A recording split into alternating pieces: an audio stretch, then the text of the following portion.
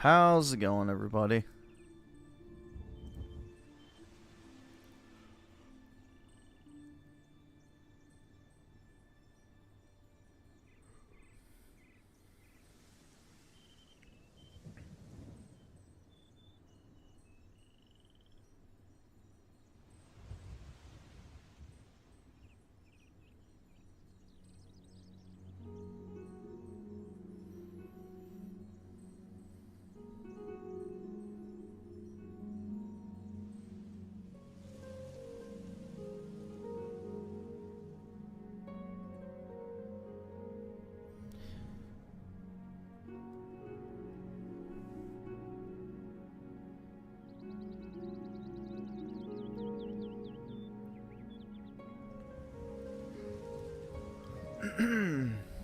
Damn.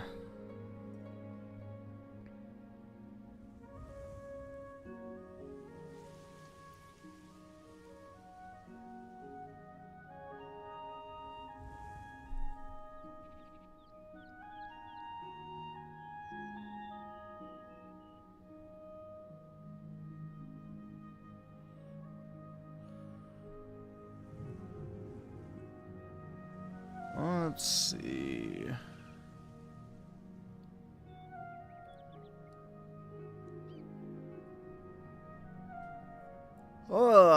How's it going, Gru? Pretty good, I guess. Pretty good. See, this is the difference between me and you. I never voted for no new wars. If anything, I voted for more wars to expand the empire. So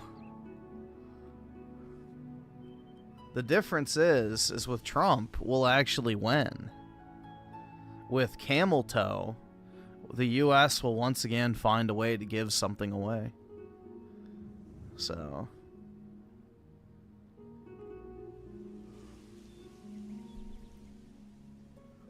make no mistake. The US expanding militarily and taking out its enemies on a global scale is exactly what I voted for.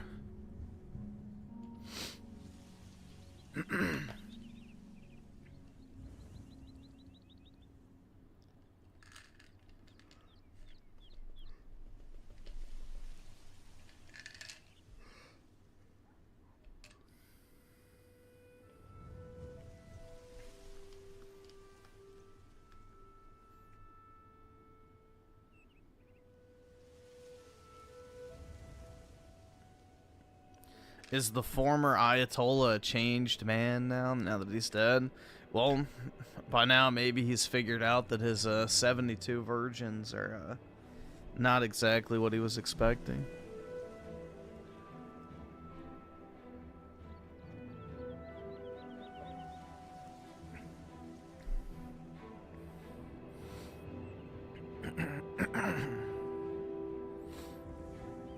Yeah, believe it or not, I'm not some weed-smoking, circle-jerk hippie who thinks, like, war is bad. We need to stop killing each other and start sucking each other's cocks. Peace and love, dude. We just all need to listen to some music at Woodstock and vibe out, man.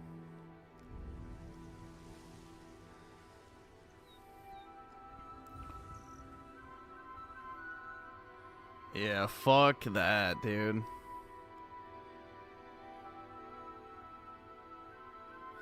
That shit's crazy. No thanks.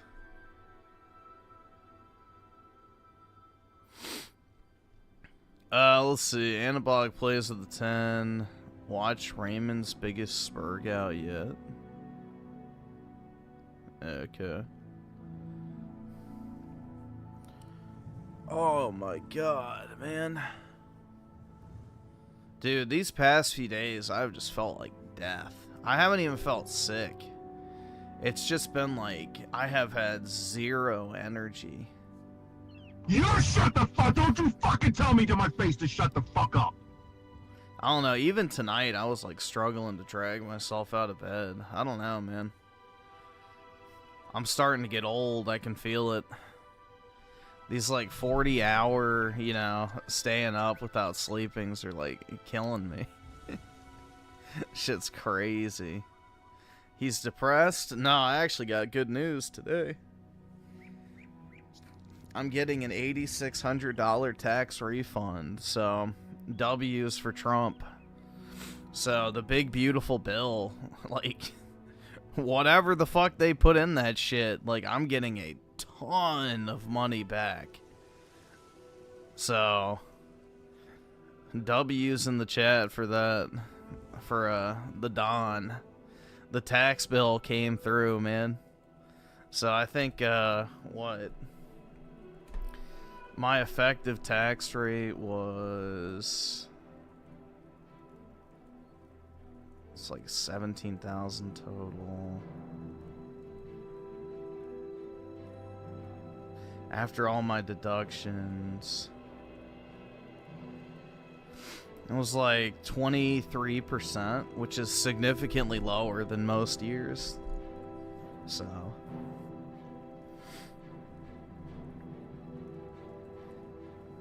I should be getting 85% back, or 8,500 back, which is about 8% of my income back. So that's nice.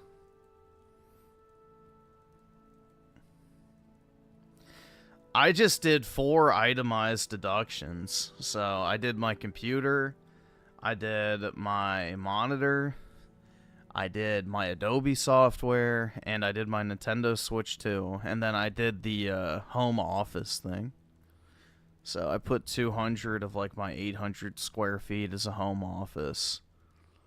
So I was able to deduct that, which that probably was the biggest, you know, plus. Because that was like, you know, 2,600 times 12 is what? Like 31,000 a year I have to pay in rent. So about a fourth of that. So pretty decent amount. About what, 7,000 or 8,000 right there. Dude, there's not gonna be a draft.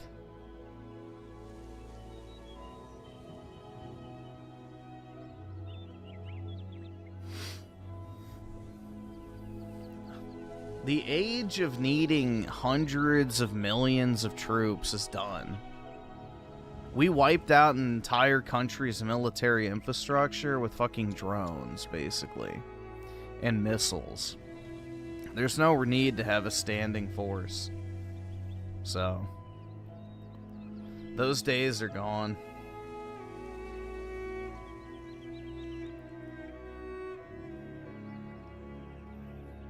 But it would be pretty funny, man. This would be the second time the West has invaded Persia.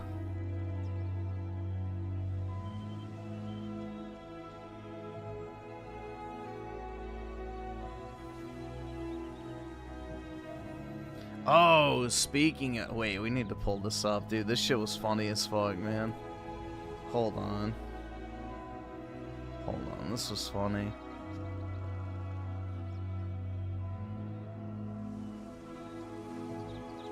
Is this it?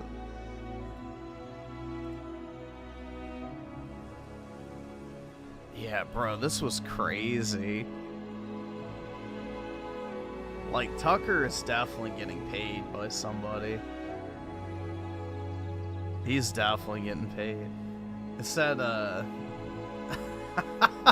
basically that the U.S. forces were gonna rape the Persian women as their prize. It's like, bro, that'd be so fucking based. You know what? I'd be down for that.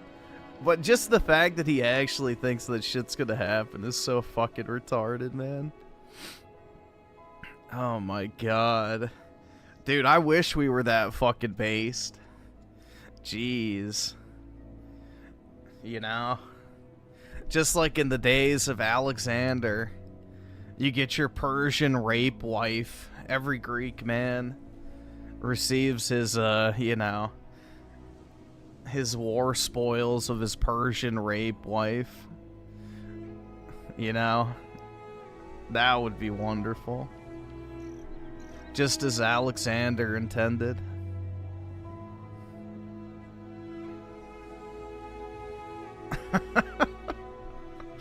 Brutal. Like, does he think we're living in the times of, like, fucking ancient Macedonia or some shit? This was... Hold on, we'll just watch it real quick. Unconditional surrender means foreign troops get to rape your wife and daughter. Oh, it fucking does not. If they want. And everyone knows that. And that has been, if there's one consistent lesson of history, it means unconditional surrender. Yeah, dude, because there's a long, storied history of fucking rape of the... Oh, my God. Dude, what world is he living in? Yeah, maybe in the fucking Islamic world, they'll rape all your young boys and shit, but when is the U.S. military just mass raped? Like, what fucking world are we living in here, bro? It means foreign troops get to rape your wife and daughter. Everyone can feel that. That's like the most atavistic instinct there is. And so to avoid that, people will do anything. And so that's why it requires that level of force. Yeah, he basically just implied that the U.S. military will just go in there and go rape, rape, rape, rape, rape. To get a population subdued to the point of unconditional surrender. That's why. And so in this case, of course, we don't have... Dude, I just don't understand the dick sucking of Islamic states, bro. If you ask me, if we glassed the whole fucking Middle East, it'd be better off for it. But, you know, he's definitely being paid. You know, Tucker is definitely getting a paycheck from some Muslim country somewhere. Most likely Qatar, but it could be Iran itself. The ground force necessary. I don't think Americans would voluntarily participate in it. I just don't think we can do that. It would require weapons of mass destruction. It would require presumably nuclear weapons in order to do that. And let's not lie to ourselves. We're moving toward that. Unconditional surrender means rape, rape, rape, rape, rape. Oh my God, man. You know, we get our Persian rape wife like back in the day. You know, Alexander shouts from the grave, "Go forth, my children." Oh my God.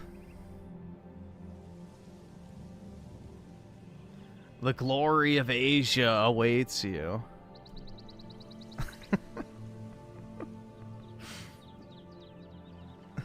All right, awesome. Thanks, nigga. All right.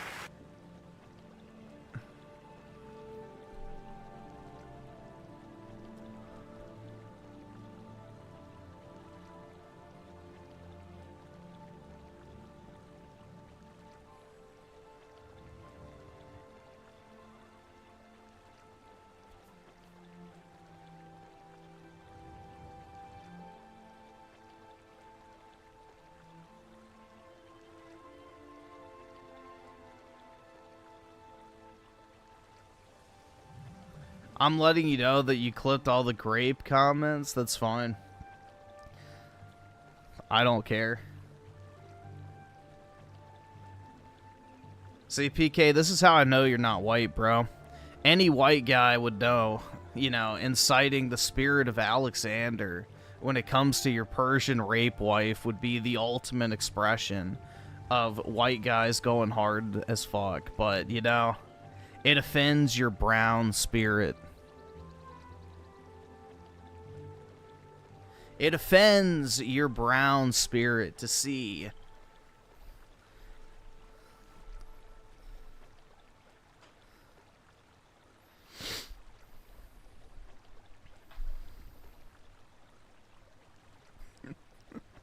But yeah, dude, that shit's funny as fuck. I guess he thinks that, you know, the army of Iskandar is going to be going through Persia, collecting their women, looting their treasure, and stealing their lands. Holy fuck. Dude, what world is this fucking retard living in where he actually fucking thinks the U.S. military is going to go in there and just rape everybody? Jesus, bro.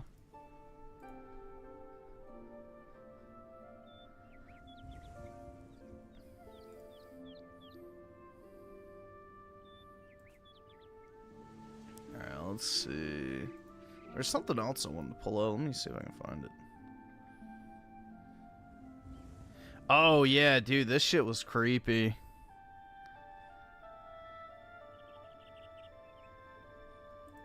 I'm assuming y'all probably saw this shit.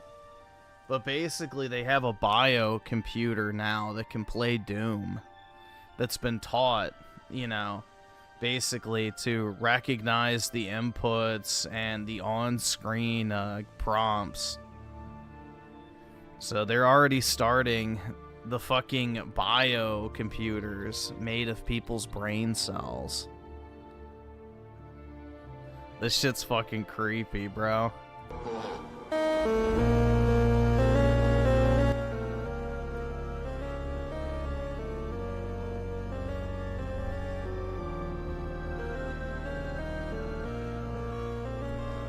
But yeah, you can see that's the like little petri dish of human brain cells that are attached to a microchip, and the actual cells themselves are what are triggering the response in the game. So it's like literally a bio computer.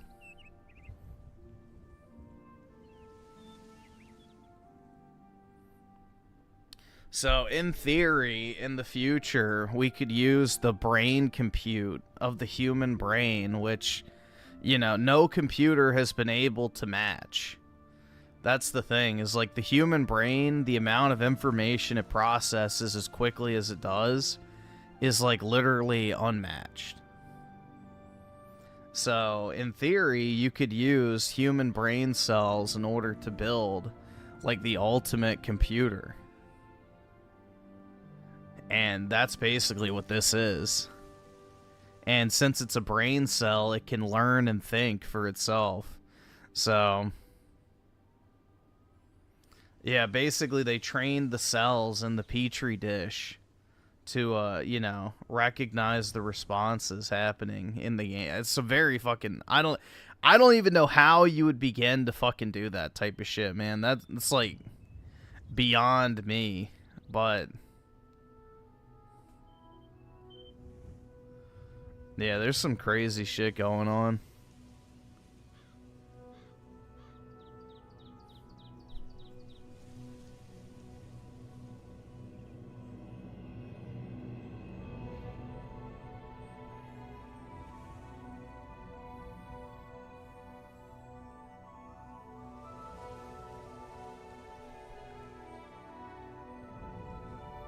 I have no idea whose brain it's supposed to be. They probably just took some brain cells off of somebody and then, you know, grew them in the petri dish.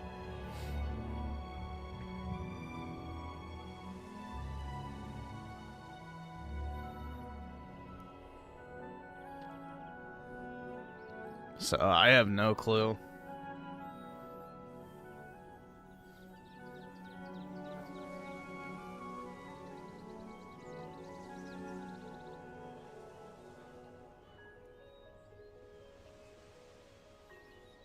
I think it is true, so...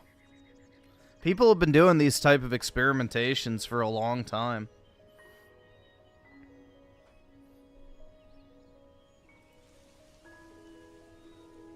But yeah, that shit's fucking crazy, bro. I can't afford this shit!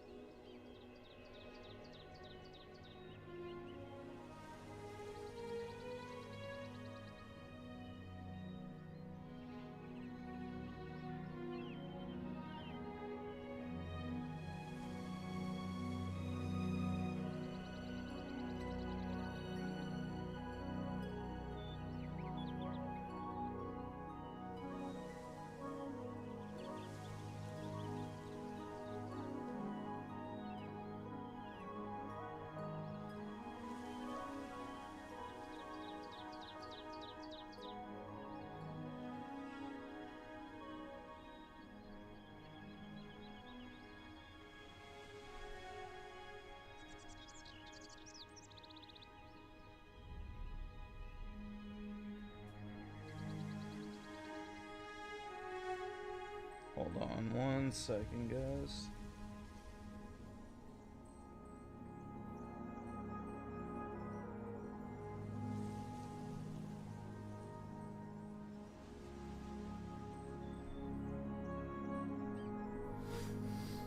There we go.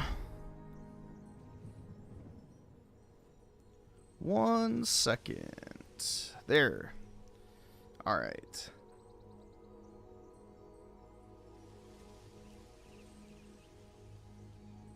Loving the Skyrim ambient. Yeah, I do too. It's nice. And Sneak Feed with the 5 reminder, once APAC's gone, doesn't mean it will end foreign lobbies. Get ready for the Muslim, Indian, South American, China. Well, the thing is, and this is the common misconception with APAC, is APAC is just a grouping of people that use an organization to make political contributions. Those people could just make the contributions individually, and it would be untrackable. So that's the crazy part. It's like, if you got rid of APAC, it would just make it harder to see who's getting money from Israel or Israeli dual citizens. That's the thing, bro. It's like, you know, APAC is literally basically just a middleman. You know, it's like you have wealthy Jewish guy wants to give money to pro-Israel, you know, politicians. APAC just does the groundwork of finding the people to give the money to. So, if anything, it just makes the money easier to spot. If you take APAC out of the equation, you know, wealthy Jewish guy who nobody's ever heard of before gives money to a politician, it appears like every other donation on their, you know, records, and you wouldn't be the wiser. So, that's the thing, bro. It's like, it's almost like APAC, it's kind of like the whole Sweet Baby Inc. shit. It's like the people who were saying, we need to get them shut down, bro. It's like, yeah, be careful what you want, because they're easy to track. If the name Sweet Baby is attached to something in the gaming industry, you know it's going to be shit. Same thing with APAC. Like, APAC is like kind of like the mark of the beast, you know? It's easy to track, you know that it's not good. But if you remove it, then all of a sudden it becomes an open question of, okay, well, where's the money coming from now? So, I don't know. The whole thing of like, oh yeah, we'll just get rid of APAC, it's like, that wouldn't do anything. But yeah, same thing goes with every other foreign lobby. So, I don't know. It's kind of one of those things where it's like, yeah, it sounds great, but when you think about it, it's like, yeah, it really wouldn't do anything.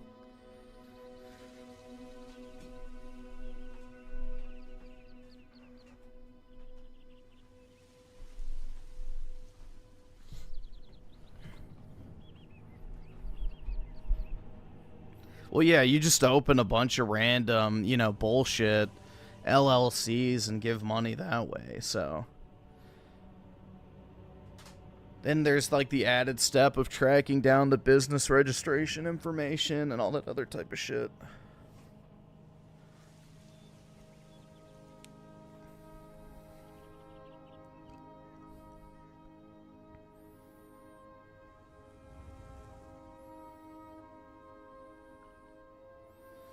Let's see, Synergy Luna with the 2. At a point, I prefer Griff talking politics over games. Yeah, I think it just depends on what the actual topic is, I guess, but... yeah. I don't know, the thing is with politics, man, it gets all so tiresome after a while. Because unfortunately for us chuds, we can only talk about it for now.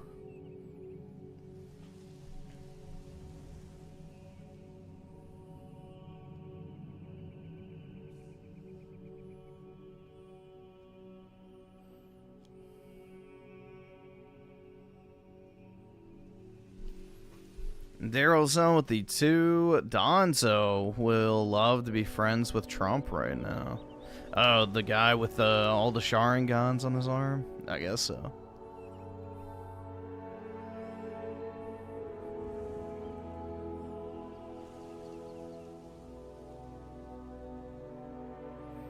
On top of that, they might buy people even outside of APAC. Yeah, that's the thing. Again, APAC is basically like your...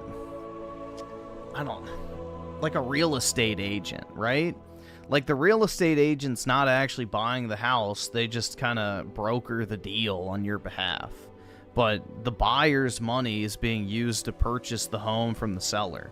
The real estate agent's not doing anything except connecting the two. That's the way to think of APEC.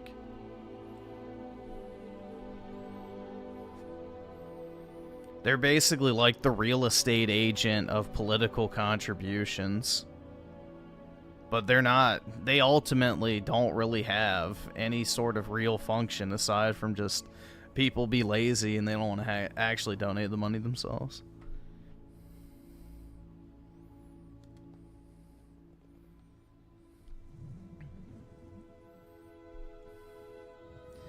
So according to Griff, I'm brown because I don't like grape. Well, if anything, that would make you brown, but statistically speaking. But no. If you can't appreciate a reference to the great Iskandar and the breeding of Persian women post-conquest, then yeah. Sorry, man. If the conquest of Alexander's, you know, in the Persian Empire doesn't light a flame in your soul, then I'm afraid that might be the case, PK. Every white man in European history has compared themselves to the great Alexander. Caesar wanted to be him. Napoleon wanted to be him. Every military leader you could ever think of in human history has wanted to be Alexander.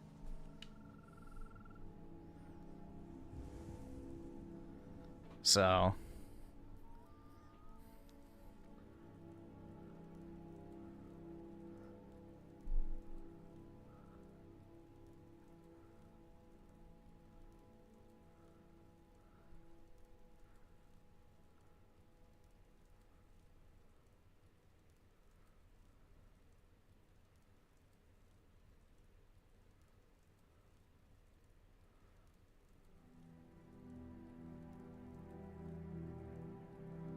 I mean, think about it, man. How long was Alexander king compared to many other monarchs in human history?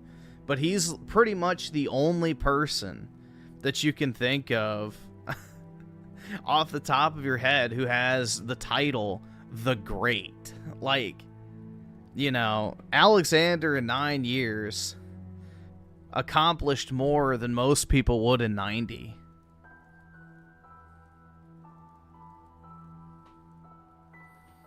So, truly a one-of-a-kind person.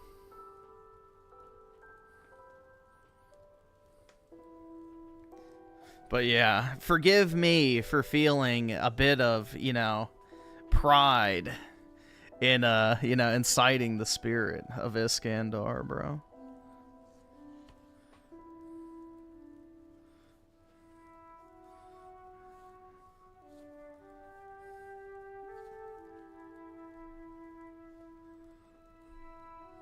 I can't afford this shit!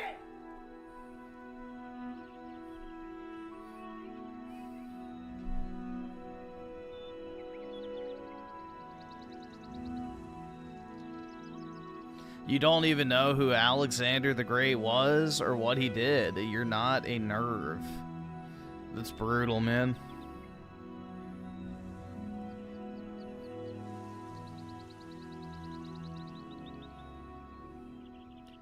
Yeah, dude, Alexander's so base that even that fucking Globo Homo Alexander movie is still watchable just because of how cool the battle sequences are.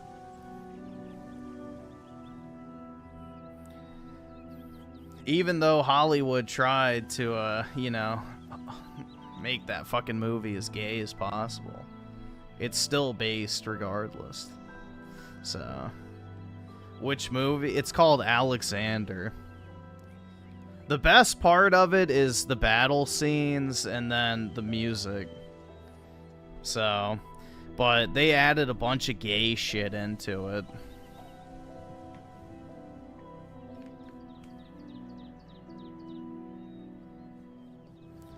Like, they made him overly fucking gay for the, you know, the Globo Homo initiative, because, you know,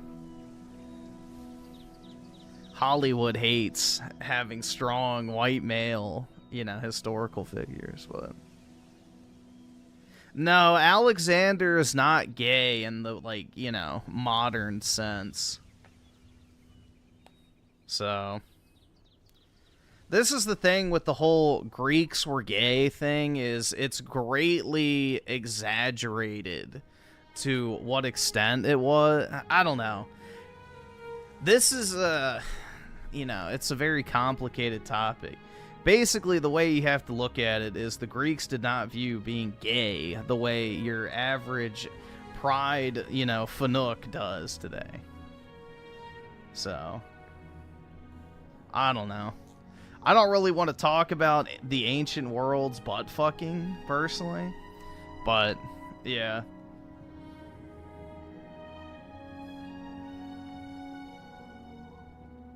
Even with that shit in the movie, it's still pretty enjoyable.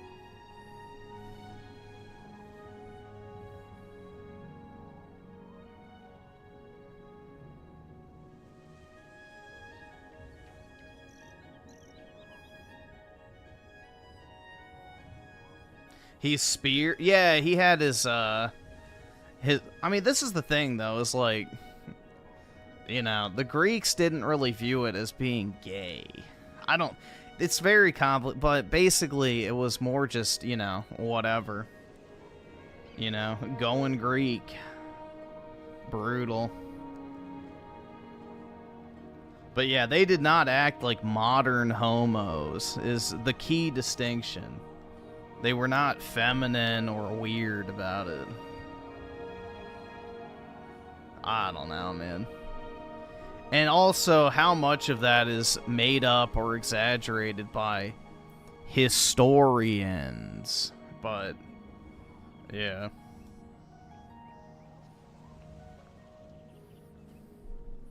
With 3 parentheses.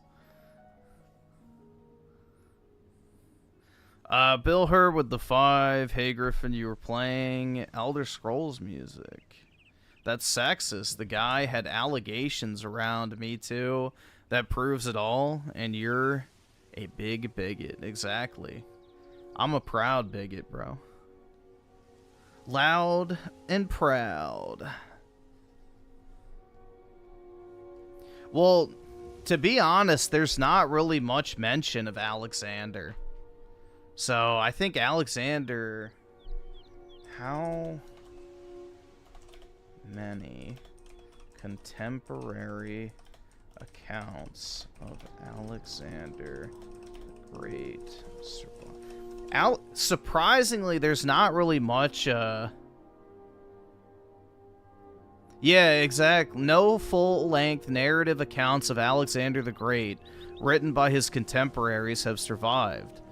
All extant detailed biographies were written centuries later. However, fragments of contemporary sources, such as those by Ptolemy, Aristobulus, and Callisthenes, I don't know how you say that, are preserved within the latter. So that's the thing, is like there's very few actual accounts of Alexander. He became basically oral history. We know he exists because of, you know, Alexandria, for one, as well as the divvying up of his empire and, you know, royal families like the Ptolemies in Egypt taking over. But there's very actual little real documentation of Alexander the Great existing, which is kind of cool. So he has kind of like this, you know, half real, half mystical kind of account surrounding him. So, pretty neat. Most of it was lost.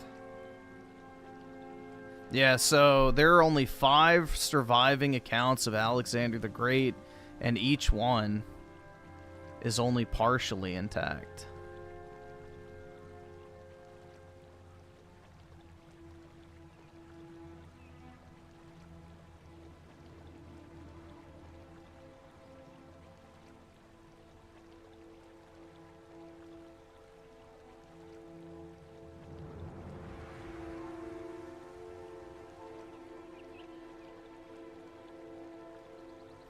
I don't know. He's a very fascinating guy, though. You know, the Romans had an absolute obsession with him, which is, you know, the whole provincial system of their empire. That's how it was founded, because Alexander, when he would take over an area, would keep the local government intact, but install a, you know, I guess basically an overseer of sorts who would basically collect tax revenue. But he would leave the zones to be autonomous and govern kind of as they had previously, just, you know, paying a tithe, essentially. So.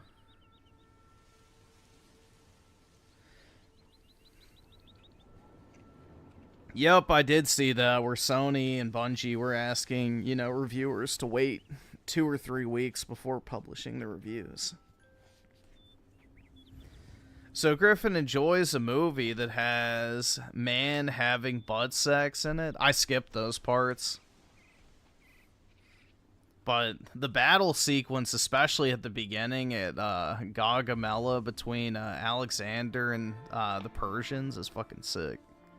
That's a great scene.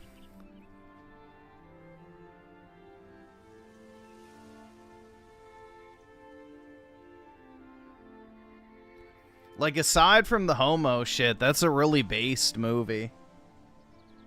So.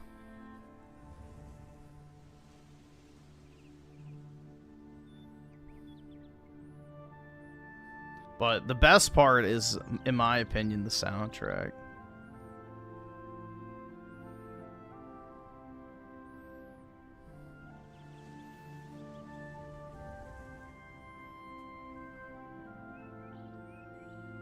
People that say they skip parts of a movie tend to watch them more often? What? That's like me saying that when I watch Star Wars Episode 1, I skip the pod racing section, which I do. I don't rewatch it. I've already seen it once.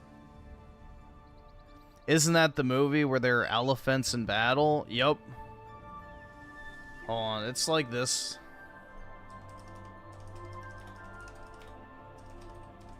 With like the really weird like red filter when he gets wounded. But yeah, this one.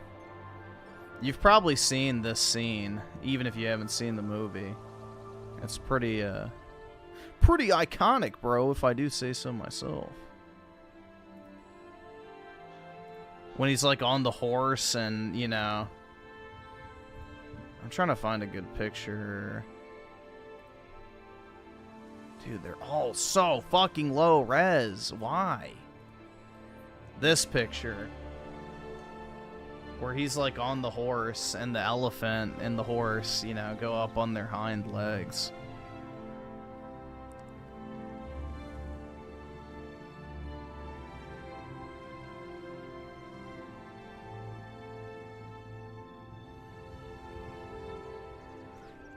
But yeah, the soundtrack to the movie's great. It's the best part, but yeah, I don't know. Overall, I think it's pretty decent. People act like it's the worst movie ever made, which I definitely don't agree with. There's definitely worse out there. The elephant battle scene is the one you remember the most.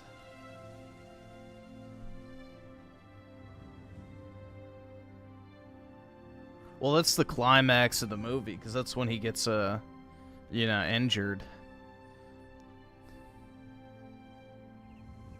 No, this is Alexander the Great, and that's some, you know, Indian retard.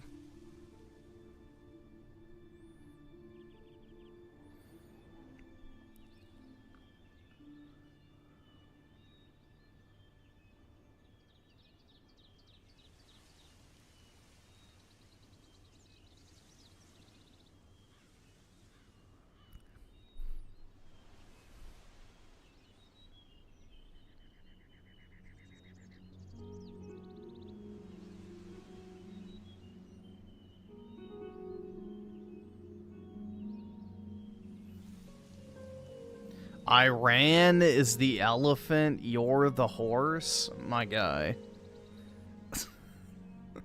Jeez. That elephant's already taken a few Predator missiles up the ass by now, if that's Iran, so... Brutal. That would be their equivalent of like a fucking, you know, battleship back in the day, so... I don't think so.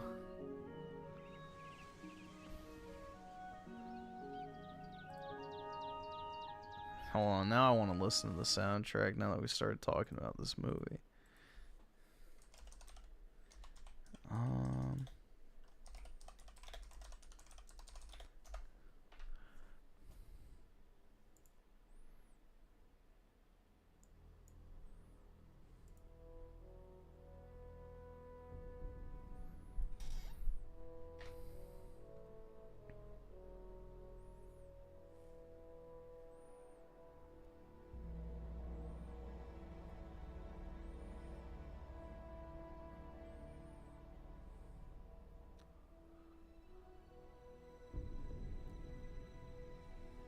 What good news are you referring? I got my tax refund. Or I didn't get it back yet, but I got the number. I'm getting $8,500 back, which is pretty nice.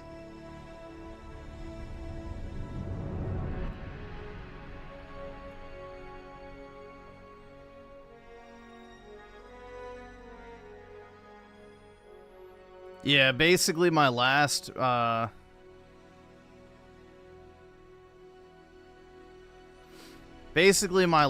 prepayment I get back, so $8,500. Yeah, exactly. My tax return's much higher than I expected. I'm guessing it's because of the big, beautiful bill. So...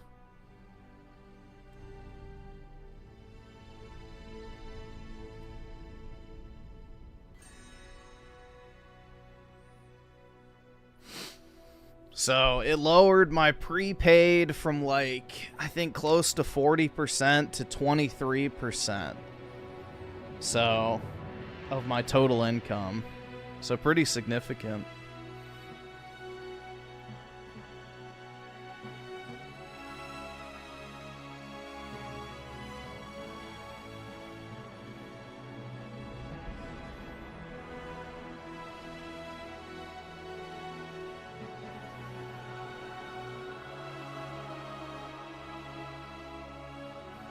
They weren't taking your federal tax. Are you 1099?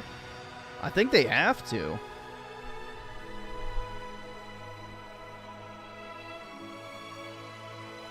Let's buy stuff. Exactly. I'm gonna buy some new Jordans, a new iPhone, maybe some Starbucks, a trip to Disney World, dude.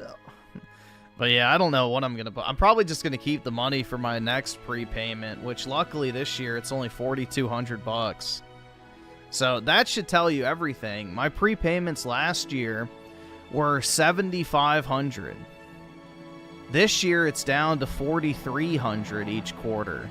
So there's definitely been a big reduction in, you know, self-employment tax in general.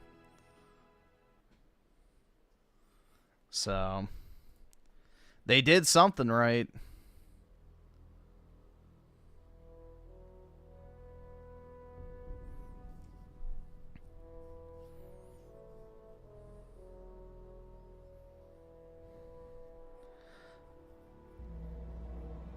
Some hot slews. Hell yeah, dude.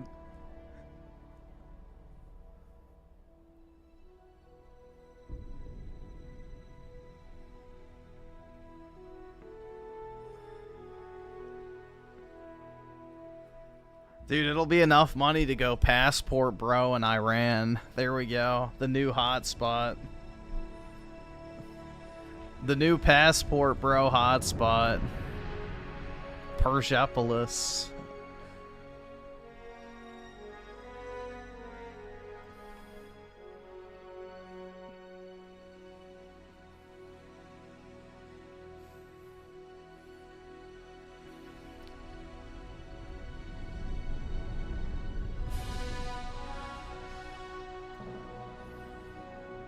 On vacation, that's right, man. I gotta dust off the old passport.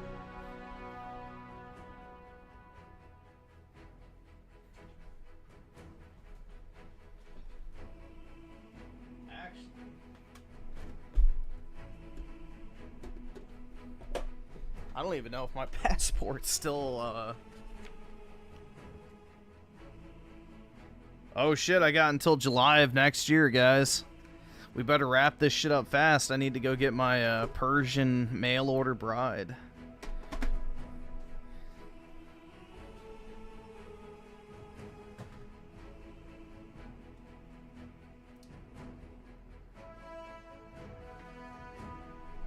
Time's running out.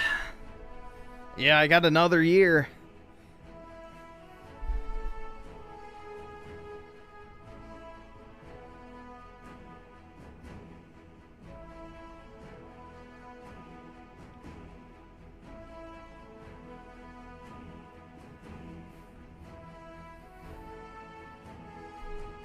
Geomaxing, but for femboys, that's right.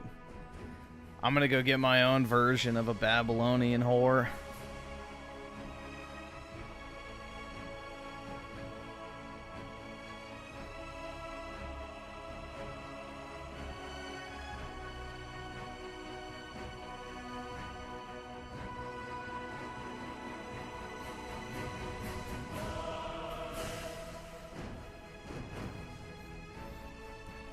What do you think about oil bear?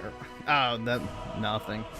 Dude, the thing is like, the whole oil thing, I wouldn't worry too much about that. We are now the largest oil producer in the world by, you know, double that of the second largest, so it won't affect us, really.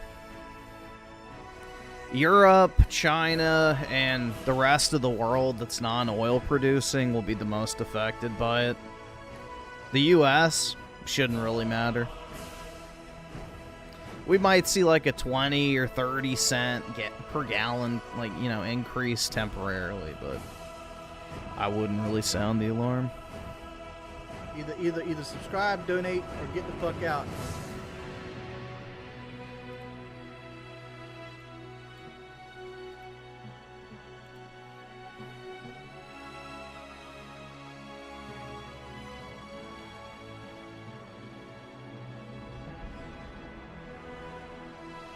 Literally the end of the world, exactly.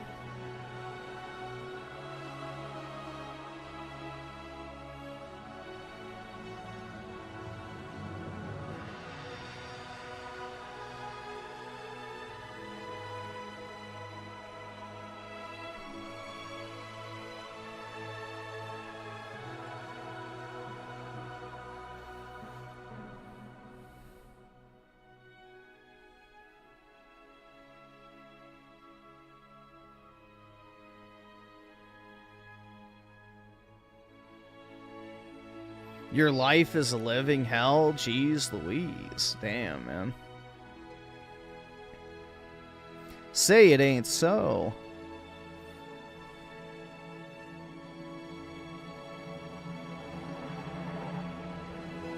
Yeah, exactly. We have Venezuelan oil now, so... Which, Venezuelan oil is the correct type of oil for gasoline, if I'm not mistaken. Like, there's different use cases for various different types of oil, and I'm pretty sure that the Venezuelan oil is primarily, like, for automobiles.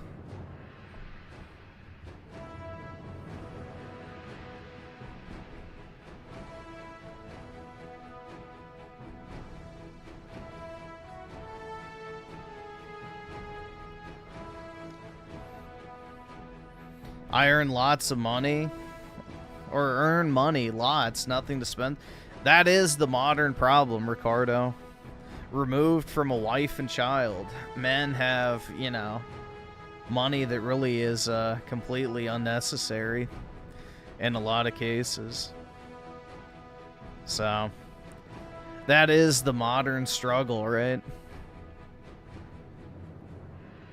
You have all of this money, but nothing meaningful to spend it on. Which, even if you did have a wife and child, it doesn't necessarily mean that the money should be spent either. So, yeah, after a certain point, it's like, you know, this money's not really making a huge difference in my day-to-day, so it just kind of feels fake. That's how I am kind of with money right now is, you know, outside of my expenses, money just doesn't even feel real. Because it's not, but... You know, once you pay for your rent, your food, your expenses, all that type of stuff, it's just like... It doesn't even feel like it's actually real. It's like, oh, look, I'm trading these, you know, meaningless numbers in my account for something that I may or may not even want, and, you know, it's like nothing.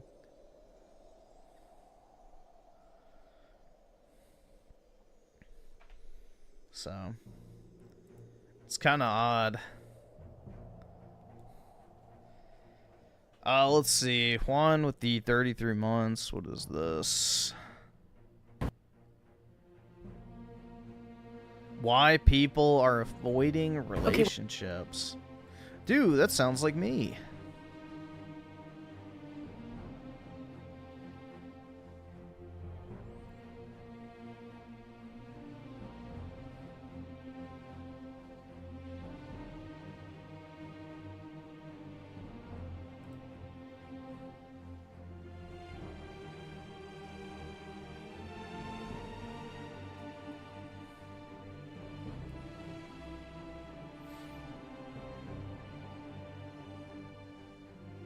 Save your money for a house?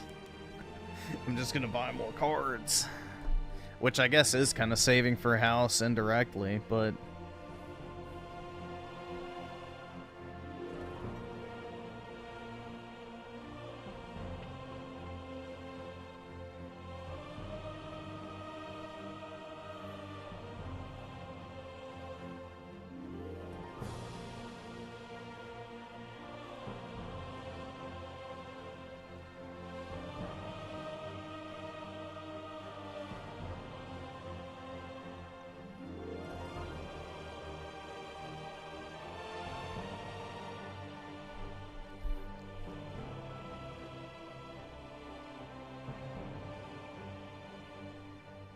Wish I could go back in time every day. To what time period, Ricardo? What time period would you go back to?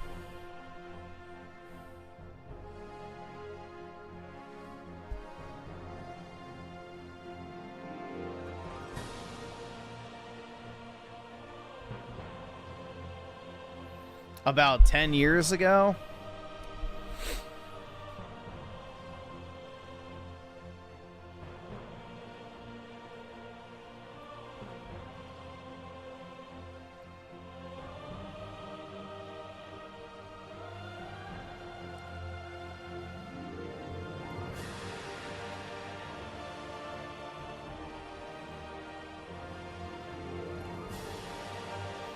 I'd probably go back to like 2000, although I say that, but I'd be too young to do anything. Probably like 2010.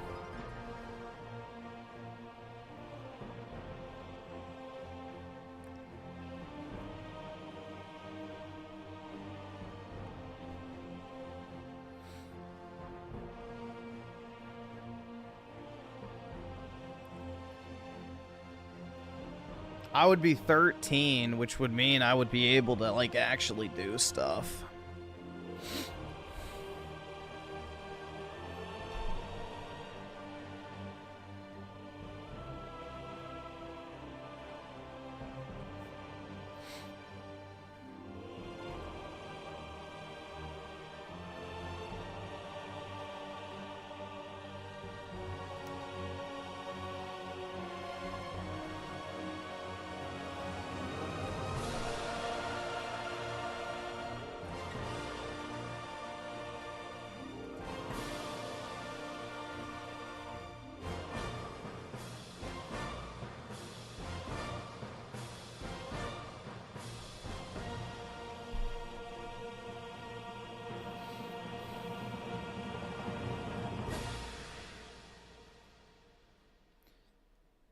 You were 6 in 2010? Brutal. Yeah, I'm an old man, so I was 13, so...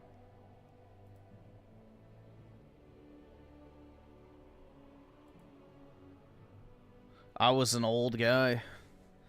Back in those days, even. You know, my life was already over. Unked out back in 2010, exactly.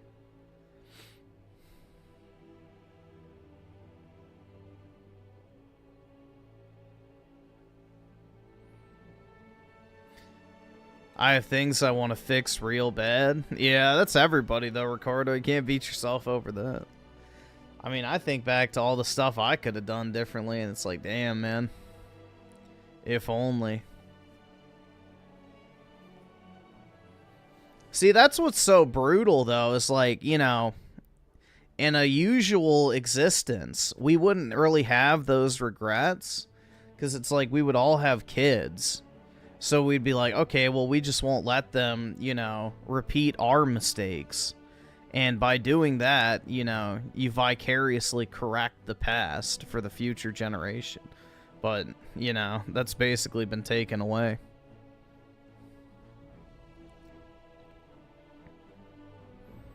So...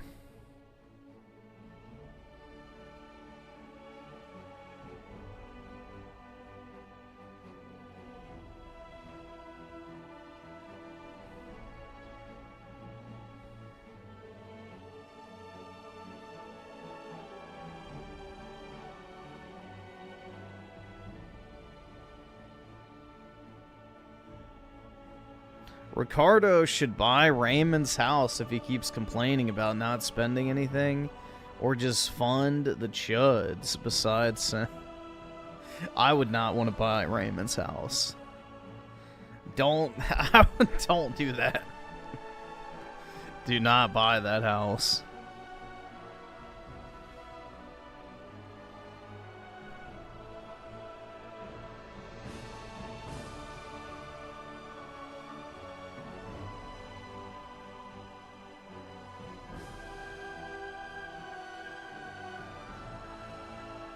You could buy a house, you just don't want to. Yeah, the main reason I want a house is just for space. I'm sick of living in a box.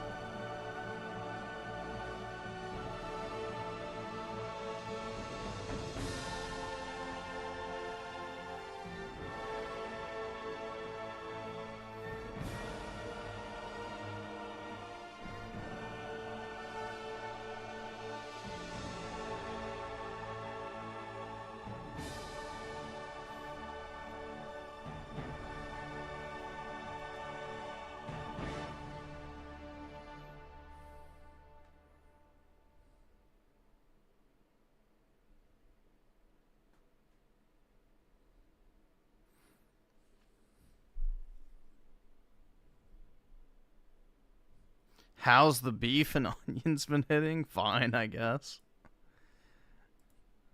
Same as usual. I don't even really think about eating anymore. It's just kind of like a, you know, check the box. All right, it's done.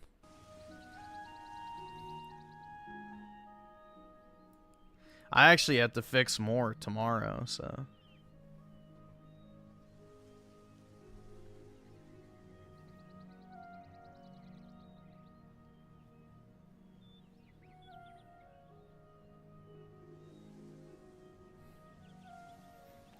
Beef and onions, man.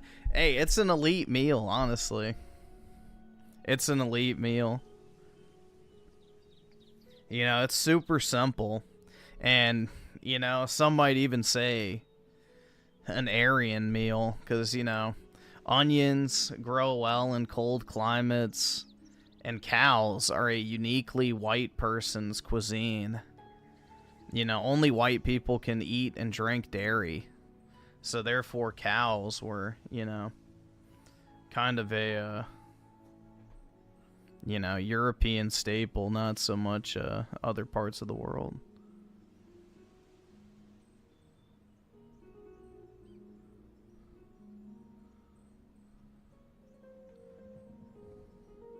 Yeah, that was kind of crazy when we looked up the rates of lactose intolerance. And it's like 85% for every group except white people. It's pretty wild. That's why Lord Baron de Rothschild voted to, you know, sterilize our milk. you know, one of the two things he voted for ever in the history of the British Parliament. The creation of Israel and the pasteurization of dairy.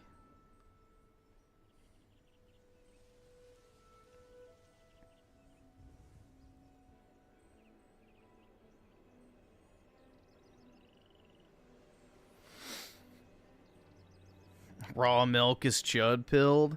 Yeah, you can still get raw milk, actually. If you go to, like, those pet supply stores, you can buy raw milk for animals. Which, why can animals not drink pasteurized milk? I thought it was the exact same thing. But yeah, you buy raw milk for animals, and then you can just drink that. It's kind of interesting. You know? Why is it that animals can't drink pasteurized milk if it's the exact same thing as raw milk, just clean?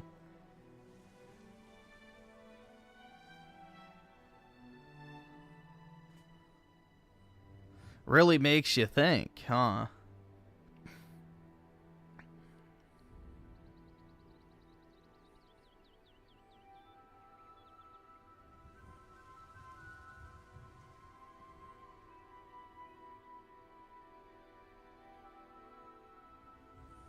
PK, could you please stop brown posting, dude? This literally just sounds like an Indian account. Why do the billionaires always send the poor people to fight in their war? Why do not they use their $1 billion to pay for their own child to go out to the war zone and fight on their behalf? Like, you literally sound like one of those Indian accounts right now. It is always the poor people who must go and fight the wars of the big men. Oh my god. Dude, you are literally fucking third world posting right now.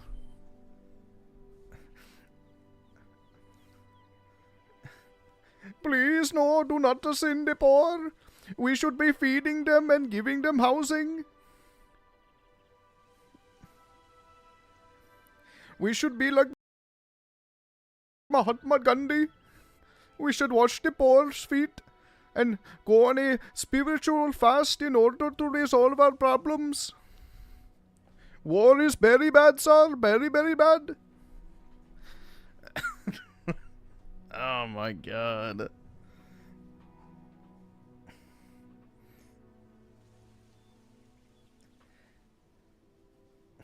We need to settle this disagreement in the United Nations, where every nation may cast a vote in order to determine the outcome.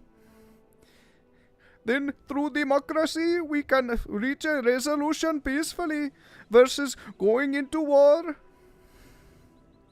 Oh my god, man. Brutal!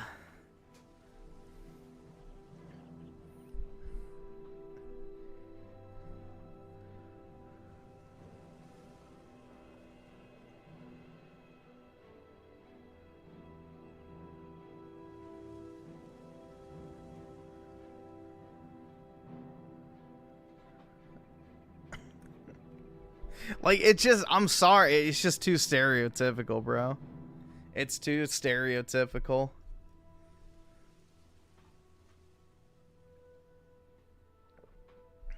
I aspired, dude, I could only hope to be a high caste Indian in my next life. That is why I am trying to increase my karma as much as possible before my reincarnation, and I am faced with the great Vishnu, where he will judge my fruits and determine what my next course of life will be in my resurrection. The great cycle of karma is unavoidable. He who is rich and wealthy in one life may be born as a cockroach in the next.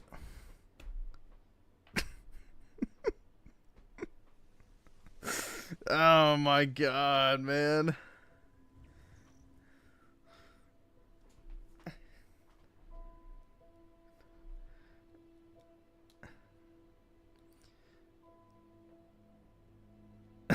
Yeah, exactly. Vishnu maxing.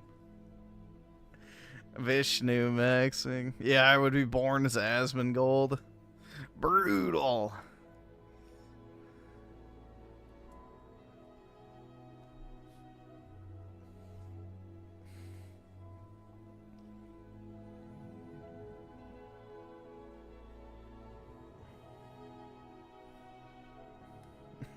Dude, hold on. Wait, let me see if I can find it.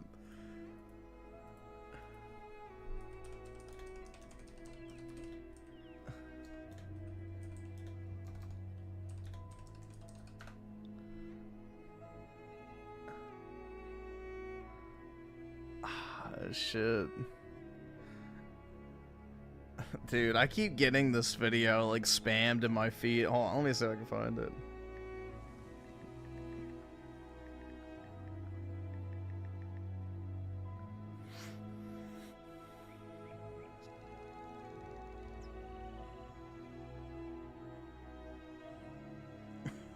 This video keeps popping up in my feed. Man, is it not gonna come up?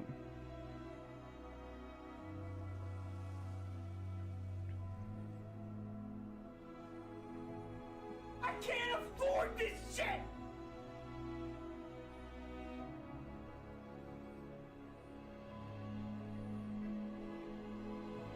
Dude, this shit has appeared like a million times in my Twitter feed, and I'm literally looking it up and I'm getting nothing.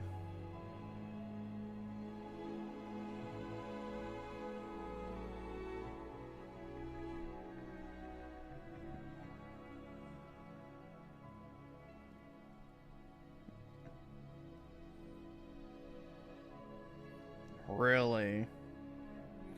Dude, Twitter search fucking sucks. At least I'm not getting gay porn with this one.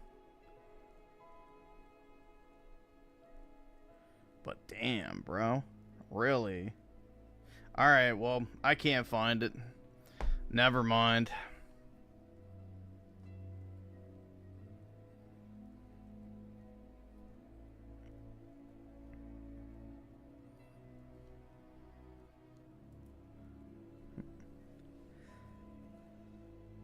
Dude, Twitter needs to fix their fucking search. Like, I don't understand why it's so bad.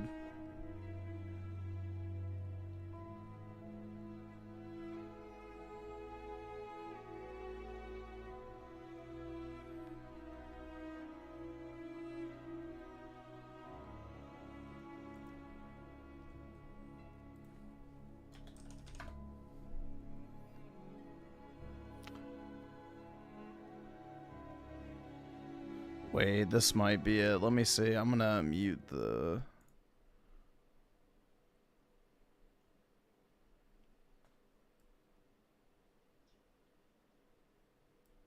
Nah, shit.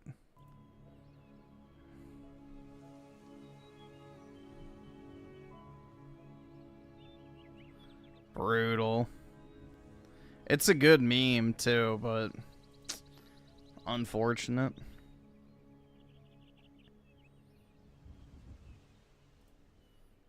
Oh, well. Since okay with the two, keep going, Sar.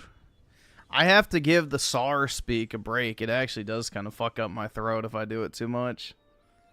It's unnatural.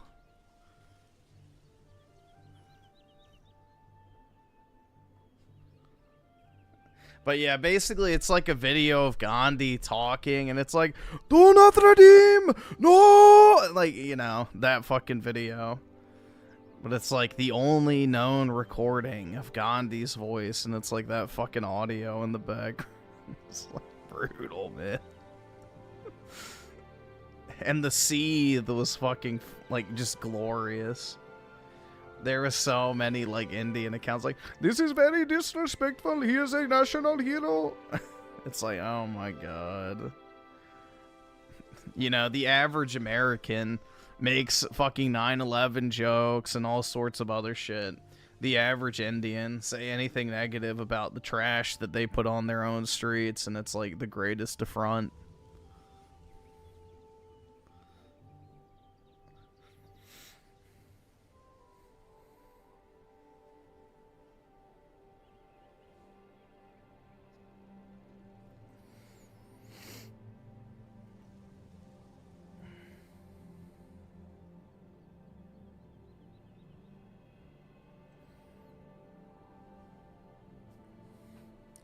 Dude, I have a feeling the Indian accent's just gonna slip out at some point, and I'm gonna say it at an unopportune time.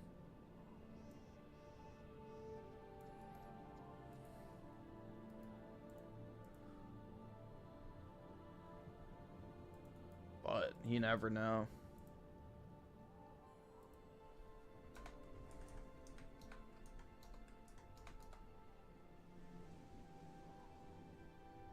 Alright, that's not gonna come up.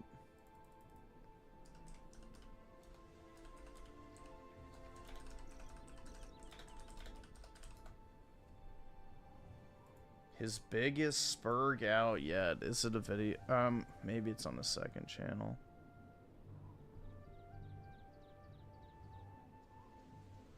Yeah, I guess so.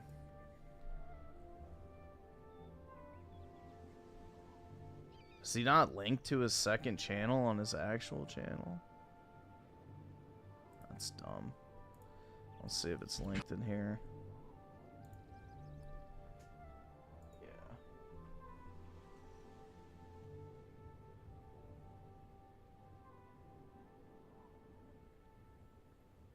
Biggest spurg out.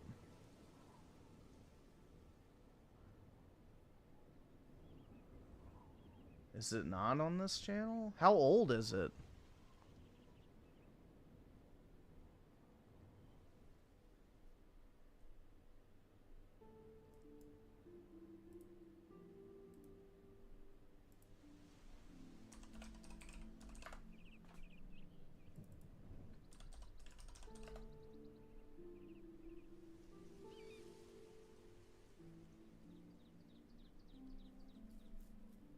Watch Raymond's biggest spurg out yet. What channel is it on and how old is it? Because it's not going to pop up because the word spurg. So spurg is a filtered term on Google. See?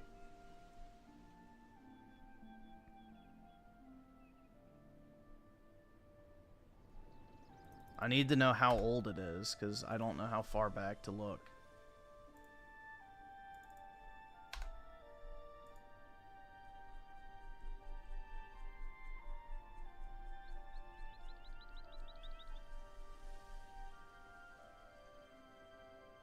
It's not his video? Oh, God. Yeah, it's not going to pop up then.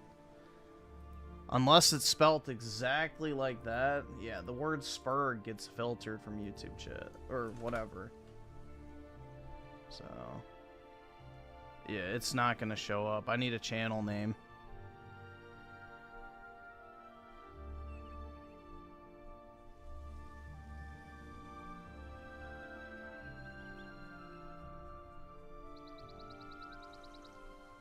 Yeah, it's not gonna come up, so.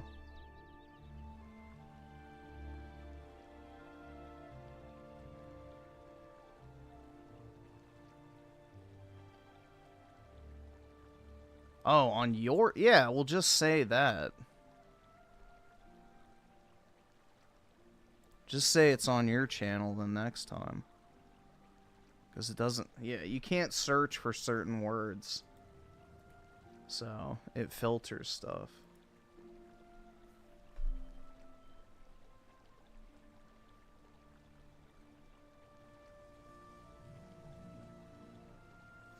Yeah, all search fucking sucks now. You can't find anything.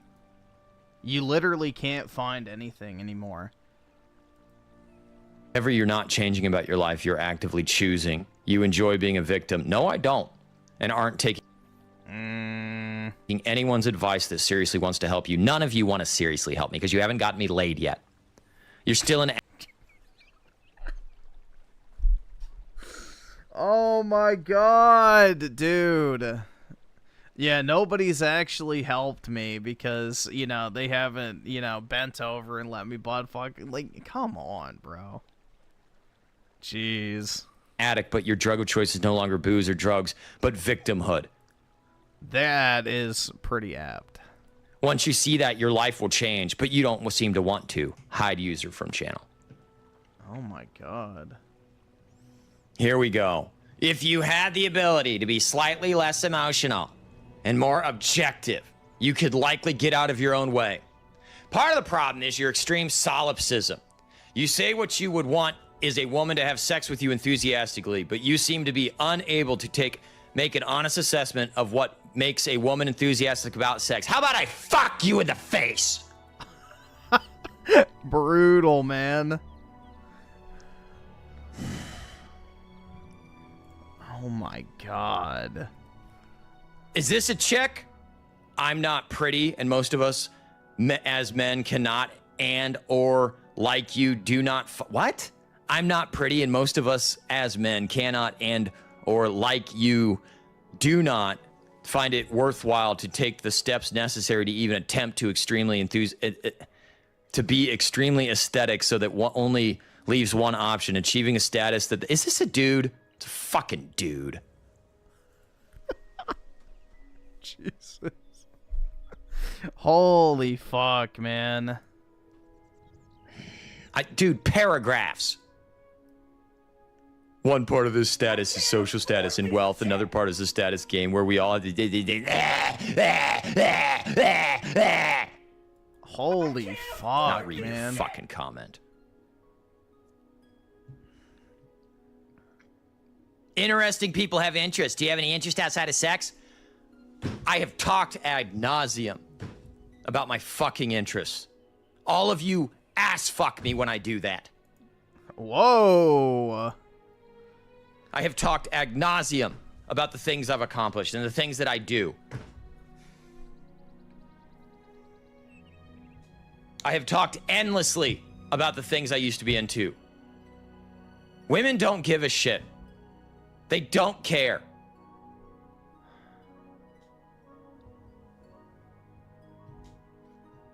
Interesting people have interests. Okay, Suitcase Murphy, how long have you had a channel? 2011. Okay, so now we're using the old channels to harass me.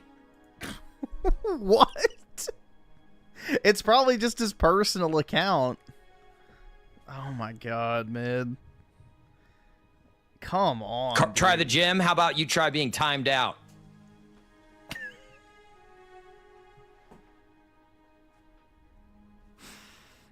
Jay Hikes, peace out. How about hidden from the channel?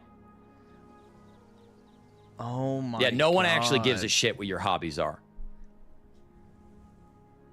Dude, this is crazy. Who gives a rat's ass what the person have to say? Look at this shit.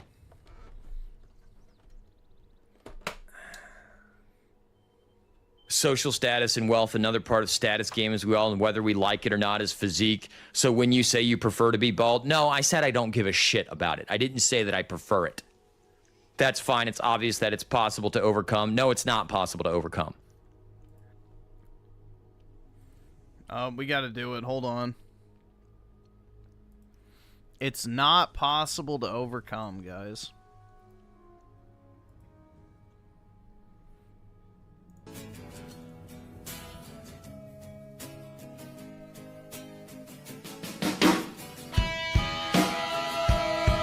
It's literally impossible.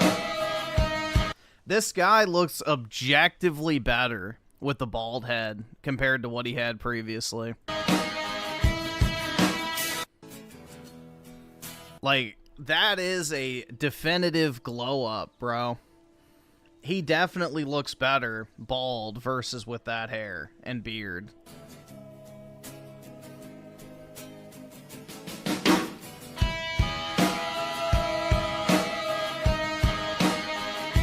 You absolutely can overcome being bald.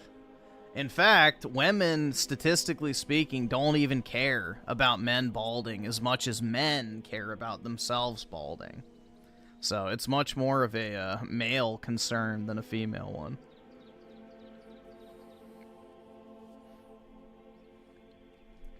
But, yeah. Well, dude, this guy kind of looks like Raymond almost.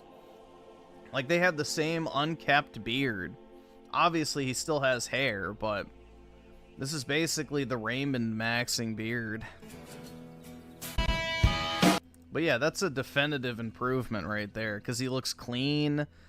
You know, the beard is trimmed and well kept. So, you absolutely can overcome that. But your teeth are imperfect, also not something that is absolute disqualifier, and you say it's not worth fixing it, fine. But the fact remains there are compounding drawbacks to your aesthetic. You don't even know how to fucking spell aesthetic, dude. That's not how you spell aesthetic. You mean A-E-S-T-H-E-T-I-C. No, no, no. Aesthetic. Aesthetic or aesthetic. You can use either one. You mean A-E-S-T-H-E-T-I-C. You fucking retard. You're a moron.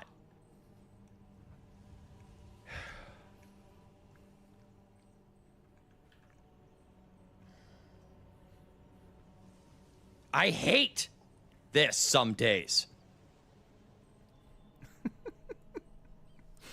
Jesus, man.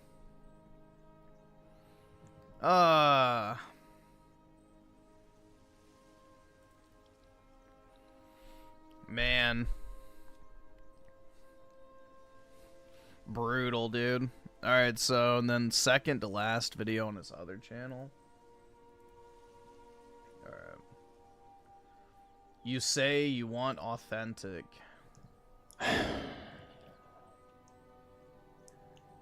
I am so alone. That's a hell of a way to start the video. I'm so alone. What do you guys think? Should I just do like a cold open like that in some of my videos? Be like, guys, I'm so fucking lonely. This one is gonna be longer. Let's see. Raimundo with the 2. Watch South Park. Never made fun of Biden. Okay. Yeah, as long... Alright, again, if it's South Park, I'm just going to add the caveat. If it has clips from South Park, if it gets claimed, I'm going to have to turn it off. But yeah, we can check it out. And user with the 2, let me complain, but I don't want advice. Only money. Exactly. Dude, the second you mention anything on the internet, you're going to get, unwanted advice. Period. So, if you don't want people talking about something, don't bring it up in the first place. I don't really care about brevity. I don't care about... And I want to be able to just talk and talk this out. Not have to worry about answering the chat. I don't even know why I'm listening to myself in my headphones, because I know that the audio is going to be what the audio is going to be. I don't care.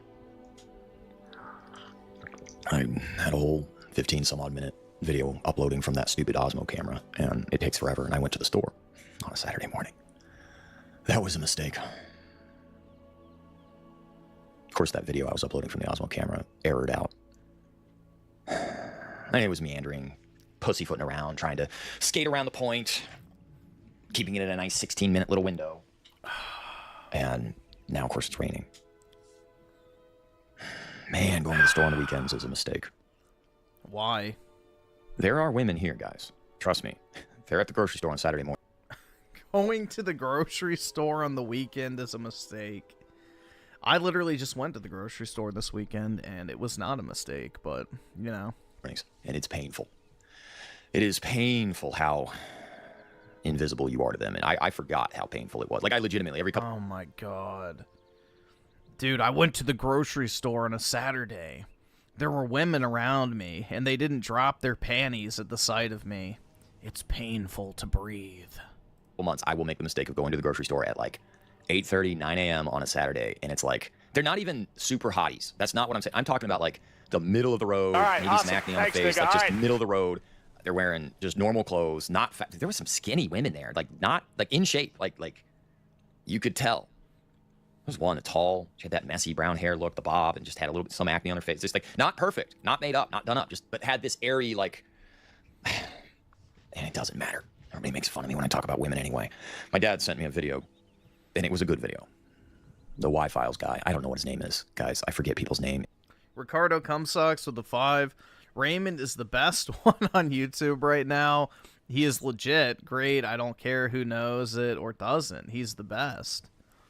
And you'll said, and he is unhinged. Oh, dude, definitely. I mean, the thing is, you know, definitely entertaining. Whether it's intended or not intended. But, yeah, I don't know. I don't know how this is going to end for him. I think he's going to get stuck in the content creation cycle forever. Personally, which is probably the worst thing that could happen to him. He fascinates me to no end. If you tell me his name, I will forget his name. The guy from the Y Files is on. Griffin will be Raymond? I don't think so, man. I don't have the same motivations as him. So, I'm not driven by getting into a relationship or getting laid or anything like that, so we don't have the same motivations in life, even remotely. On Ryan recently. And my dad sent me a excerpt from it, and he was talking about... Oh, God. Even that guy has a wife, by the way. Anyone who's older has found somebody. And he was talking about YouTube really only feeling like it was worth doing when it was successful. It's like, yeah. And he's doing 1 million views in a day. 1 million views in a 24-hour period. That's $10,000. You guys realize that, right? That's easily $10,000. God. And he said, both of them were talking about how there's no authenticity on YouTube. Everybody's so afraid to be themselves. And it's like, I'm myself every single day and I get slapped for it. I'm so alone. And that is part of myself. That's part of me. Why does everybody seem to think that that has to be separate from me? Oh, be yourself, Raymond. Be yourself, Raymond. Be exactly who you are. Ew, not like that. Don't talk about that. The W subject, that is off limits. That's what the damn... like, the people telling him, just be yourself, bro. Like, that's terrible advice, man. You know, you have to conform to society in some way, shape, or form in order to be appealing to other people. Period. It's how it's always been, man. It's the core of, you know, social cohesion and everything else that, you know, has slowly been eroded in our society. So, unfortunately, it's always been the case you have to put on an act in order to try and, you know, basically fit into what society expects, you know, people to act like, whether it's culturally, religiously, financially, whatever. So, you know, the reality of the situation is there's always been social and societal expectations put on to people. And, you know, it manifests itself in different ways over the decades and centuries and millennia, but it's always been an aspect of life. You know, back in the day, you would be forced into an arranged marriage if you came from a wealthy family because you were expected to do so as part of, like, the noble class of society. You know, so people have had different struggles throughout time. It's never been like this, oh, just do X, Y, and Z, and then you're good. It's like, no, it takes on different forms and stuff. And, you know, the era we live in now is probably the most fucked up. So, there is that. But to act like, oh, just be yourself, bro, is like, no, that's never been the case. You've always had to put some form of, you know, mask or filter on yourself in order to, you know, act in a way that provides some sort of societal cohesion. Otherwise, it would just be a fucking freak show. Video here that's...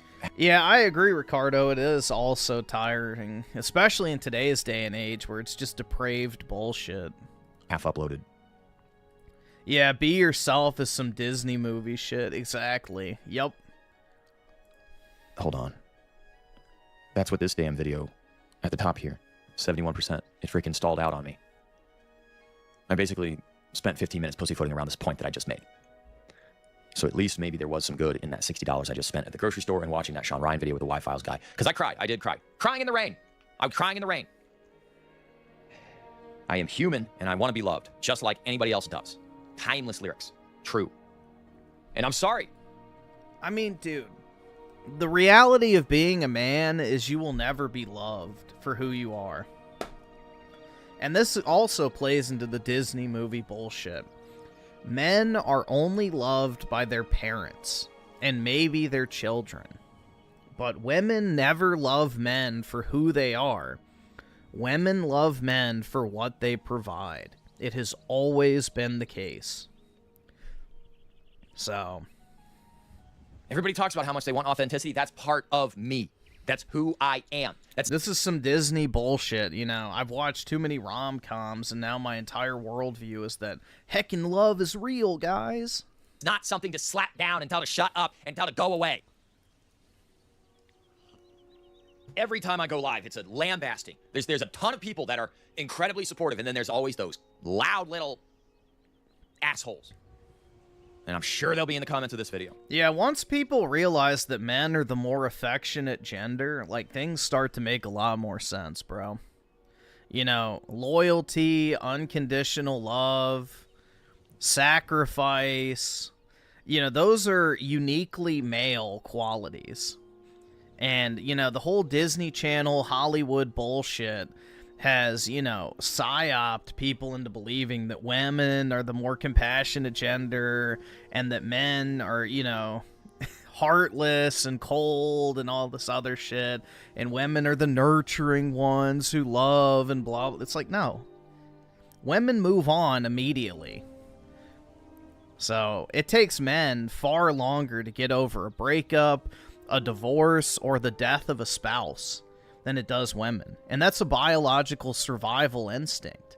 Women are hardwired to not get emotionally attached to their partners in the event that their husband or whatever dies, so that they can latch on to another one.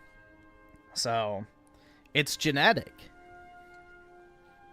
You know, men are more compassionate and caring, and it's why men will go out and fight and die for their families, their countries, or whatever.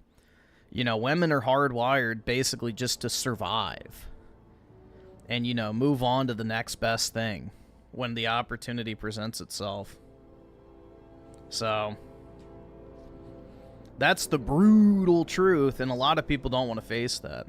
You as a man will never be loved for who you are. And if you're constantly trying to chase that, you're just going to be miserable because it doesn't exist. It's never existed. I truly forgot how lonely going out during the typical times that people my age go out is. You people tell me to go to the gym. I will kill myself if I go to a gym.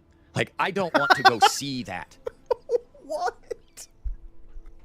I'll kill myself if I go to the gym.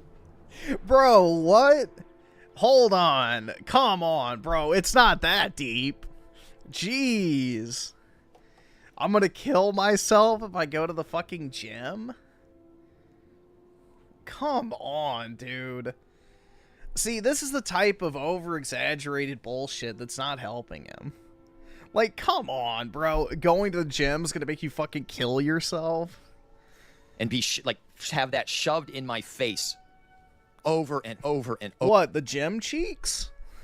What the hell's wrong with seeing some chicks in some skimpy-ass clothes? Over again.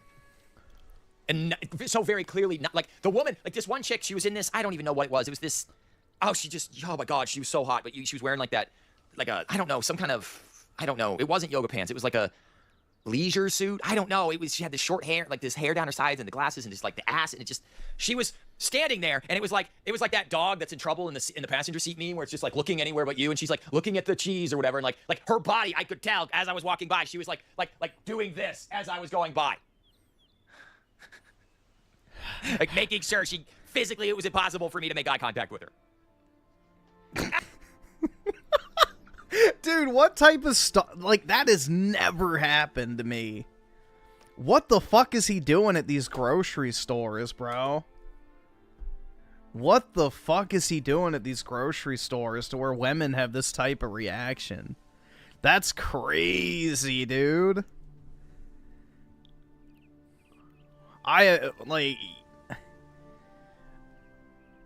No. He was describing the grocery store right now. Here, listen. He was describing the grocery store. It was like that dog that's in trouble in the passenger seat meme where it's just like looking anywhere but you. And she's like looking at the cheese or whatever. And like her body. Yeah, looking at the cheese. This happened at the grocery store, bro. So obviously he was like staring her down or something. I don't know, man. That has never happened to me at the grocery store. That's crazy. I could tell as I was walking by, she was like doing this as I was going by. Like making sure she physically, it was impossible for me to make eye contact with her. God. Cheese I'm maxing. sorry. You don't get authenticity without that. Okay? That's wild. Okay, bro. there is some catharsis to this. So Dad, thank you. You don't get authenticity without that part of it. I'm sorry, guys. You just don't. And all you assholes that just pound down on me constantly for being myself, You're cruel and vindictive. You're bad people. You're just bad people. Okay? You're just bad people. I am not doing well. You want the truth? Then get off the internet, bro. Like, this is the thing. You know, oh, I'm a victim, stop, I'm not doing well, stop talking about me, Then get off the internet, you 37-year-old man-child. If you don't want people talking about you, stop publicly talking about yourself. Bye. Wow, man, what a genius fucking piece of insight.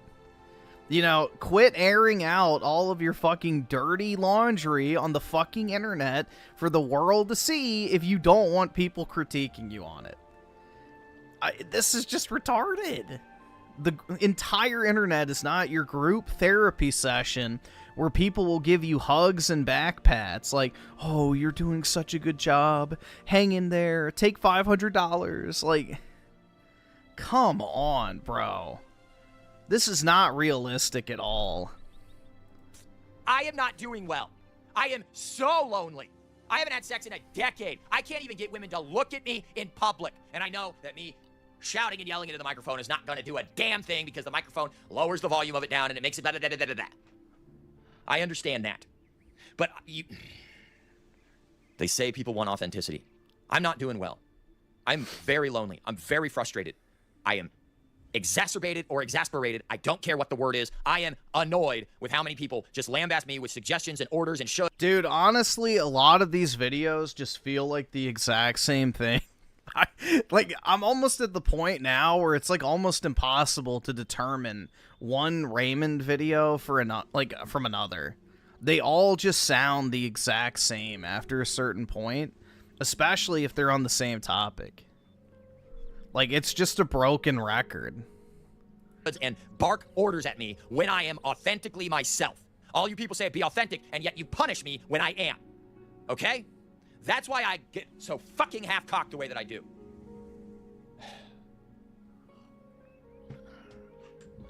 Yell at me for being desperate. I don't know. What do you... I don't know. You either are allowed to talk about it or you're not allowed to talk about it. There's like no in between.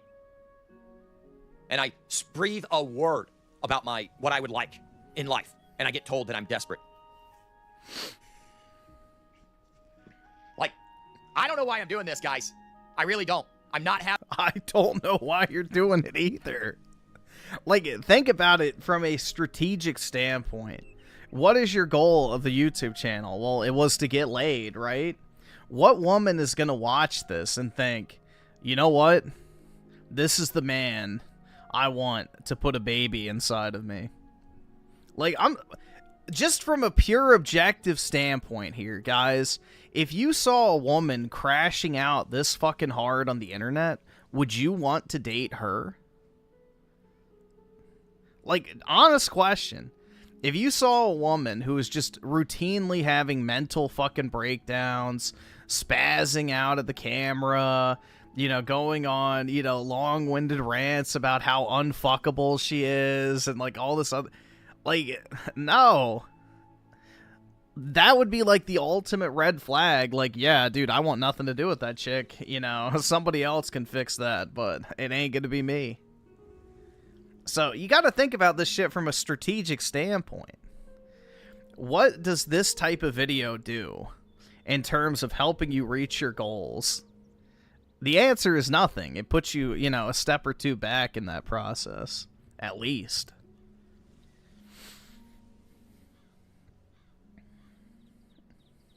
You'll try it, why not?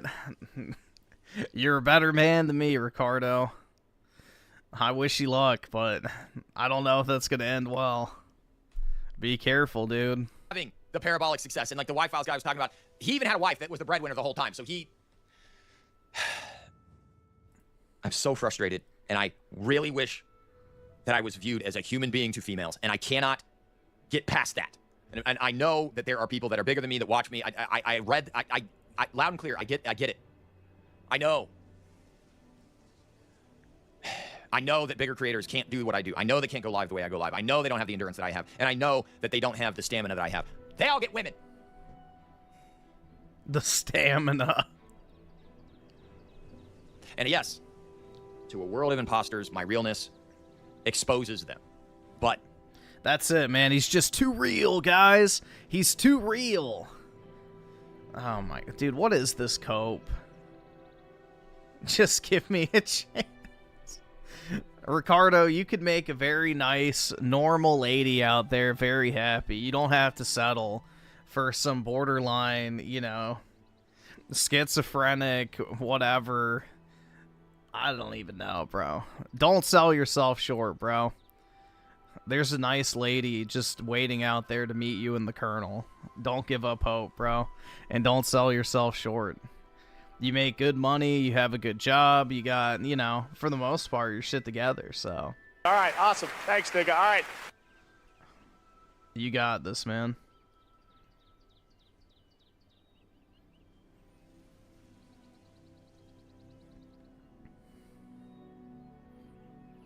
And Sauce Made Dragon with the 5 Raymond just seems like a lazy... The fuck is that? A lazy leech at this point? Is that what it... Or, wait, lazy bitch. Okay, I see it now. Lazy bitch at this point. If you want a woman that bad, go put in some work or go pay for it. The shit gets old. Yeah, I mean, exactly, bro. Like, you know, the whole pleading poverty thing and everything. He makes like 6 to 7K a month on YouTube. Like, this is not a guy who's broke. So, making 60 grand a year on YouTube is pretty fucking good. Especially for a channel as small as his. But, yeah, exactly, man. If, you know, not getting laid in over a decade is such an issue, go take a trip if you don't want to pay for it locally. You know, get your beak wet, and then see if that, you know, dramatically improves your outlook on life. It probably won't, but, you know. At least do something. Just endlessly complaining is just obnoxious. I wish I could get laid. I really do. And I don't know how to reconcile how just lonely I feel. And then I go to the grocery store, and it's like a punishment. And I... Dude, just simply being out in public is not a punishment. You know, I feel punished when I go to the grocery store, too. But not because of women, because of the demographics. But anyway, it's like, you're not the main character, bro. Women are not in fucking yoga pants at the grocery store simply to torment you. They're just there to get some fucking milk and shit. Like, bro, come on. Like, this is main character syndrome. He thinks, like, everyone is strategically placed at these stores or wearing skimpy outfits and stuff just to, you know, tempt him. And it's like, no, dude. Most people don't even fucking care that you exist. And that's the standard experience for 99% of the population. I don't know. I don't know what to fucking do about it, to be honest with you. I just can't talk about it. I'm not allowed to talk about it. I'm not allowed to think about it. I'm not allowed to say a word about it. Because I'm whatever I am. Yeah, dude, they're gang stalking him. Exactly. They're fucking gang stalking him. The government is sending in gym baddies with a fat, plump, perfect peach ass and those yoga pants that eat up their asshole so that, you know, they can torment him. Enough for whatever it is that I supposedly... I don't know. That was brutal going into town. Like, God... That was brutal, dude. There are women here. They don't want me. Like everywhere else. And the women, they just...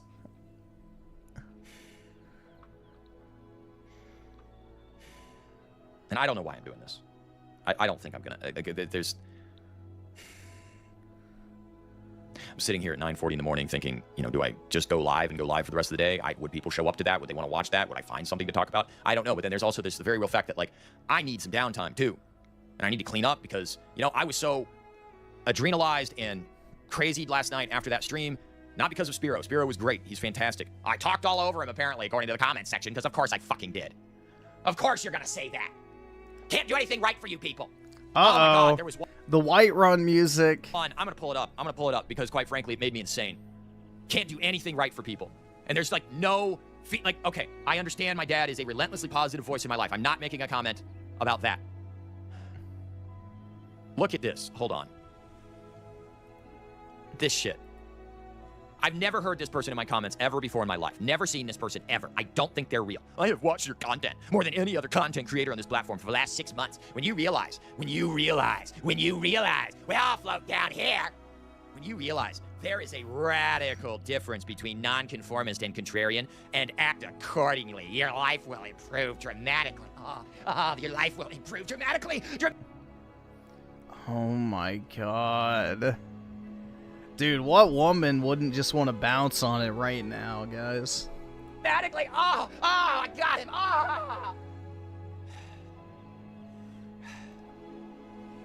Shut up. My contempt for you is unfucking manageable some days. I'm new here.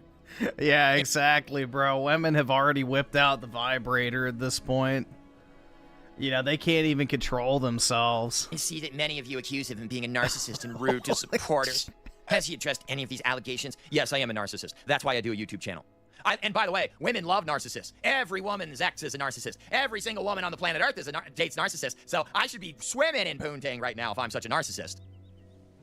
And has he talked about improving these issues if they exist? Since I have not heard his side of the stories, I do not want to jump to any conclusions. Sorry, sir. Do not redeem it. Oh my god. Just a he needs to work on his Indian accent. Few. I haven't even bothered looking at the comments from this morning. Quite frankly, I'm serious about this. I genuinely think, like, I'm going to just say something here. I really hurt myself there. Jesus Christ. I fucking ripped my crotch open.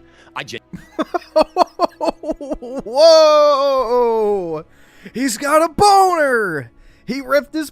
Dude, what the fuck? Holy... He actually did get a rage boner.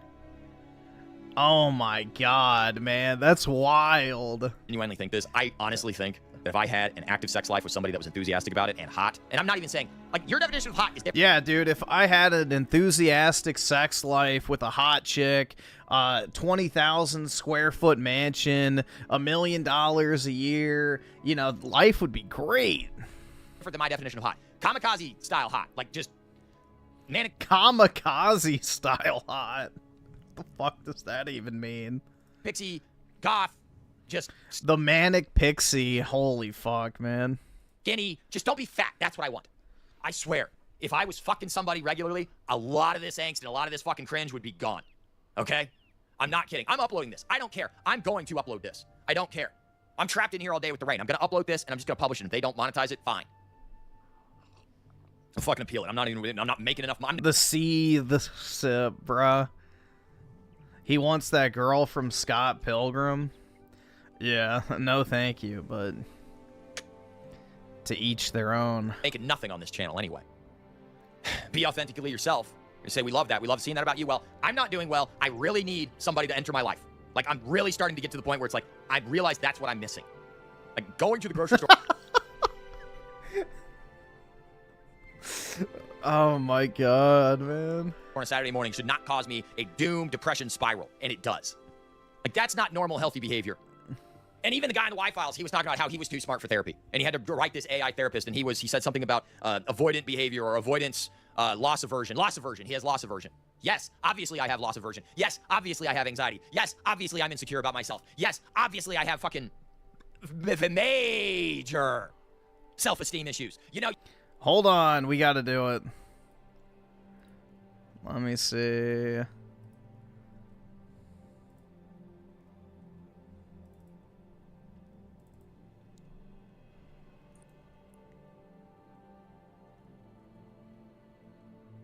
Okay, I'm not.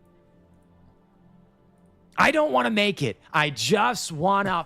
And then it goes into the song. I'm not okay.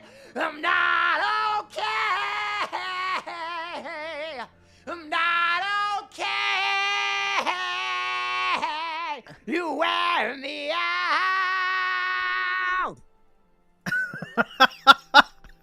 There we go, man. I think that All right, sums awesome. it up. Thanks, Get nigga. to All a right. point where every day is just that it's a Hail Mary to existence because, quite frankly, you're shocked you're still here. Okay? I'm shocked I'm still here. I have no idea how I've made it this long in life because I'm a mess. And the thing is, and I look around, other people are too. And that's what I love about the guys in the comment section that come and they are true and vulnerable and honest and they're earnest and earnest people. I love earnest people. And it's just, I get so much out of the live streams and I get so much out of... No, you get so much out of people affirming your worldview. That's what it is. Everyone loves to hear the fucking choir preach back. You know, this is the thing, is Raymond preaches to the choir, and then when the choir affirms his preaching, it's like a fucking dopamine cycle. You know, he doesn't want anyone to actually, you know, intellectually challenge him or refute any of his points or point out logical fallacies or anything like that. He just wants a jerk-off session. It is basically his version of therapy where someone just goes, oh my God, you're so right. You're so validated. You're correct, man. It's just, you know, you want to be jerked off. Period. Like, that's what it is, man. Everybody wants to be told they're so heckin' smart, dude, or their worldview's validated and all this other shit. It's like, it's not gonna happen, though. It's the internet. And you're talking about very hot-button issues in the world right now. So, you know, it's like, I don't know what he expects is gonna happen. Everybody's just gonna, like, watch this type of video and be like, oh my God, he's so right. Like, no, bro, you just had a rage boner that you had to adjust. Like, come on.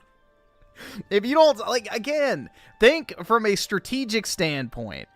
How do you have a literal fucking rage boner that you have to stop your video to adjust? And then think, yeah, guys, the people are 100% going to agree with me on that. Come on, bro. This is like shitting your pants and then not expecting anyone to laugh. It's like, of course people are going to fucking laugh. You just shit yourself. I don't know, man. It's just... This is funny. Ricardo Comstocks with a 5. The only thing that really bothers me about Ray, all his mugs still have the UP... Oh, yeah, the little sticker on the bottom.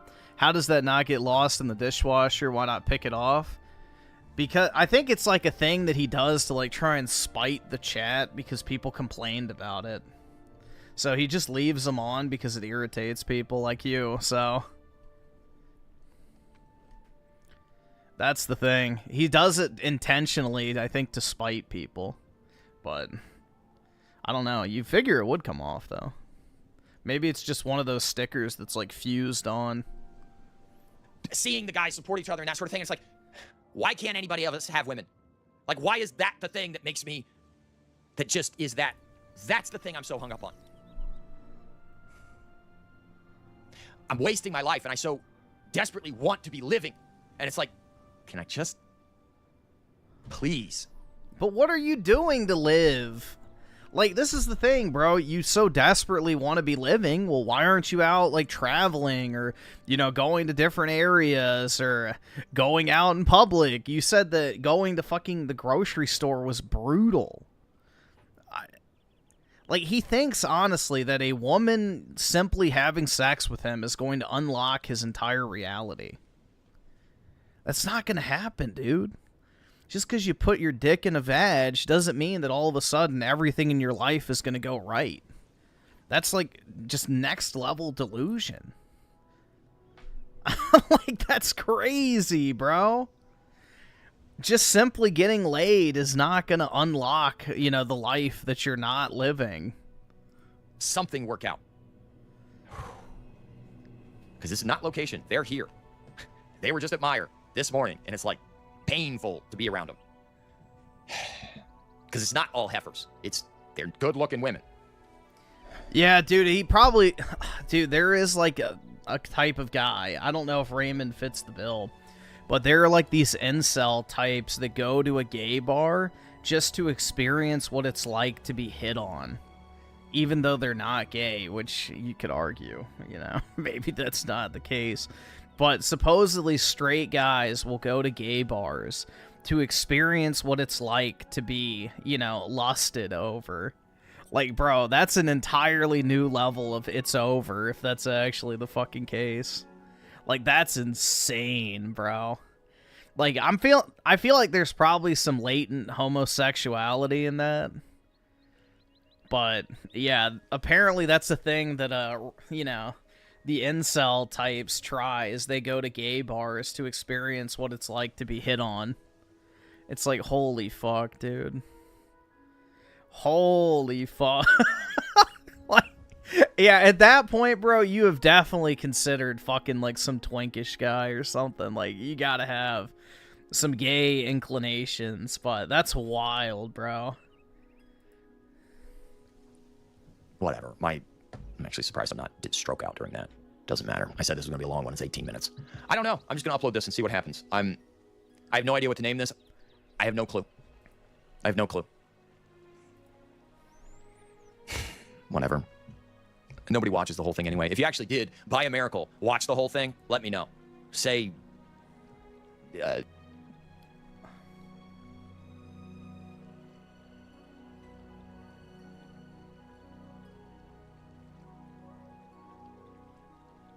if your contentment is dependent on a woman, you're screwed whether you get one or not. Ricola flavored Pop-Tarts. Ricola flavored Pop-Tarts. Okay, it's like his little... I was about to say, is that the... Oh, shit. Hold on. Actually, this is perfect timing. I gotta go take my dog out real quick. He's begging, so... Give me, like, 3 or 4 minutes. I don't think it should take long, but... Yeah. We'll watch the next video when I get back, so... Just give me, like, 3 or 4 minutes. I should be back.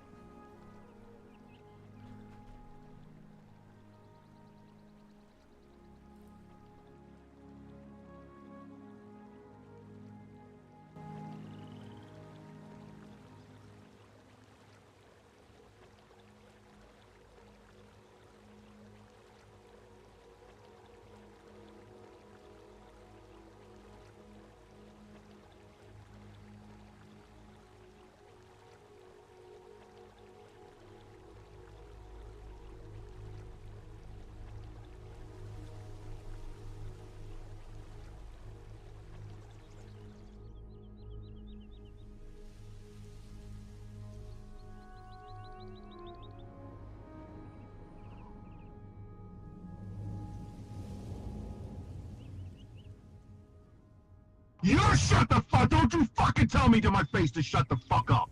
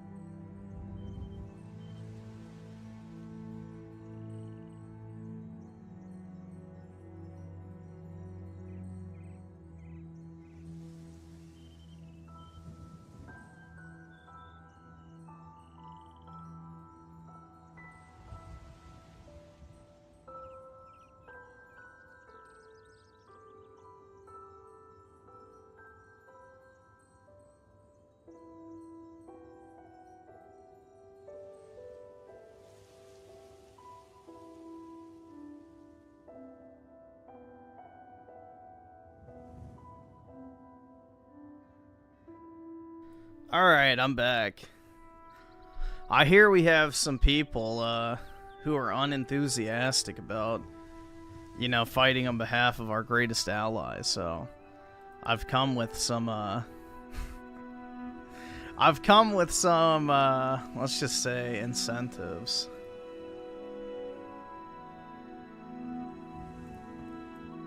Here you guys go. If you're wondering why you should support Israel, take a look.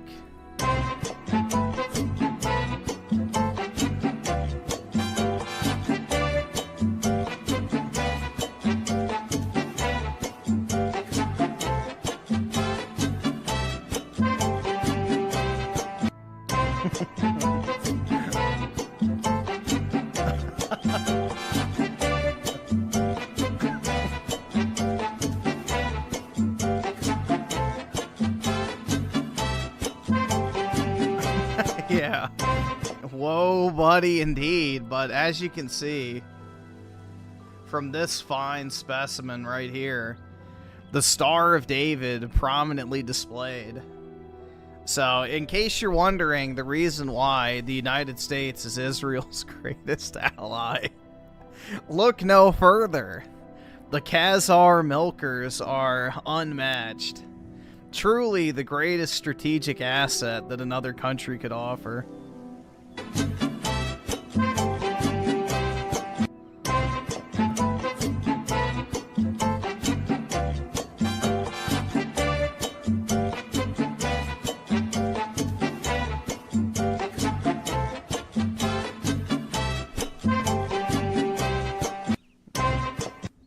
You were distracted? That's right. See, this is the type of Jew magic that you have to be careful of, bro, because... damn.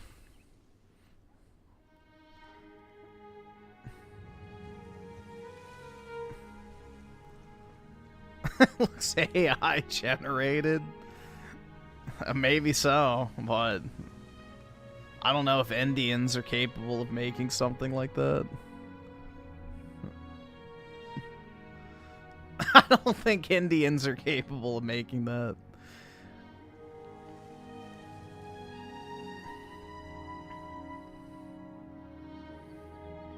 Let's see. So, Mr. Marvin with the 11. Appreciate it. Yeah, we can check it out. Okay, wait, I'm so pissed off. I just got home from a date. The guy walked out literally 10 minutes into our date. So we matched on Hinge, and I have really good photos of myself on Hinge. A few of them are AI generated. They look exactly They look exactly... Okay, then why did you use AI? like me. Yeah, I'll be the judge of that. I feel like if you weren't trying to misrepresent something about your appearance, you wouldn't be using AI. While we were out on our coffee / like walking date, within like the first 15 minutes, he asked me where one of my photos was taken. I'm not a liar, so I said that it was an AI generated photo. And he said, yeah, I don't think we're a match. And he left. He left. That seems so dramatic to me. And also, like, everyone is using AI generated photos. If they look like you, who cares? The ones I use with Dreamy look exactly like me. They're not like the crappy ChatGPT ones. So what is the difference? Who cares? I don't know. If you're a straight man, let me know. What do you think? You've got to be kidding me. You're gaslighting, right? It's easy to see why the guy was mad. The most noticeable thing that I got rid of was your acne. Less noticeable to guys, but her hair looks super dry and frizzy in real life compared to the AI photo. And last... that's really not that far off, honestly. You know, in a world of AI images, that's really not that different. But, yeah, that's one of the less egregious examples I've seen. I think the most important one is that it removed wrinkles that are here, here, here, and here, which makes you look... Yeah, she definitely looks... Well, I mean, again, that could just be makeup. So, if she did her makeup properly, she could have hit all that shit anyway, so I don't know, man. This does not really strike me as a super egregious example of AI. You know, most chicks could put on makeup to go from this to this.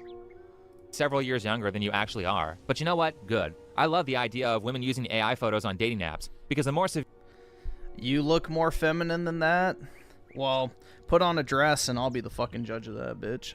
severe the catfish, the more people will stop trying to find relationships on their phone. These apps are cancer. They're like if mobile game companies took over the relationship market. Anyway, it's been a while on this channel, so I thought we'd check back in with modern internet dating and see how it's going. And ladies, even men who went to Harvard Business School are losers. I just went on a first date with a man. He picked a restaurant. Dude, look at this fat hog. I knew that this restaurant was a happening restaurant, but He picked it, and he went to Harvard. I thought that he knew to see if he was gonna need a reservation. He went to Harvard. If you don't think this is a made-up story for TikTok femcels, then you're an idiot. I believe this person more than I believe her. I got catcalled twice on this walk. No, you didn't. TikTok... You probably got called, Skip it up. The fucking loser faggot. as a whole, especially the dating meta, is literally just the Arthur meme. How do you know if any of this stuff is true? You mean, just lie? You really think someone would do that? Just go on the internet and tell lies? That shit is so hilarious, and no matter how many times I watch this, it progressively gets funnier every year. I just mean that some of the details... Oh, I never thought of that.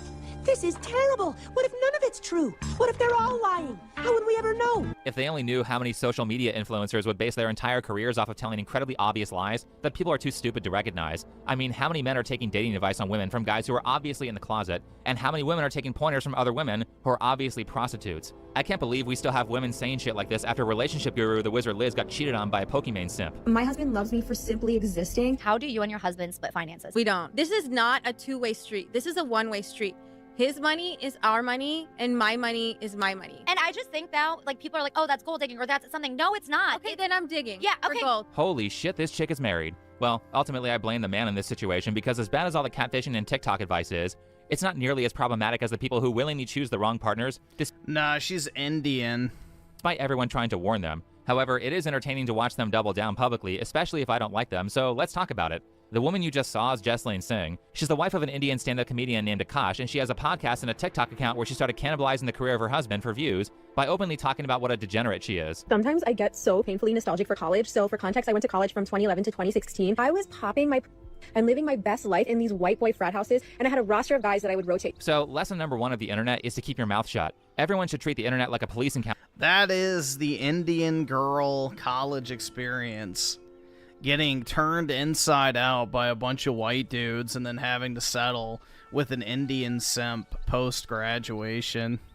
Instead of like a therapist. Anything you say can and will be used against you by your enemies, especially if your husband is in a male-centered space like a comedy podcast. Akash, did you not sit your wife down and tell her that it's a bad idea to talk about how promiscuous she was in college? Clearly he didn't, because that's not even the worst thing that she did. He's on my hall pass list. Oh, yeah. Chase Crawford, Jacob Elordi, Austin Butler, and who else? Dean Thomas from the Harry Potter movies. Would y'all ever have an orgy together with your husband? Priya, I'm actively trying to have an orgy because this couple is so fucking good looking, and you haven't seen Nav yet, but wait till you fucking see him. His body goes crazy. His face card always slays, never declines. And it's kind of weird because I'm talking about your husband. There's a difference being a scammer and being a hustler. Two very different things. Okay.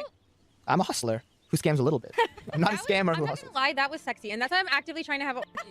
This is a divorce moment right here. If my wife told me that she wanted to have sex with her best friend's husband, said it numerous times on the podcast, and then brought me on to talk about it while she flirts with that guy right in front of me, I would be calling my lawyer and drafting up papers. Now, for all the people saying that these situations are just random and you can never tell if a woman will treat you like this in the future, know that people always show signs that they aren't worth marrying if you wait a little bit before making a commitment.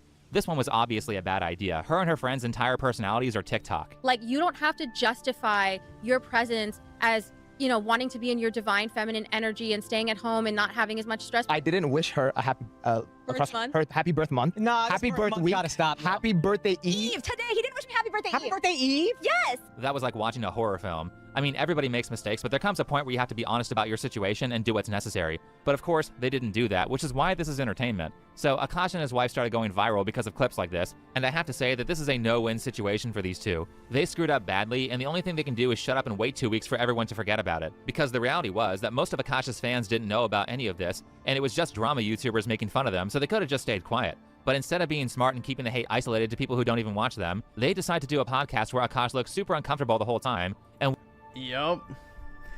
You know, the Streisand effect, basically. We are assured that everything that Jesslyn said was just a misunderstanding. A repressed Indian girl that I didn't even watch Jersey Shore in high school because I felt it to be too inappropriate. So when I got to college... Bruh. The eye roll, yeah, bullshit, dude. Everyone knows Indian bitches and Arab bitches are like the biggest sluts ever in college.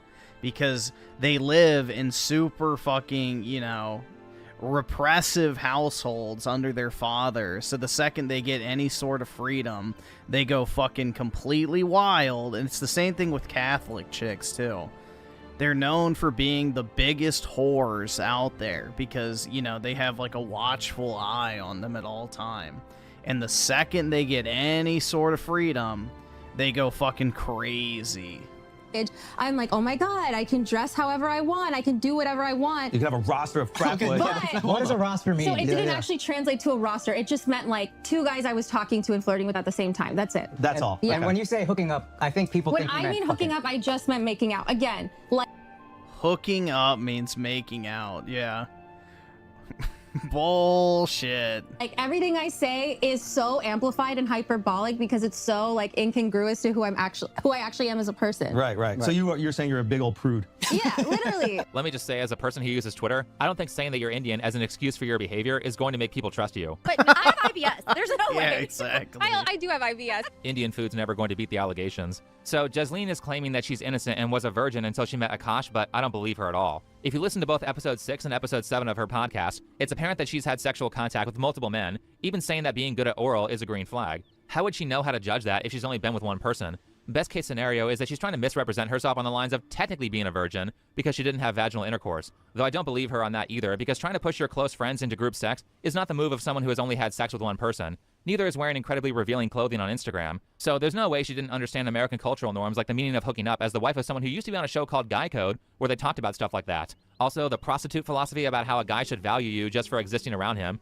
doesn't make her look innocent either. This entire podcast just makes Jesleen look worse, and it makes Akash look like a loser. Right here was probably the most telling moment for me. You're cool with him just getting a hand job massage? Totally. Are you Yeah, I know. Yes, I've said that it's less work for me. I don't. This is. I don't. Can you talk to our wives? I don't believe this. Oh my God.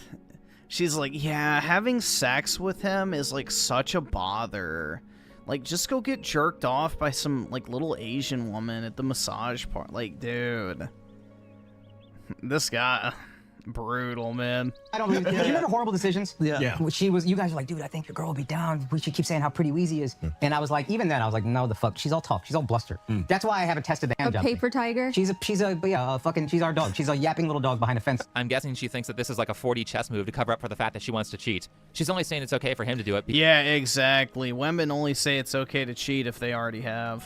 Because for one, she knows that he won't, and because two, if she does cheat, she can say, well, yeah, but I said that you could do it if you wanted to. Nobody who actually loves you and is emotionally connected would allow a hall pass. This is one of those moments where a really bad person is trying to LARP as a good person, but doesn't actually know what a good person would say in that moment, so anything she says just further exposes her. The correct move was to apologize to her husband, ignore the haters, never bring this up again, and stop oversharing and treating the internet like your therapist. Also, Akash, you're on the road a lot as a comedian. I would not trust this chick to be faithful when you aren't around. Because when it comes to people like Jesleen, I think the reality is that they actually despise the person that they're with, which is why she treats him poorly and can't help but say inappropriate stuff.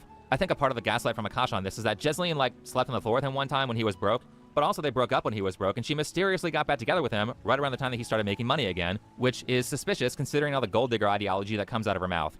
However, no matter how ride or die she was in the past, I don't think that justifies her present treatment of her significant other. Now, they haven't had any drama since, as far as I've seen, and her podcast appears to have been canceled, so hopefully— Well, dude, we looked up that stat one time, and it's like 70% of Indian women cheat on their husbands out of boredom.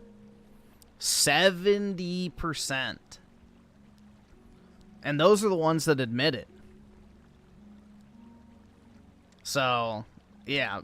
Dude, most Asian, like, in India technically is part of Asia, but most, like, Asian, you know, cultures don't view a hookup as cheating. Like, you know, the way the Japanese view cheating is if you go and, like, stay at another woman's house. You going and fucking another woman and still coming home at night is considered being faithful. So there's a huge culture of infidelity in Asia as a whole. Like in East Asia, in India, and, you know, all sorts of the like, Middle Eastern countries and stuff. Like, it is not considered cheating to have casual sex with another woman, for example, as long as you come back home. But in India, the women are the ones that cheat more often than the men. So Akash and his wife have learned their lesson. But speaking of people who are much further down the line of publicly displaying how unhealthy their relationship dynamic is, allow me to introduce you to Anissa Joma and her husband, Ian Joma, formerly known as Ian Washburn. The only reason why we chose... Jesus, dude, that is so gross. Ugh. That just makes me want to puke. All those fucking tattoos. My name over his last name is because his last name is like just objectively ugly. It's just like an ugly last name. Like Washburn sounds horrendous. In the past, you might have recognized Anissa as the prostitute Twitch streamer girlfriend of the once popular creator iDubbbz, who was famous for doing a creator deep dive series called Content Cop that was very well liked by a huge portion of the internet. But in more recent years, it's become obvious that she wears the pants in the relationship, and therefore she has graduated from being called iDubbbz's girlfriend and earned herself her own name. Can we chill on like asking if Ian's here or whatever? Like I get it's funny or whatever, but I've spent like the past 4 years living in his shadow, so to speak, and like I've been trying to do my own thing on the internet for 7 years before I even met him, and it is painful. I'd rather have 5 people want to be here for me than like a bunch asking for Ian. Thanks. Congrats, Anissa. Now you're the star. Talking about you now draws far more interest than talking about iDubbbz. You made it, and all you had to do was taint the career of your husband so that it would be easy for you to outshine him. Personally, I think this is the move of a true anti-capitalist. I'm more extreme than Ian, where I'm like pretty anti-capitalist. I hate landlords. Now, for those of you who have jobs and don't have time to keep up with all the iDubbbz drama over the past 5 years, basically what happened is that iDubbbz, or Ian, got into a relationship with Anissa. Anissa has always wanted to be a popular streamer, but she's untalented, so she's jealous of the success of her husband. And she's ugly, too. She's jealous. Instead of being happy for her partner's success, she constantly sabotages his career by publicly shaming him, and instead of getting rid of this girl who obviously doesn't love him, Ian defends her, and even more damning in terms of social media, he stopped. She was the first girl that gave him any sort of attention, so he fucking married her. That's the brutal truth of the matter, is the fact that, you know, apparently she was the first girl he ever kissed, the first girl he ever had sex with, and because of that, he basically just, you know, melted in the palm of her hand, no pun intended, so ruined his life over some disgusting, lower than mid Foid. Making content that people like. Now, like I said with Jesseline, the blackpilling part of this is that oftentimes in these cases, people just see the end result. I'll do the same? Absolutely not. And make claims that you can never tell if your partner will end up like this or not. But the reality is that girls like Anissa and Jesseline always show signs that they will become like this in the future, early on in the relationship. In Anissa's case, it was day 1. 2016 would also be the year Anissa would begin her relationship with the once popular YouTuber. It's 50-50 though, because Marzia was a fangirl that reached out to PewDiePie. Yeah, but the difference is, bro, is, you know, she is normal compared to this. But it's not the same scenario, bro, because I'm pretty sure PewDiePie wasn't like some, you know, hermit virgin type. So I don't know. But also, wasn't she already like a content creator? I don't fucking know, but that's a completely different scenario, bro. Compare her to Anissa at the time, especially. And it's like, bro, it's not even a comparison. iDubbbz. This relationship started out as all healthy ones do, with Anissa cheating on her ex-boyfriend in order to be with Ian. That's right, before Anissa and Ian began dating, Anissa was in an active relationship with another League of Legends streamer named Acadian. Anissa and Acadian began dating around late 2015, and this relationship lasted until the first day Anissa would meet Ian. I don't know how you can see this as a man and be like, yeah, she definitely won't treat me. Holy, dude, this guy settled for that ugly... Ugh. Us white chuds need to do better, man. What the fuck? Like that, right? And is Marzia hot? I think she was back in the day. I don't know about now. Let's see. She's hotter than Anissa, that's for sure.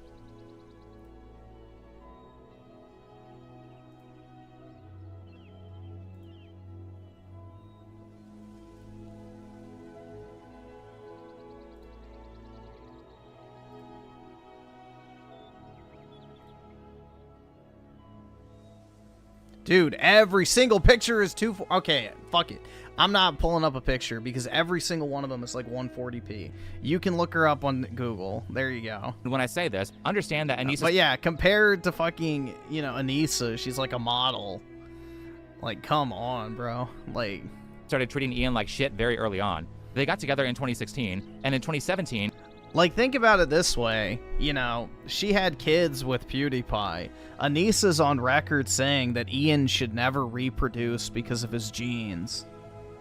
Saying that he has ugly genes. Awesome. Thanks, and, nigga. All right. you know, having a child would be unfair to the child because it would be ugly. So, that's the type of woman that Anissa is, bro. That's the type of woman that Anissa is. So by comparison, any woman is basically a saint. I mean, Anissa is just repulsive from the inside out.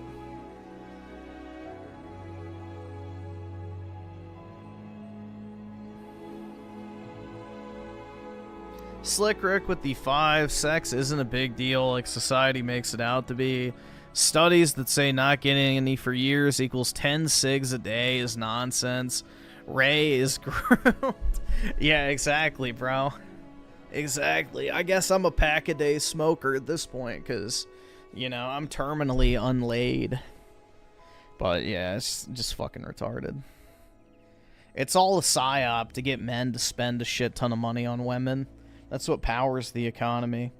The greatest fear for the elites is men using their money that they earn to actually buy their way into power.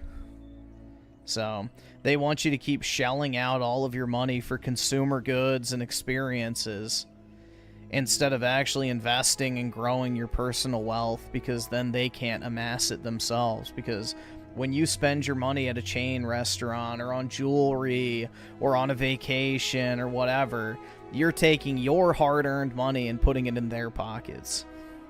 And that's the ultimate goal, is you're basically just an eternal slave. She was already being incredibly inappropriate with a YouTuber named Chris Raygun, who was also in a relationship with someone else at the time. Anissa being attracted to other men is a common trope when she... That is just disgusting. Dude, ew! That looks like fucking Spear Hunter. Oh my god. Ugh. Bro, that is just repulsive.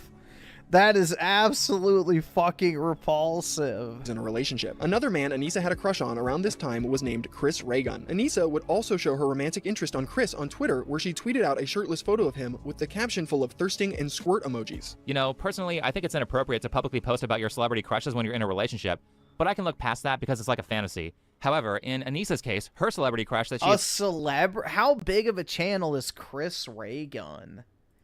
Would you even classify him as a celebrity? I don't even know who the fuck... Let's see. Dude, he has 500k subs? No, that's not a celebrity, bro. That's not a celebrity. Nah, that... And how old was that in 2017? Bro, he definitely does not qualify as a fucking celebrity crush. No, she just wanted to fuck him. Is openly fangirling over while she's in a relationship with iDubbbz is someone she regularly interacts with. And really, I think the breaking point for Ian Joma was around 5 years ago when Anissa opened up an OnlyFans account. He got backlash and was like, actually, I'm okay with being a cuck. For those of you who are unaware of the drama I recently brought upon myself, I'll fill you in. Am I a celebrity? Fuck no. Girlfriend started an OnlyFans account, which is a website where you can upload amateur porn. I think all of it is cool. I'm okay with sex workers and girls being slutty. It has no bearing on my life whatsoever. As someone who watched this video the day it came out, I love watching it 5 years. Of course it has no bearing on your life, because you ain't hitting that shit anyway, bro. Let's see. Pixel Junkie with the 10. Really appreciate it, bro. My dad had a friend that was in an open marriage. The friend divorced her when she kept one of her men's secret. Always found that strange. They could see others only if they told each other. Yeah, dude, that whole open relationship shit is, you know, if that ever even becomes a question, it's like, yeah, just go ahead and wrap that shit up immediately. You know, it's already over at that point. Yeah, I don't know. This whole, like, degenerate, you know, polyamorous, whatever lifestyle is just depraved. And it never ends well. So human nature is to, you know, cling to one person. And if it's not your significant other, it moves to someone else very quickly. I don't know. But that shit's crazy to me. If a woman ever brought that up with me, I'd just end it right then and there. You know, like, yep, we're breaking up, we're getting a divorce, don't care. Just go ahead and, you know, get it out of the way. Stop the bleeding while you have a chance to recover. Later, knowing that this decision had such a huge effect on Ian's life that he's now so poor that he streams on the ground. I hope that in the current year, we've all started to see how toxic these open-minded beliefs are. It turns out that traditional values and prejudices were correct the whole time. Now, normally I would say this is sad, but iDubbbz is such a backstabbing POS that I enjoy every clip I see of Anissa shaming him. If I look at you, even in like the viewfinder, extremely masculine chin, which is also why I like the buzz cut, because it like emphasizes your chin and your like heavy brow. Like, I would argue you have one of the most... Part of the reason why I don't want to have a child with you is because I'm terrified if we have a girl that she's going to have all your masculine features. Isn't that interesting? Jesus, man. I don't want to have a girl. I don't want to have a child because they might be ugly. That's crazy.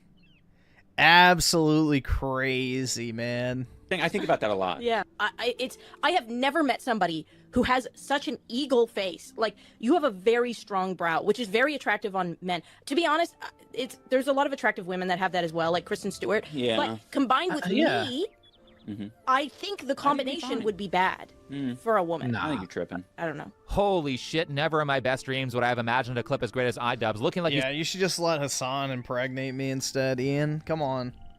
That's what Anissa really wants to say. He's expressing interest in having kids towards the end, but Anissa says she thinks he's too ugly. I wonder if she would have said that about Chris Ray Gunn. Mm-hmm. I actually don't think there's a world where I appeal where to straight women. You could appeal to You know straight what? women. I think you're right. Someone said, is there a look that appeals to everyone? Hassan Abi appeals to everyone. Oh my god. I will never there we go. get people who think it's okay to publicly shame their partner. For one, the more you shame your partner, the worse it makes you look because you're the one stupid enough to be with a loser. And two, in my opinion, this is a breakup move. It would be an argument the first time it happened, and then it would be the end of the relationship if the behavior were repeated. Because your job as a significant other is to be your partner's biggest cheerleader when it comes to how they're seen in public. And if they aren't doing that, then in my opinion, they're trash. Not to say that people can't communicate with friends and family to process difficult parts of their... Sad! Pathetic! I think it's even worse than that, bro. It's just literally soul cocked. His entire spirit is just cocked. There's nothing about him that's a living, breathing human anymore. He's just literally cocked at a spiritual level. Relationship. But if your wife is just unnecessarily shitting on you in public constantly, then that's a sign that you need to get rid of this person. This is a great Anissa moment. You know her eternal quest to humiliate him? So this is a new chapter. I don't know if chat can back me up. No. AFABs, gay men, whatever. The bigger the dick, the worse it's sex. Like a lot of men that have... Just the premise alone. Bro. God, I just fucking hate those massive 10-inch cocks that just completely ravage my tight little holes. Yeah, they're just not even good at sex, bro. Oh my god. He's trapped. He's trapped from the beginning. Either he A is bad at sex or Look B at his face. He's like, bro. Has a tiny penis. There's no escape. I don't know if chat can back me up. Nope. Back me up, chat. Again, this would be really sad if iDubbbz weren't a terrible person. I mean, Anissa just like has professional levels of spite for her husband. There are multiple levels here. First, there's like no correct answer here. There's just a less bad one. And two, you get to hear about your partner having sex with other men. She's flaunting her sexual experience publicly while iDubbbz doesn't have... Yeah, he's never had sex with another woman, keep in mind. ...any outside of his wife because Anissa is his first girlfriend. And you know what? Everyone's got to start somewhere, and certainly it's better than being used up, so I don't blame him for that. But the part where I lose respect is the part where he just lets this chick walk all over him. I've met Ian, I've talked to Ian, I've seen his content over the years. Ian is an asshole, but he's also a very passive, live and let live, kind of easygoing guy. He's not a He's a cock. He's a fucking cock. Confrontational, aggressive, hostile person. His girlfriend, though, I think absolutely is. I can guarantee you that whenever there's a conflict, she's the one getting mad, and he's the one saying, like, bro, like, stop, I don't want to deal with this, right? And so that's, I think, kind of what happened. If you've ever been in a relationship with a really domineering, aggressive, hostile person, like Anissa seems to be, you would know how much that kind of puts your entire mind into, like a brain fog. You're in survival mode, exactly. You're constantly in fight or flight around this person. And you also like them, but there's this element of them that's like extremely mercurial, aggressive, and seemingly so in a random way. That, to me, sucks the life force out of a person so fast it is insane. This is probably true. Actually, allow me to add nuance because I don't think iDubbbz sees it like this. I think if you asked him, He would say he does stand up for himself, but the problem is that it doesn't work. Like, as our relationship went on, I share a lot. He's wanted me to share less. I've wanted him to share more. We've started to meet in the middle. Yeah, so they probably have talked about Anissa making him look bad numerous times, but she knows he's not brave enough to do something like leave her, and because there's no threat of negative consequences, it just falls on deaf ears. Instead, she does whatever she wants and continues to treat— do you know who she looks like right here? She looks like Kat, DSP's wife, if she wasn't fat. Brutal, man. There's no threat of negative consequences. It just falls on deaf ears. Instead, she does whatever she wants and continues to treat the internet like her therapist by oversharing, which further adds to the pile of public blackmail against iDubbbz. All of this makes me think about a book I read called Good to Great. It's a book about how good businesses transition into becoming the top businesses. So it's about companies, but if you're smart, the ideas are universally applicable. One such universally applicable idea comes from Chapter 3, where the research team for that book found out that it's not a well-written business plan or favorable market conditions that cause a business to become a top company and sustain their success. The most important thing for a successful business are the people in the room. Competent and good people are so important that it's not even worth it to develop a business plan until you have the right people in the room. This is very much something that was said a lot about the founder of Apple, Steve Jobs, and the biography that was written on him. He always wanted to be around A players and not the C or the D team. But where I'm going with this is that it certainly is also true when it comes to relationships. Everyone thinks they can pull someone out of the bargain bin and mold them into the perfect partner, when the reality is that if someone's not already motivated to be great, you won't convince them. So if you're having long talks about how people need to change or be better, and nothing ever changes or gets better, the correct answer is to not continue doing that. The answer is to go find someone who has already figured it out, or is motivated to figure it out. Once you have found that person, the next step to a healthy relationship is to not demotivate them by falling into your bad habits. As for your exes, don't feel bad about breaking off the relationship because for the most part, if someone is resistant to change, then the only way they're going to learn is through suffering and loss. And by shielding them from that, you're only prolonging their mediocrity. Last, the book says that if you can't find the right person for the position, then keep looking. The wrong people are so disastrous that it's better that no one fill the role than to have it filled with the wrong person. I know looking can be frustrating, but taking anyone who applies, or if you're an employee, going with any company who will have you because you're desperate is how you get into a situation like iDubbbz or Akash, who, from the looks of it, are really just holding on to their partners because they're the first person who paid attention to them, and they're too weak to break up to find someone who is a better fit. It's sad to watch. Well, Akash is sad to watch. Fuck iDubbbz. I hope Anissa and her husband never get divorced, so they can serve as a warning to other people who might make similar relationship decisions. It's good to have a public example of the type of relationship that you're trying to avoid as you search for the ideal one. Anyway, thanks for watching, follow me on Twitter, and I'll see you in the next video. Brutal, man. And y'all constantly harp on me for not getting into a relationship. Brutal, dude.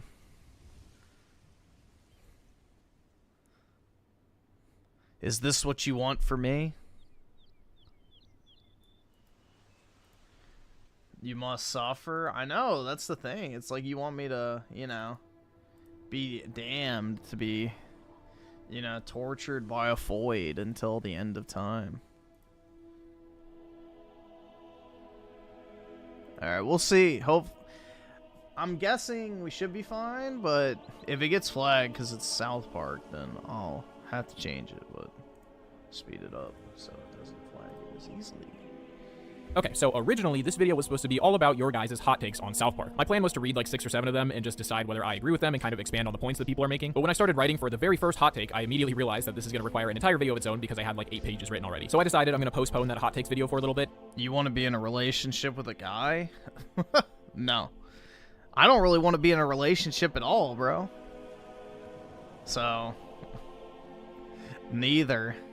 And instead, we're going to talk about one specific take that has gotten very popular ever since the release of Season 27 back early last year, and that's this idea that South Park is super biased and they're not willing to make fun of everyone like they used to, specifically because they made fun of Trump a lot this season and in the past, and yet they never once made fun of Biden. And unsurprisingly, as South Park's #1 glazer on the internet, I have a lot to say about this. So I'm going to keep this intro short for once, and we're going to jump straight into talking about how this narrative became so popular and the reasons that it's kind of missing the bigger point. So with the intro out of the way, let's get into it. You know, with all of this talk about bad takes, I think what's more important to talk about is our bad habits. And I can't think of a better way to get over your bad habits than with today's sponsor, Fume. You see, cravings aren't just...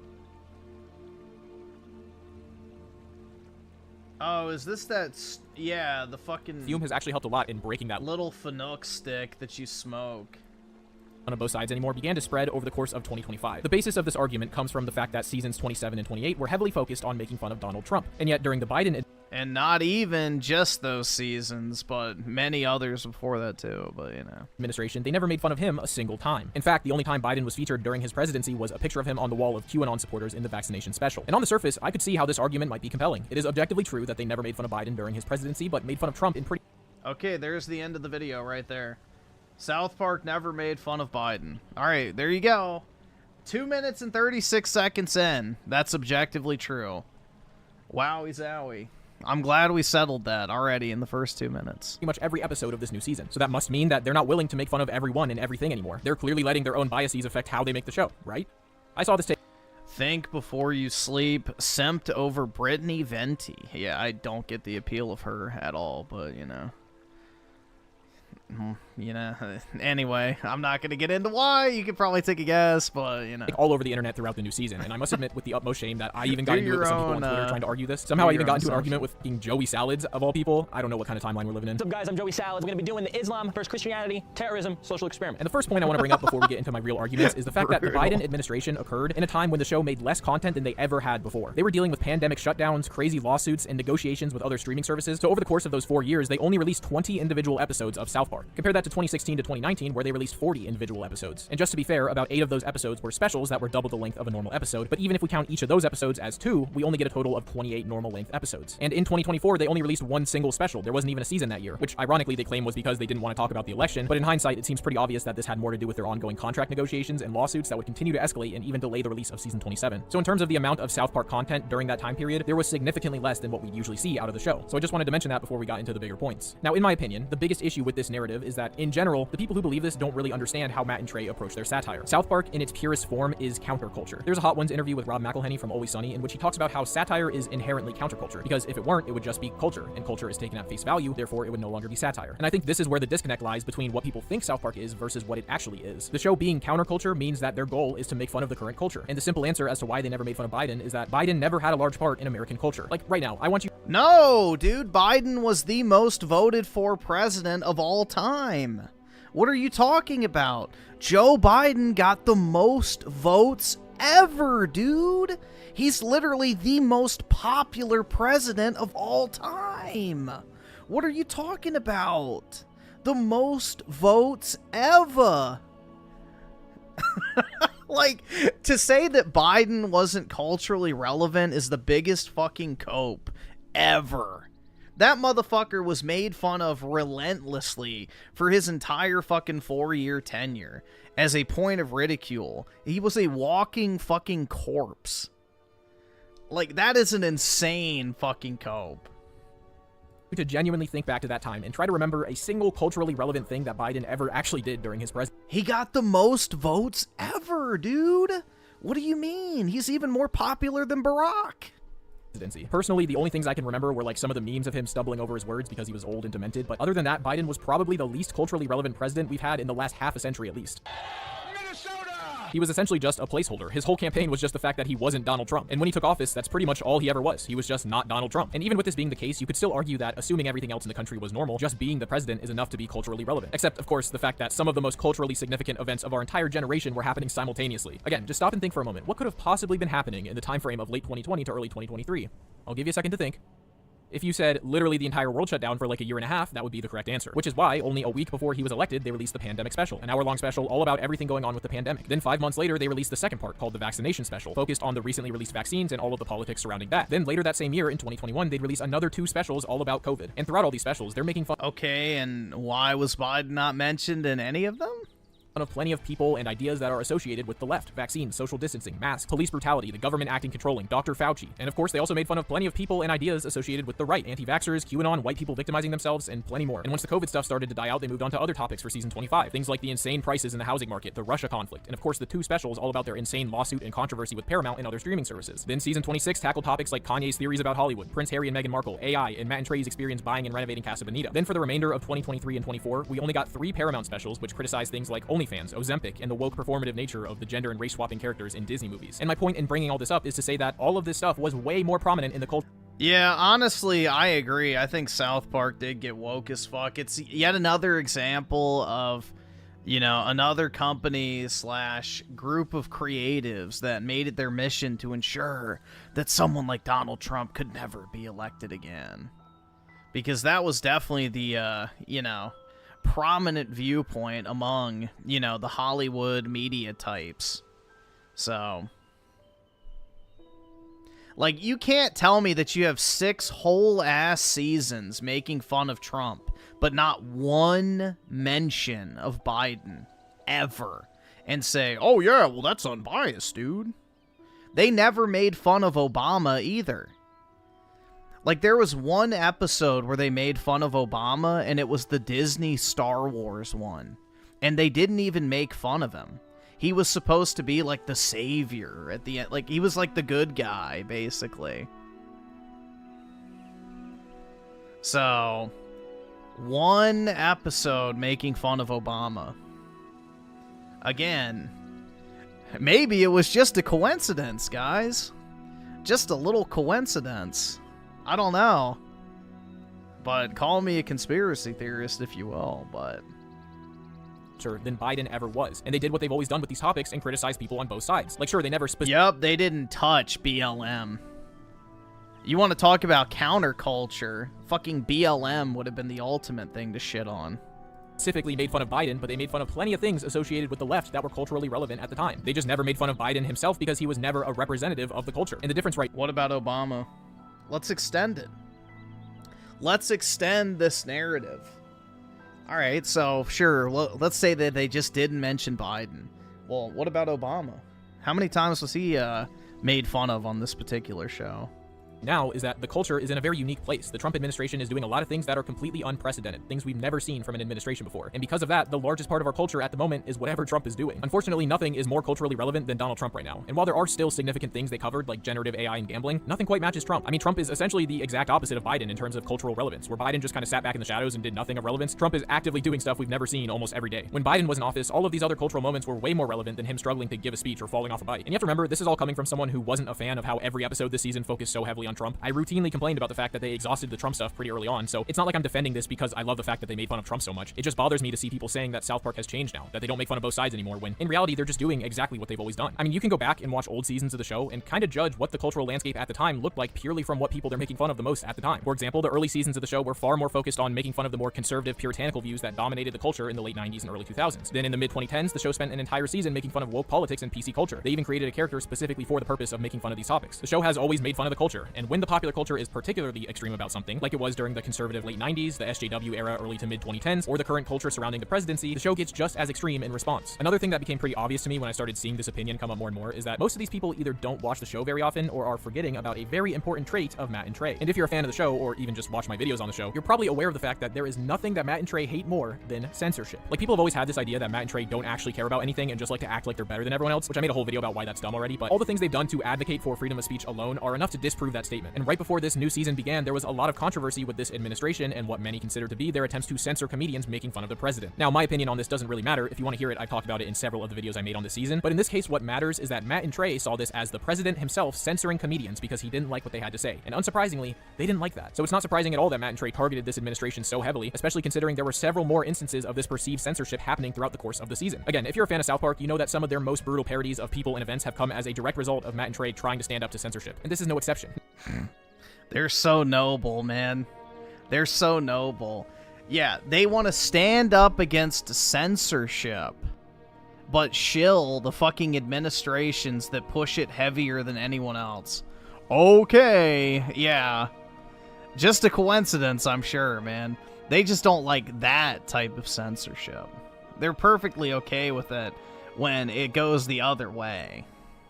Again, the oh-so-virtuous leftists standing up for, you know, literally nothing, once again. Now, whether you agree with their opinions or think that this season sucked because of it, that's totally fair, and you have every right to have that opinion. But don't conflate those opinions with this idea that South Park has completely changed and that they don't make fun of everyone anymore, because that's a completely different argument. Like I said, I was very critical of this season myself. Even though I still liked it all around, it definitely felt like they overdid the Trump stuff, and it was far from being an amazing season. I even talked a lot about how modern South Park just doesn't feel the same anymore, but it's not because they don't target everyone anymore. It's because they focus much less on the boys and the more simple plot lines. So to say that South Park doesn't make fun of both sides anymore because they never made fun of Joe Biden or Kamala Harris is just not accurate. They make fun of progressive politics and the left all the time. And despite Biden and Harris literally being the representatives of the other side, there were always other people or things that were far more culturally relevant than those two. And on the other hand, Trump is the perfect representation for everything going on in this country right now. And I think everyone agrees on. Yeah, here we go. I just looked it up.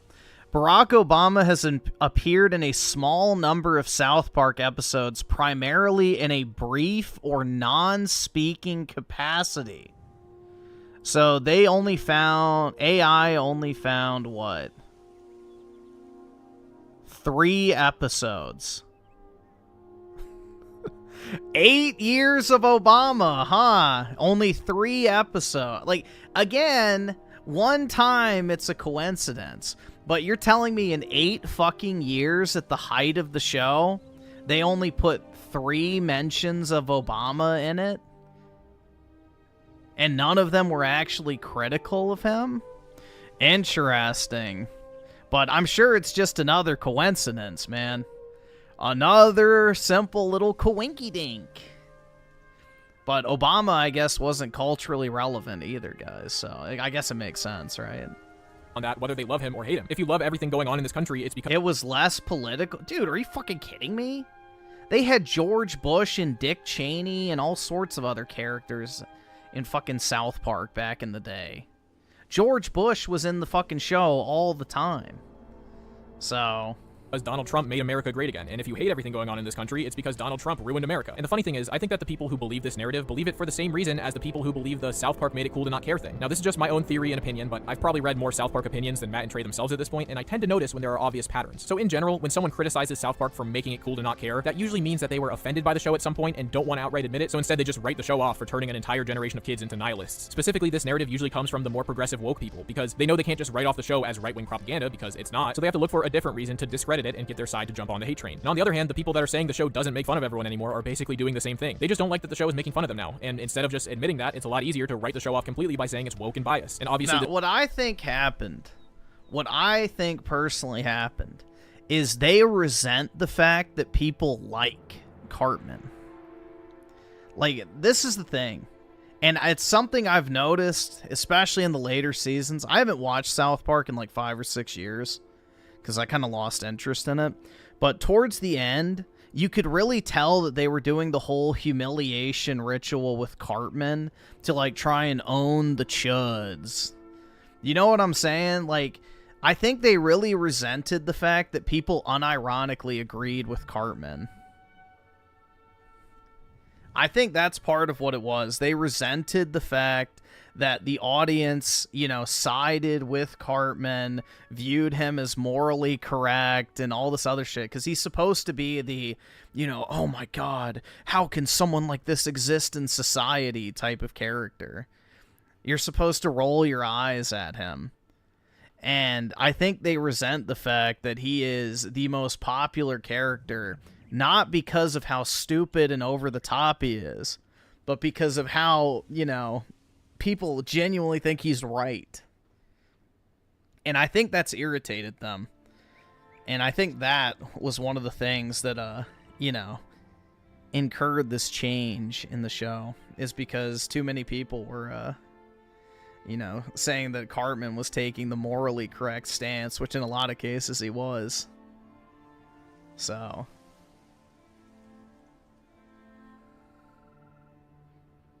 yeah, they're mad that people don't like Cartman because he's so retarded.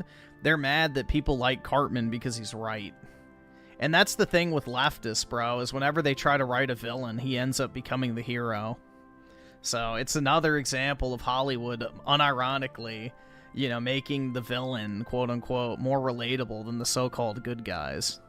This comes from the more conservative right-wing crowd because they know that the show has made fun of plenty of progressive and woke topics, which is why they cling on to the fact that the show never made fun of Biden as their only example of this. I mean, you can go back literally 2 episodes before this season was released, and they made an entire special making fun of Disney for pandering to the woke audience by race. Okay, is that Joe Biden? Joe Biden's not Disney, bro.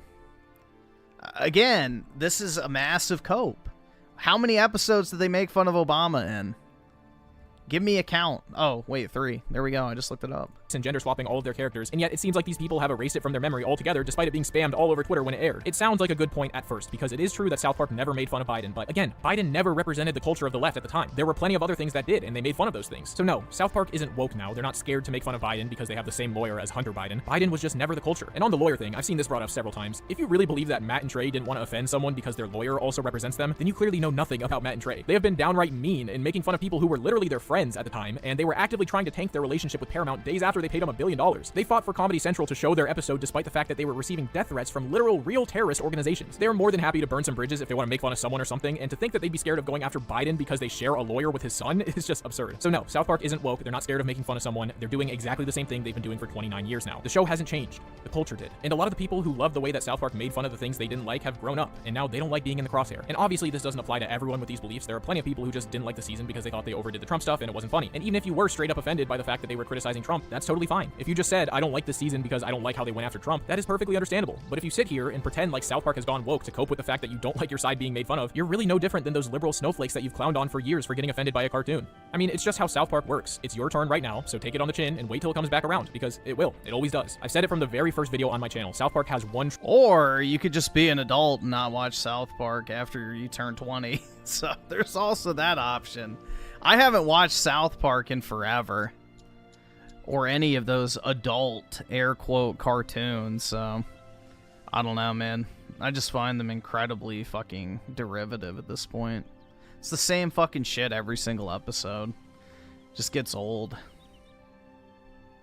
Like, once I hit, you know, the big 2-0, I kind of just stopped watching all this type of stuff. You know, Family Guy was easy to stop watching because it got really shit. You know, I never really watched American Dad. I never watched The Simpsons. I never really was huge into South Park. I would just watch, like, an episode here and there. But I don't know, man. The adult cartoon genre has never really appealed to me at all. So, I don't like comedies in general, though. I don't find them funny half the time. True law. Either it's all okay or none of it is, and that will always be true. I mean, at this point, it wouldn't even surprise me if the show went just as hard at the left pretty soon, because Matt and Trey love to humble the people that think they're on their side. And with just how much support the show has gotten from the left this season, don't be surprised if they decide to remind those people what show they're watching. But yeah, that's pretty much all I have to say on this topic. Feel free to leave your opinions in the comments below. I'm sure it'll be all completely rational, understanding debate down there, so yeah. And just a reminder, go buy Fume if you're interested in it. I'll leave a link in the description, so yeah. Yeah, stick a wooden stick in your mouth and pretend you're not a... Skip it up, fucking loser faggot. Brutal.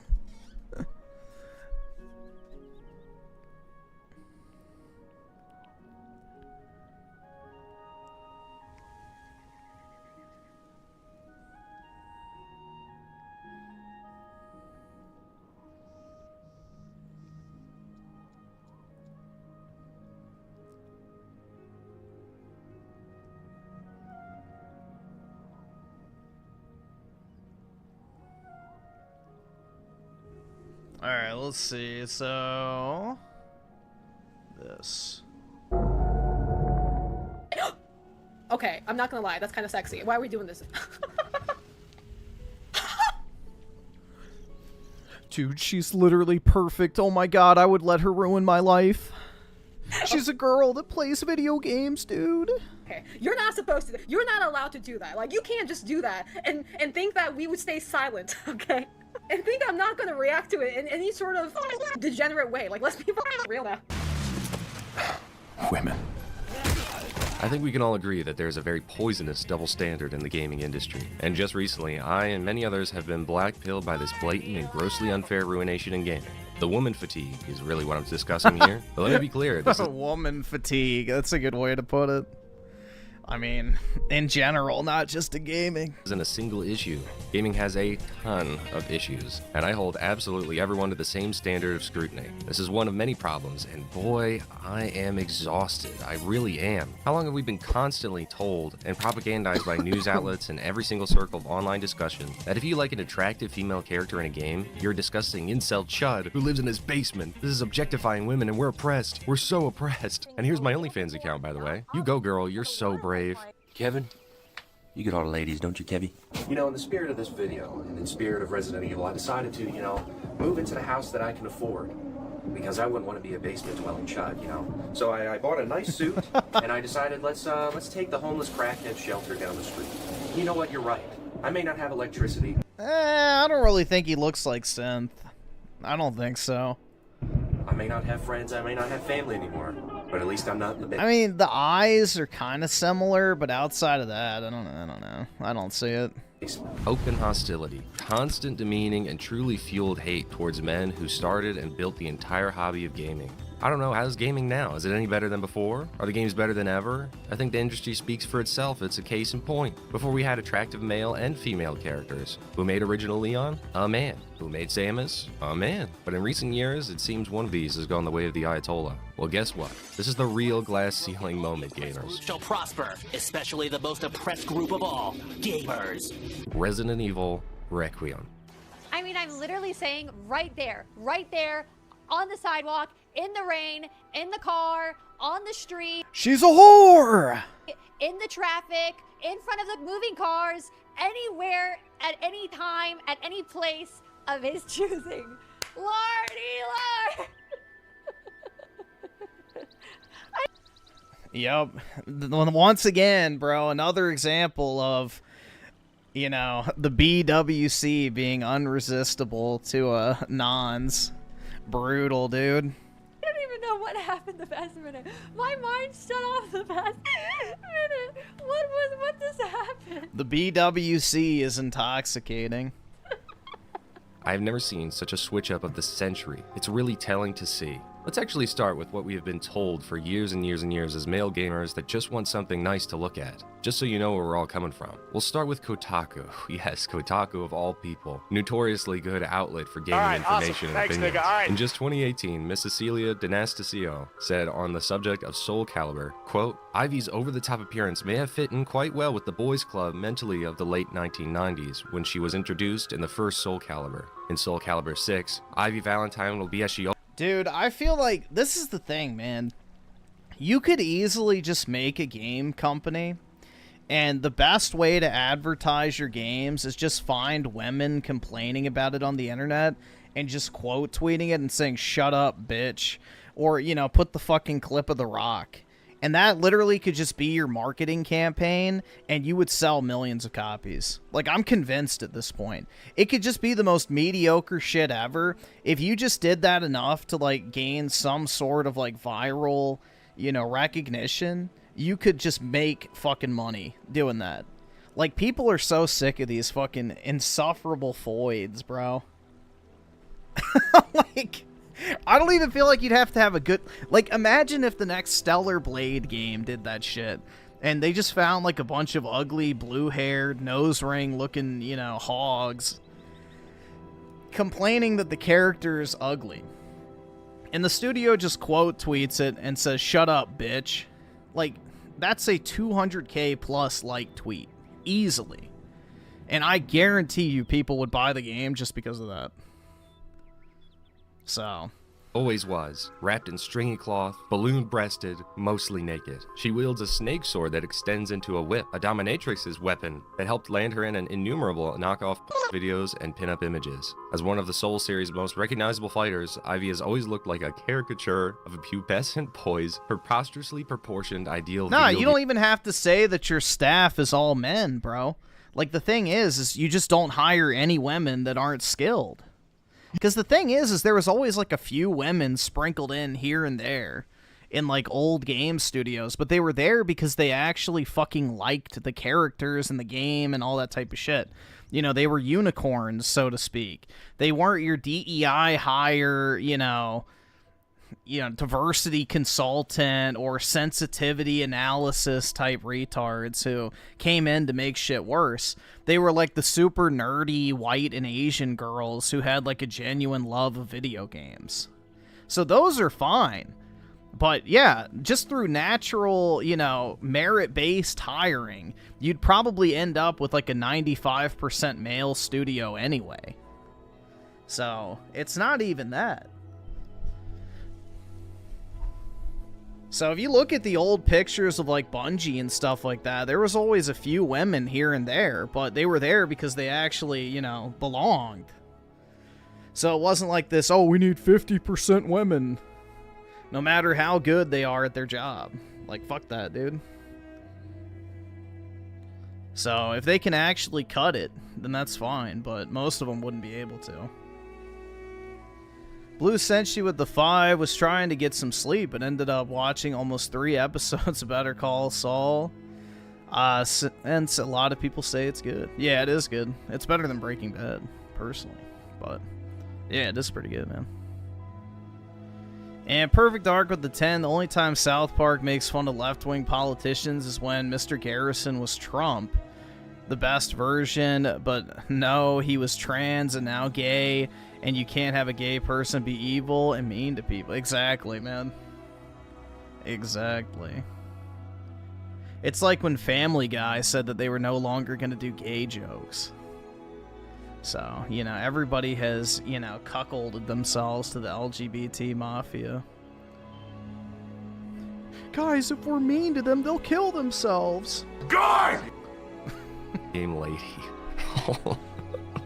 Oh my word, I'm getting ahead of myself. A lot of these articles use coded language to not come off as harsh in the title, such as feels out of date, male gaze. Some are just blatantly hostile. And just imagine if a man wrote stuff like this, but the second a feminist types out the rage article, it's okay. Polygon, gaming's toxic, men explained. Experts tackle with the phenomenon of angry men, trolls, racists, and misogynists who hover around the gaming industry.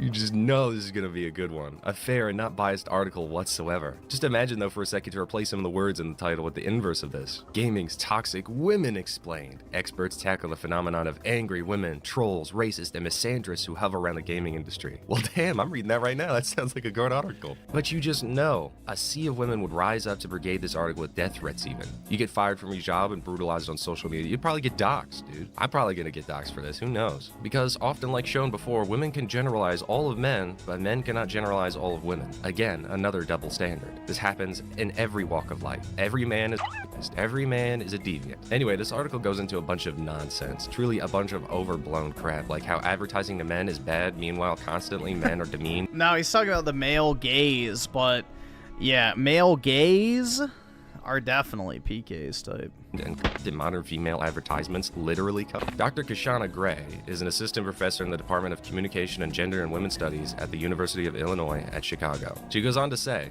women have been devalued in games. We see the sexualization of them in games sometimes, where subject to and abuse, or they're just as a folk. Devalue? Alright, let's keep it a $150 here, alright? Like, if we're being entirely honest, and I'm not even trying to be on some misogyny shit, what benefit do women actually have to men other than sex? Like, God's honest question here. Like, a genuine question. Outside of sex, is there any benefit to having a woman in your life?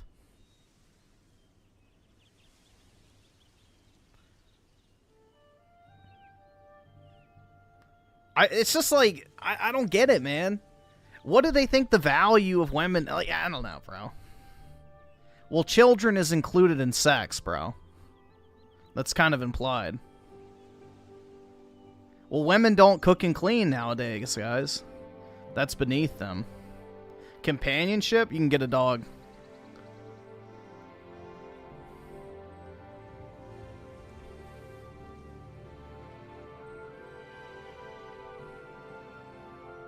But yeah, I don't know, man. I mean, let's be honest here. The majority of value that women bring to the table is sex.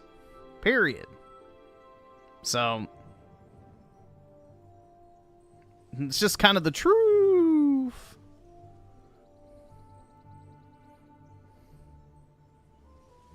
Can you fuck the dog? I mean, PK, you know the answer to that. I wouldn't advise it personally, but that's not companionship, dipshit. Being a companion does not mean that you have to fuck it. But I guess PK, from, you know, whatever corner of the world he, you know, derives from, maybe that is common, I don't know. Jesus, bro. But, like, I don't know why we're, like, pretending this shit. Most guys only want to be with women for sex. Period. Like, it's a net drain on every other part of their life. The only reward is sex and then eventually having kids. So, it's not really a coinky-dink that in the advent of, you know, divorce rape, child support, and fake Me Too allegations that all of a sudden men want nothing to do with women. When sex and child, you know, are off the table. You know, they can take your kids, and they can ruin your life for having sex with them. So the two appealing parts of having a woman in your life have been removed from guys. And now guys don't date. Shocking. So, I don't know.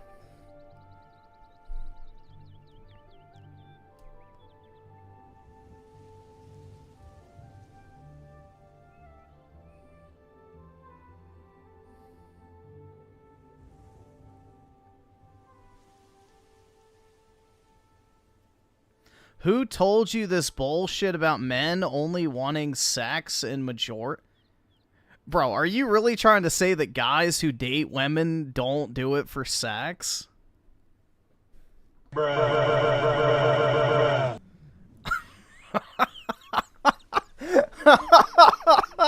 Come on, bro. Stop. Many do, but not the majority? Come on. Yeah. So you're going to go out on expensive dates, buy her gifts, pay her rent, and you don't expect to get anything out of that? Just being in her presence is enough? Oh my god, bro. Stop. This is not fucking anime, retard. Holy shit, dude. That's like some fucking anime bullshit.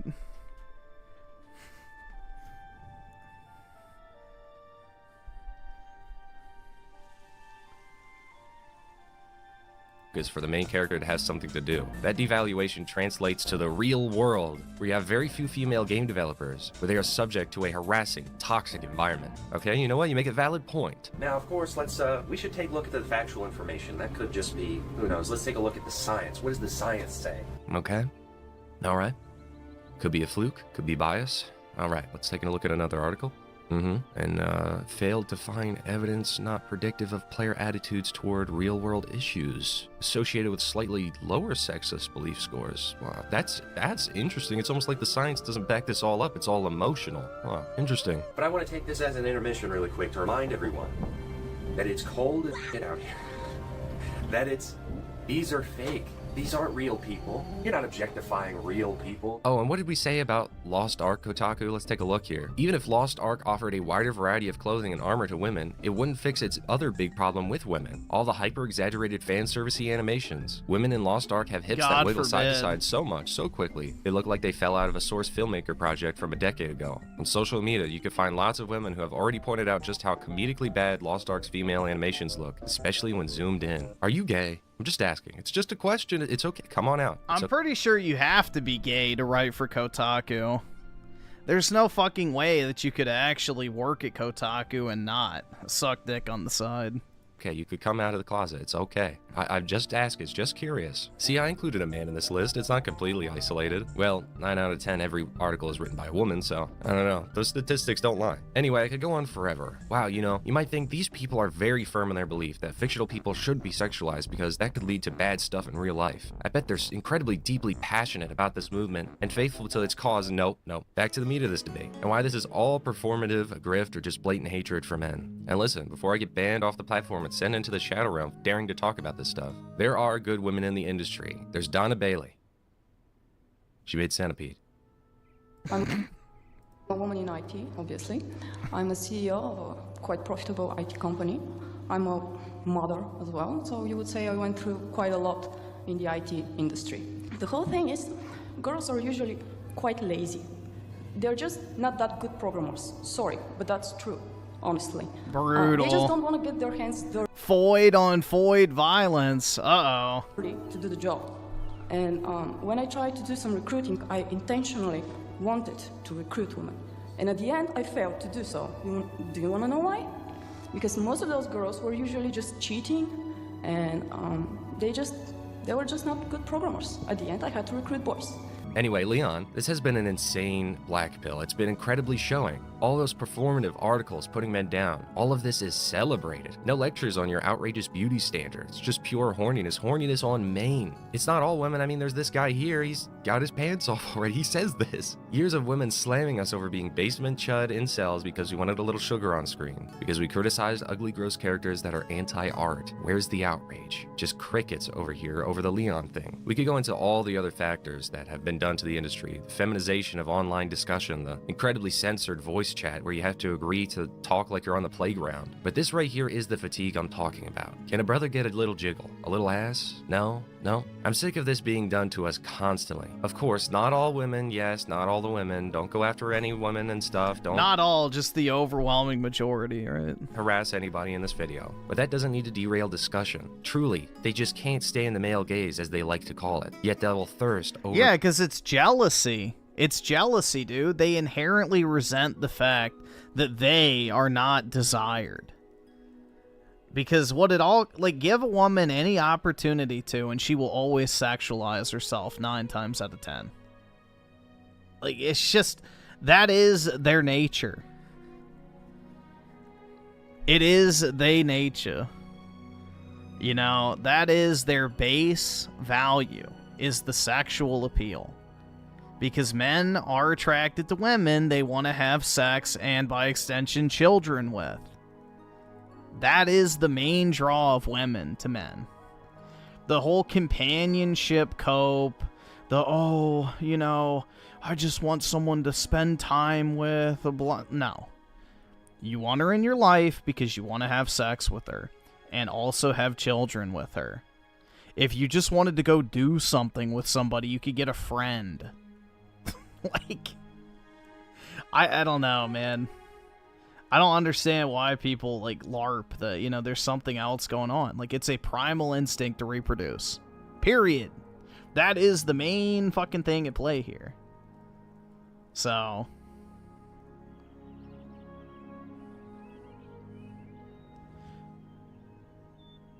Most value of a woman in a male's perspective is her sexual value. Period.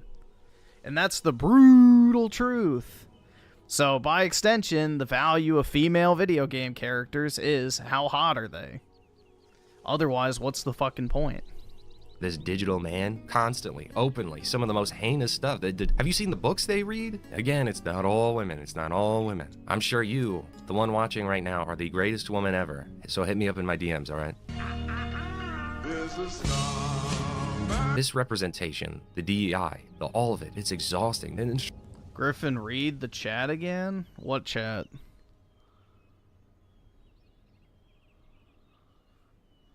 Could you consider siblings I mean, dude, a companion just literally means somebody you're doing shit with. So, yeah, a companion does not imply sexual anything.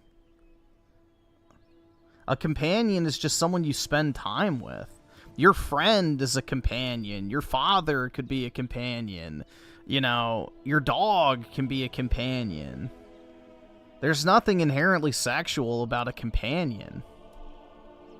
So, if that's what you're seeking, you don't even need to have a wife or a girlfriend if you just want someone to go do stuff with. The reason you want a wife or a girlfriend is for sexual fulfillment. So, and by extension, having children, which is the whole point of sex in the first place. So...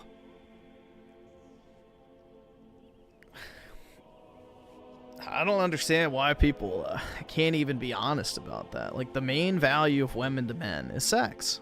Otherwise, there's not really a net positive to, you know, paying for shit for somebody else.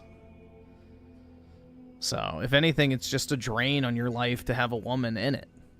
Unless you derive value from the sex you can have with her, so... If you value that experience, then it makes it worth it.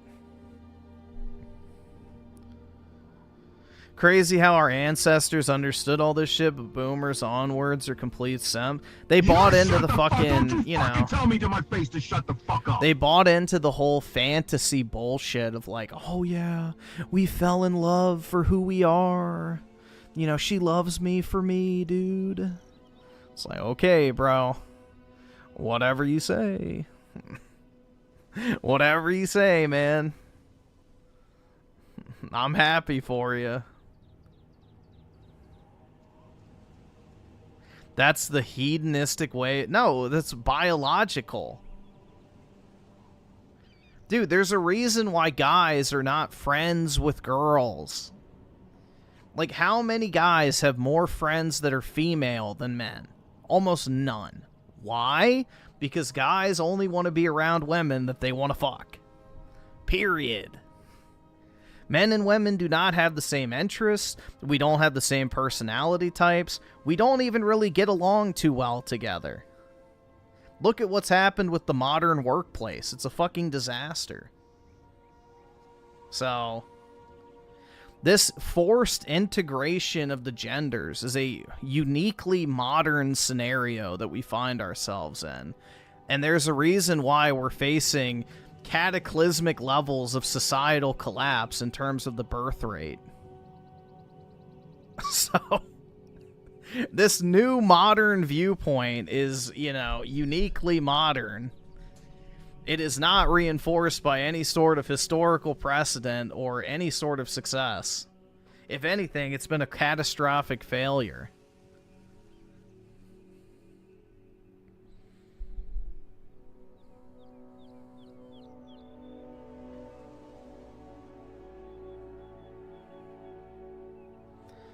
Perfect Arc with the 10. Plus, he said Matt and Trey having the same lawyer as Biden doesn't mean anything. Meanwhile, looked into an episode about how Trump's son is part of the FCC and said the FCC does favors for Trump's, or for Trump. IQ test right there. Yeah. I mean, the thing is, if you're pretending the South Park is somehow a both sides show in current year, then, you know, you just like the message that they're preaching. Period. I don't know. But the better decision is to just not watch that crap anyway, because Family Guy, South Park, whatever else, you know, all that shit's washed, bro. Do something better with your time. It hasn't been good in years. Built by men for men, it's gone. It truly feels like it's gone. This hypocrisy has come to a head. It's enough. We need to drag this. It's amazing. Guy who never had a GF or date is talking so much on men-women relationship, posing as an expert. Yeah, I've never been fucked in the ass either, and I can tell you I don't want to be, so GG's, bro. I've never shot myself in the head either, and, you know, I know it's not a good idea. Wowie zowie. Anytime somebody brings up, oh, men are incels and they want to objectify women, they look like dolls. Okay, bring up Leon. Bring up the fact that they wanted to go the hot uncle route. It's enough. It truly is enough. This is the poster child of all discussion now. This needs to be brought up at every turn, you know, at every point that there's an article written about how men want attractive characters. Bring this up. Bring this up. If you make videos and you aren't a grifter, just point this hypocrisy out. Do it. Don't be afraid, because then it just gets shoved under the rug and we never get any better. Demand better. Do you think the act ma'am would ever dare to mention this shit? And have better standards. Stop negotiating with yourself. It truly is mean. This also just proves men and women want hot characters. I don't understand this big virtue signal. Yeah, dude, it's just retarded to deny that men want sexually attractive women and women want sexually attractive men. Oh my god! Whoa, dude! Crazy.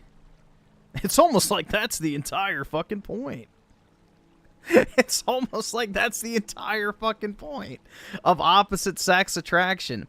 Women want to be with men. In the past, it was for money and security and shit like that. But in the modern era, it's because they're attracted to them. And guess what? Men want to be with women because they can have sex with them. And they're attracted to them too. Whoa, dude. What a revolutionary idea. You know, I'm so glad we're discovering this lost, you know, forgotten knowledge of the ancient world. Isn't this crazy? That gets going on. This also just proves men and women want hot characters. So what's the deal with all this virtue signaling? It truly does mostly come from the feminist movement, okay? Yeah, I know I said women because there are just women that will thirst over this stuff, okay? It's just reality. It's biological. Both men and women do it. We both like attractive characters. It's natural. It's called sex drive. Whoa, are there breasts on those ghosts? Hello. Hello. Do I even want to run Neuron activation. away? Nobody wants to play as fat, ugly, balding men. I don't want to play as that. I wouldn't find any joy in that. Or some peg-leg, pink-haired... Nobody wants to play this stuff. We all want hot characters, and in a serious game, at least don't make them blatantly ugly. I'm not saying Grace is ugly, but I mean, imagine, like, get a few men on the team there to be like, hey, you know what, let's make her look a little nicer for the guys. Let's give Why not give her the cheerleading outfit from that one other picture or whatever? You know, like if you find the Gooner picture in the police department, then that unlocks the cheerleader costume for Grace. See, that's what I would do. Stuff like that.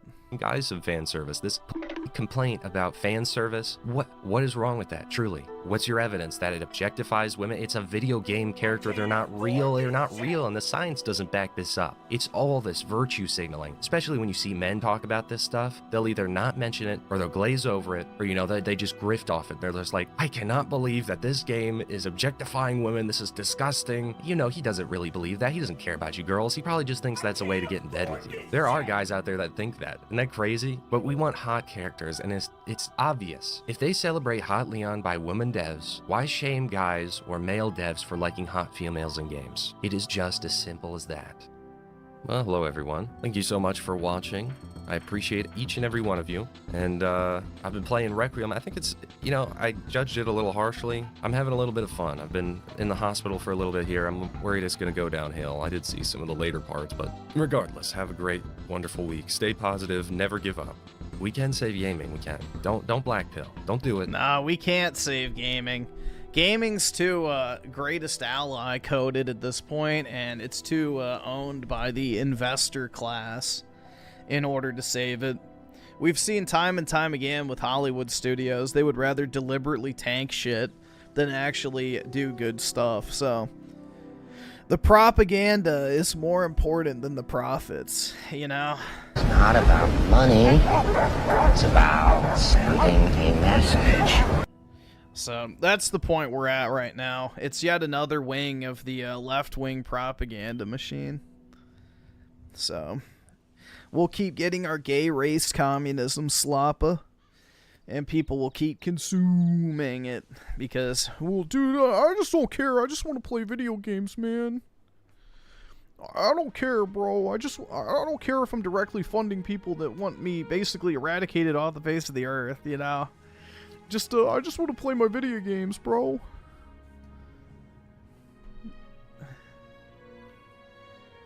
Nah, I wouldn't say RE9's woke.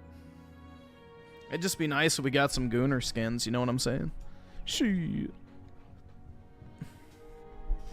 Personally, I think Grace would be hot if her hair was longer, but, you know, that's just me.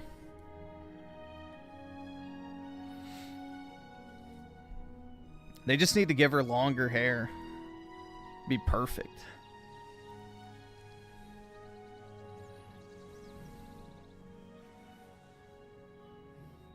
Nah, I don't even care about the boob size, personally. I think the boobs are fine. But, you know. That, to me, isn't what activates the neurons.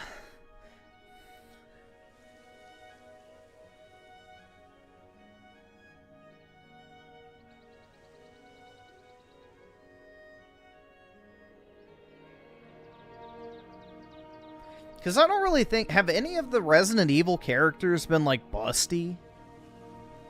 I don't think so.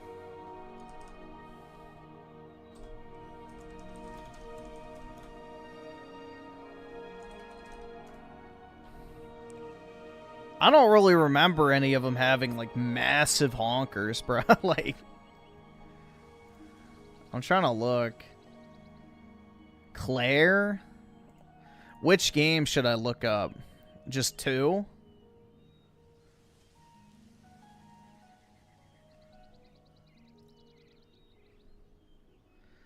Which one should I look up?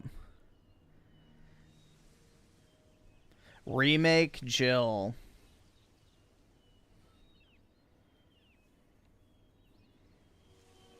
Dude, Resident Evil 5 Jill was not busty. She had, like, B cups, bro.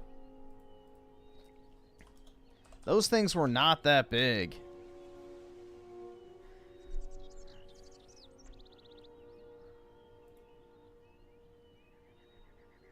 You're having roast. I literally just played through Resident Evil 5. They're not that big. They're not that big.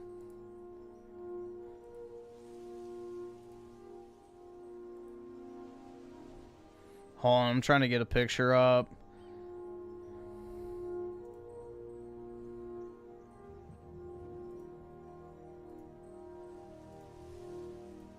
Yeah, like, dude, her tits are not that big, guys. That's not very large. That is not what I would consider to be busty. So, those are just normal-sized boobs.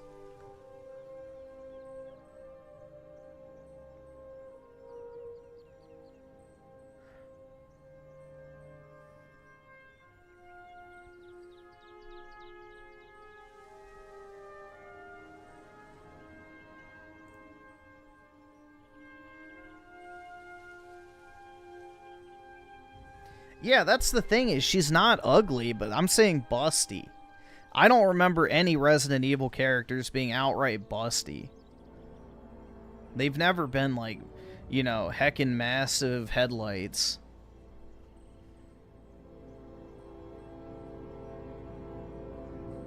The enemies are busty? Yeah, I guess you could say that.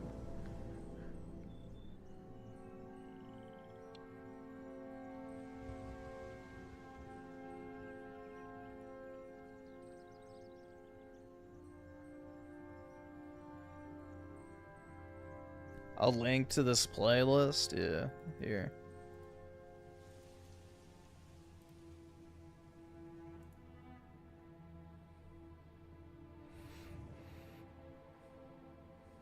Yeah, honestly, bro, I'm more into, like, this type of build than, busty, personally. But, yeah, I don't know. Resident Evil, to me, has never really had busty characters. Like, even Resident Evil 5, like, Sheva doesn't really have big tits, even for being black, so...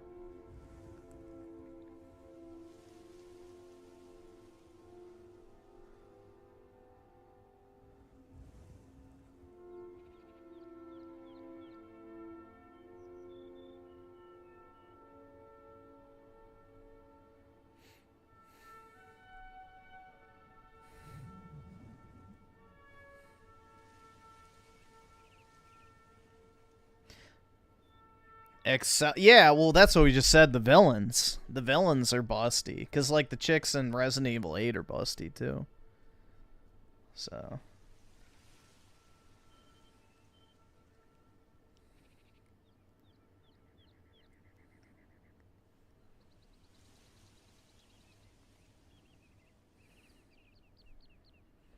But yeah, I don't know, bro. Give me some nice B or C cups and I'm happy. That's more than enough. You know?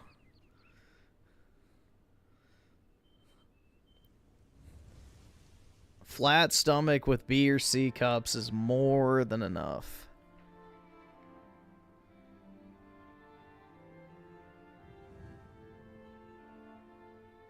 Jill or Claire? I would definitely go Claire, personally.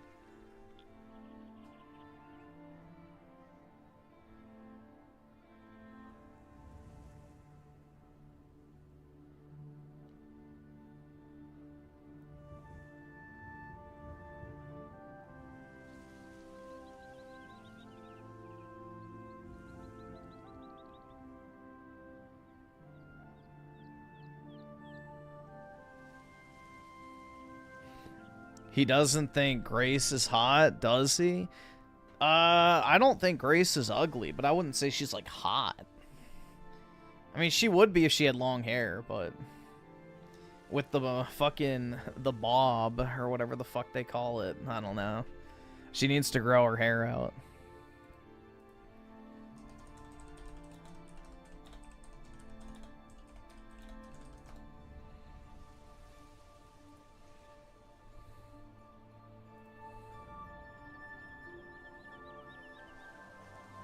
Who was that one chick at the end of Resident Evil 8? That chick was pretty hot. I'm trying to see if somebody made a mod for Grace with long hair, but I don't see one.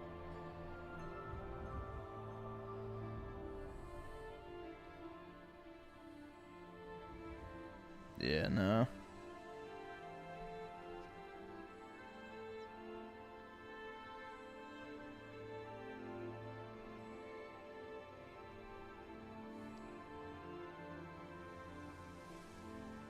DLC outfit has long hair. Let's see. Resident Evil Grace. Let's see. DLC costume. No, it doesn't.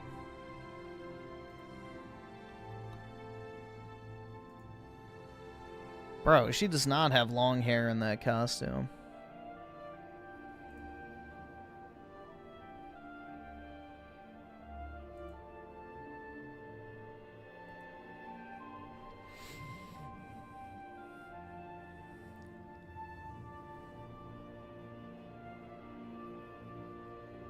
Anyway. Moving on from Resident Evil gooning. I don't know. I don't think any of the characters in Resident Evil, female-wise, are ugly. I think it'd be nice if they had more fan service skins, though. That'd be cool.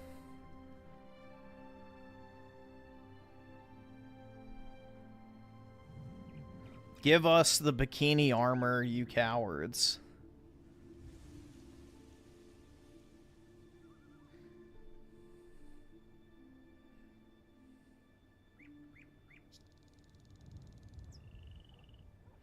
I know RE6 did. I'm talking about the modern games.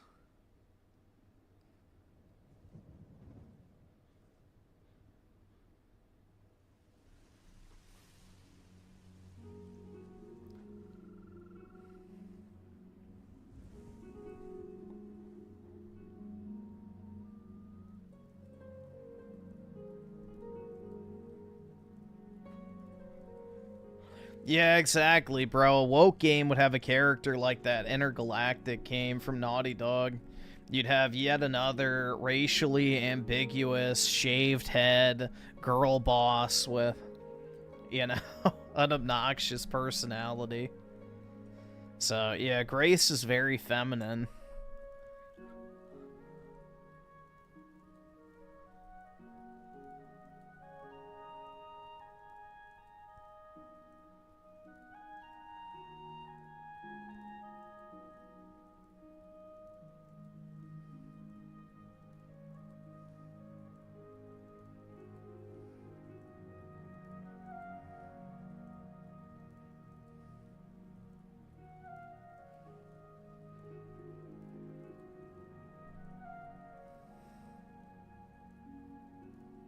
I hope it's a death sentence for Naughty Dog, but it probably never will be because, you know, Sony's not going to piss off the Israelis, especially being in the movie industry. So Neil Cuckman has a free ride to tank that fucking studio.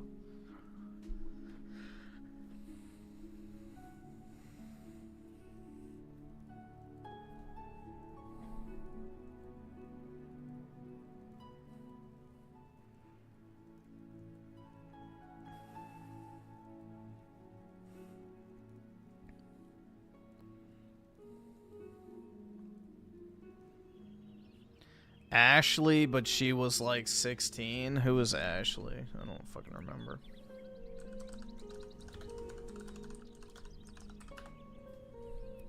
Oh, the chick from 4. Okay, never mind.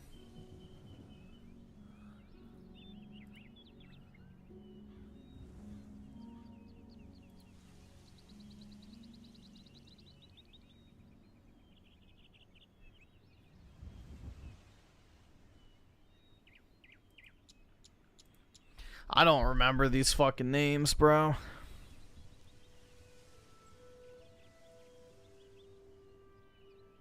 No, she was not 20, you monster. She was 17 years old, 11 months, and 29 days.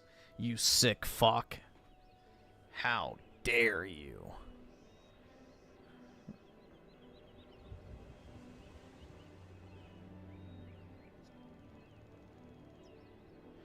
I'm an RE tourist. Yeah, I don't like the franchise. I don't know how many times I have to say this. I don't like the franchise.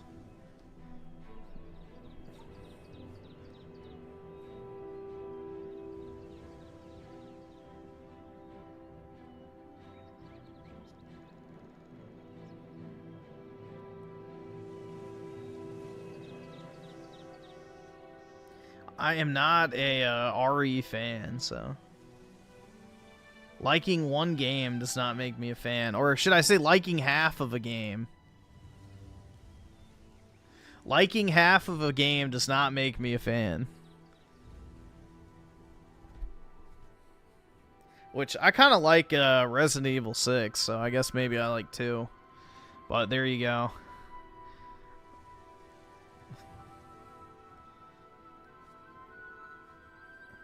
The only way they're fun to me is with ultimate, like, you know, the fucking ultimate god mode shit with, like, unlimited health, unlimited ammo, you know, no storage capacity. Just literally blast everything with a shotgun.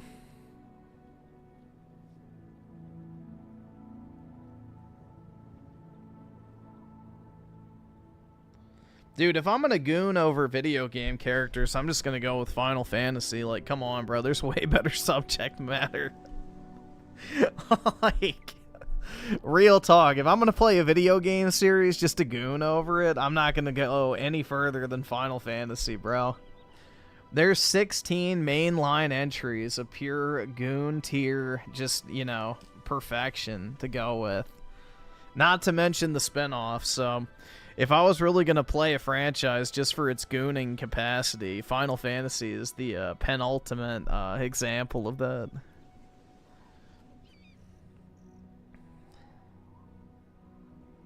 So, like, bro, the middest Final Fantasy chick mogs the shit out of the hottest Resident Evil one. And that's the truth.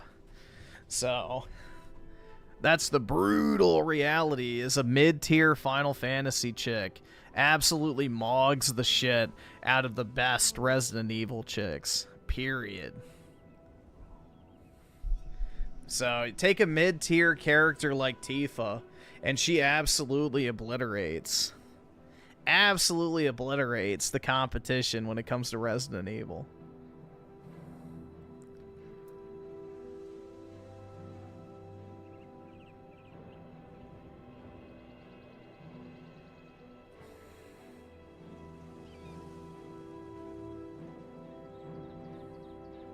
You're broke! You're fucking poor! I can't afford this shit!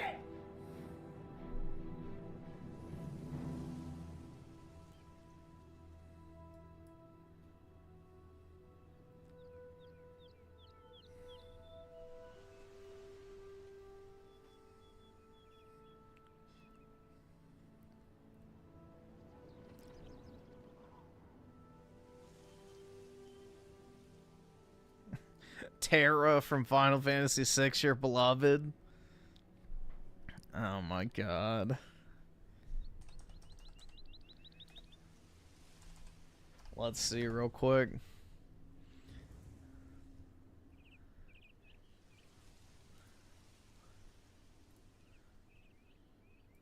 Like, yeah, honestly. Like, come on, bro.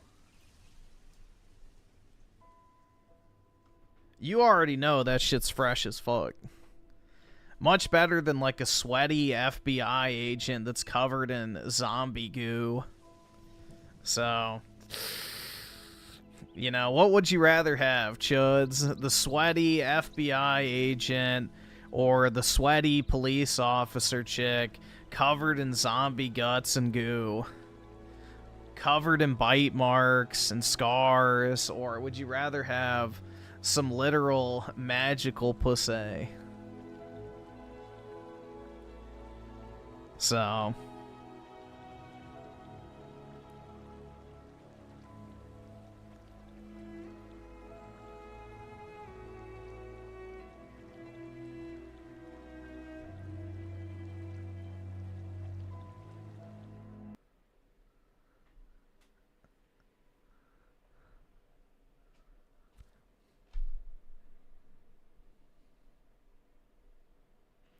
this is Terra from Final Fantasy VI. Somebody mentioned her, so I just pulled up a picture.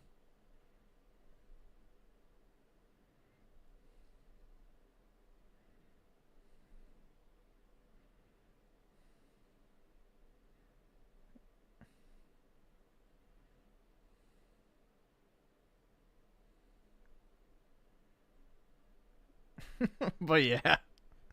Which way, Western man? Which way? Zombie goo fed, or, you know, your magical, you know, fantasy poon, dude. Take your pick.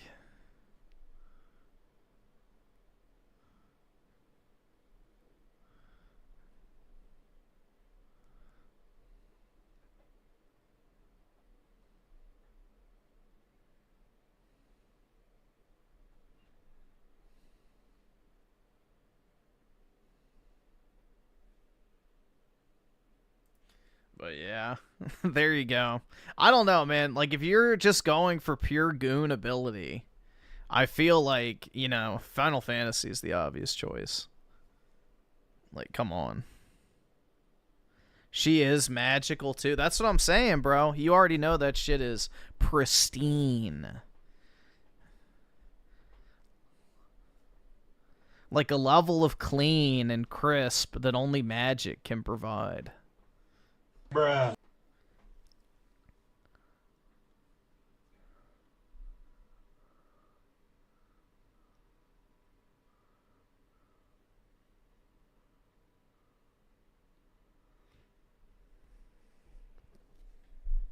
The new Dissidia game? Probably not. It's a mobile game, right? I don't really play mobile games, man. They just don't really, they don't really hold me. Let's see. It's a British potato with the two. Let's see. I flew to China to play this game. Jesus Christ. How much did they pay to... Oh my god, man. The shameless shilling of China slop. Let's see what the comments say. The Actming. Wait until Call of Duty sends Actman to Iran.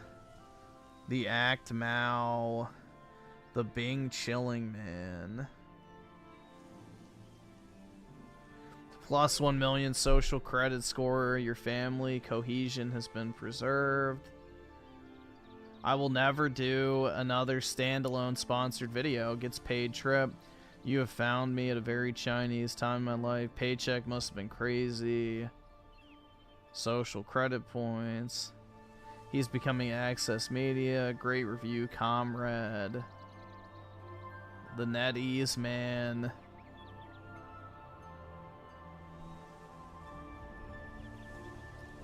Because I remember he got a bunch of shit for shilling for that other game in the past. I don't remember what it was, but he made like a sponsored video saying why, you know, X game was so awesome, dude. And it was just a massive fucking ad read the entire time. The JQ, man. Yeah, right, bro. Yeah, fucking right.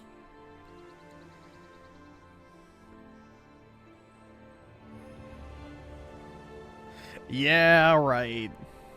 Payday 3? Okay.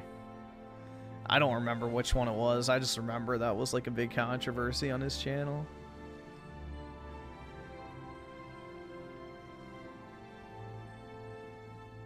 Personally, I don't really care if people do sponsored content, but the heckin' Reddit chungarinos do, man. They absolutely fucking care. It's big fucking deal on these parts of the internet when their favorite heckin' wholesome video essayist sells out to the evil Chinese.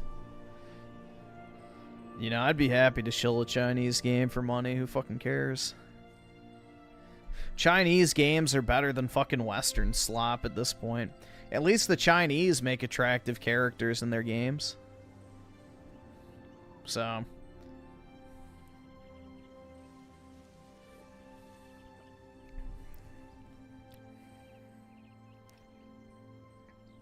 For silver coin? Yeah, I'll take silver. Why not?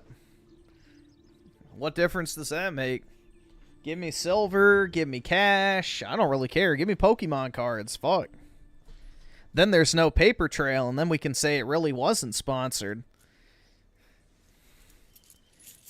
But, yeah, dude. Shit, I'll take the money. You know, a lot of Chinese people are using Pokemon cards for money laundering right now, right? So, Pokemon cards are heavily being used for money laundering in China right now. Let's see. Schizo Garcia with the name I'm not going to fucking read because I'm not trying to get this fucking channel nuked. You will remember the name. I will never forget it, man. Trust me. You know, it's not going to go anywhere anytime soon. That's a pretty memorable name, but yeah, I'm not reading that shit out loud because, for one, the AI fucking bot will 100% pick that shit up. And two, even if it isn't AI, some Pakistani guy will probably go like, oh no, he said the word, I must ban him. So yeah, either case, I'm fucked. And 88 Cragger with the 2 Marvel Rivals. Is Goon Heaven? I guess. I've definitely seen better, but yeah, the women there are definitely not ugly. I think Overwatch is more of a Gooner game at first, personally. Like, give me Mercy or Widowmaker or Diva over any of the chicks in Marvel Rivals, personally.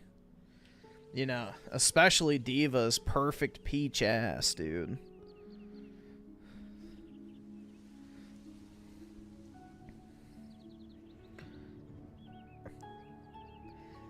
And let's see, Gitso Garcia with the name, again, I'm not going to read because, no, I'm not doing that shit. Stop being a leftist and just say my name. Nope. Nah, I'm truing out, bro. I'm going to become a lefty now. Sorry. The transition's already begun. A month ago, I did what every true gamer said I would never do. I went outside. I left my house, even touched grass. But I didn't stop there. I took a 13-hour flight and went far, far away to a place I never imagined I would ever be. I went... Wait, so the Act Man went to a fascist hellhole like modern-day China? Oh my democracy, dude! To China.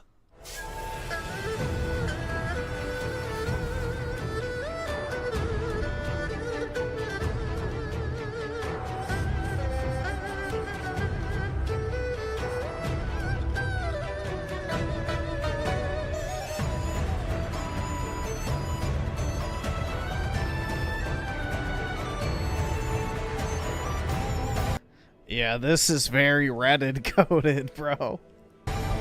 Very Reddit coded.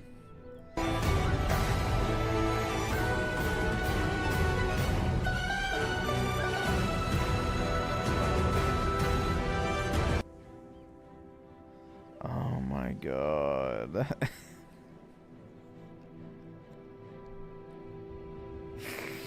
Oh. You're probably asking, Actman, why did you go to China? And the truth is, for a long time, I thought the Great Wall was a great hoax. No, actually, I was offered this unbelievable opportunity to travel across various parts of China with a guided tour, head to the NetEase campus, and play the newest expansion for their game, Where Winds Meet. So thank you to everyone at NetEase for sponsoring this video and my journey to China. And dude, what the fuck is that keyboard? Ew. For being able to share that with my fans. That looks like some standard issue Dell Office keyboard you'd get. And make a video about my experience in China. Would you take that deal? I'd make that deal. I don't blame you. Damn good deal. And in this video, I'm gonna take you across the world to Kaifeng, China, to a radically different time and a radically different world. All to show you how authentic Where Winds Meet is to real life locations in China and why you should play it. But I didn't just play Where Winds Meet. I starred in it. Look at me, I'm on set. I'm in the game. That's the same outfit the protagonist wears. By the way, you can scan any face and...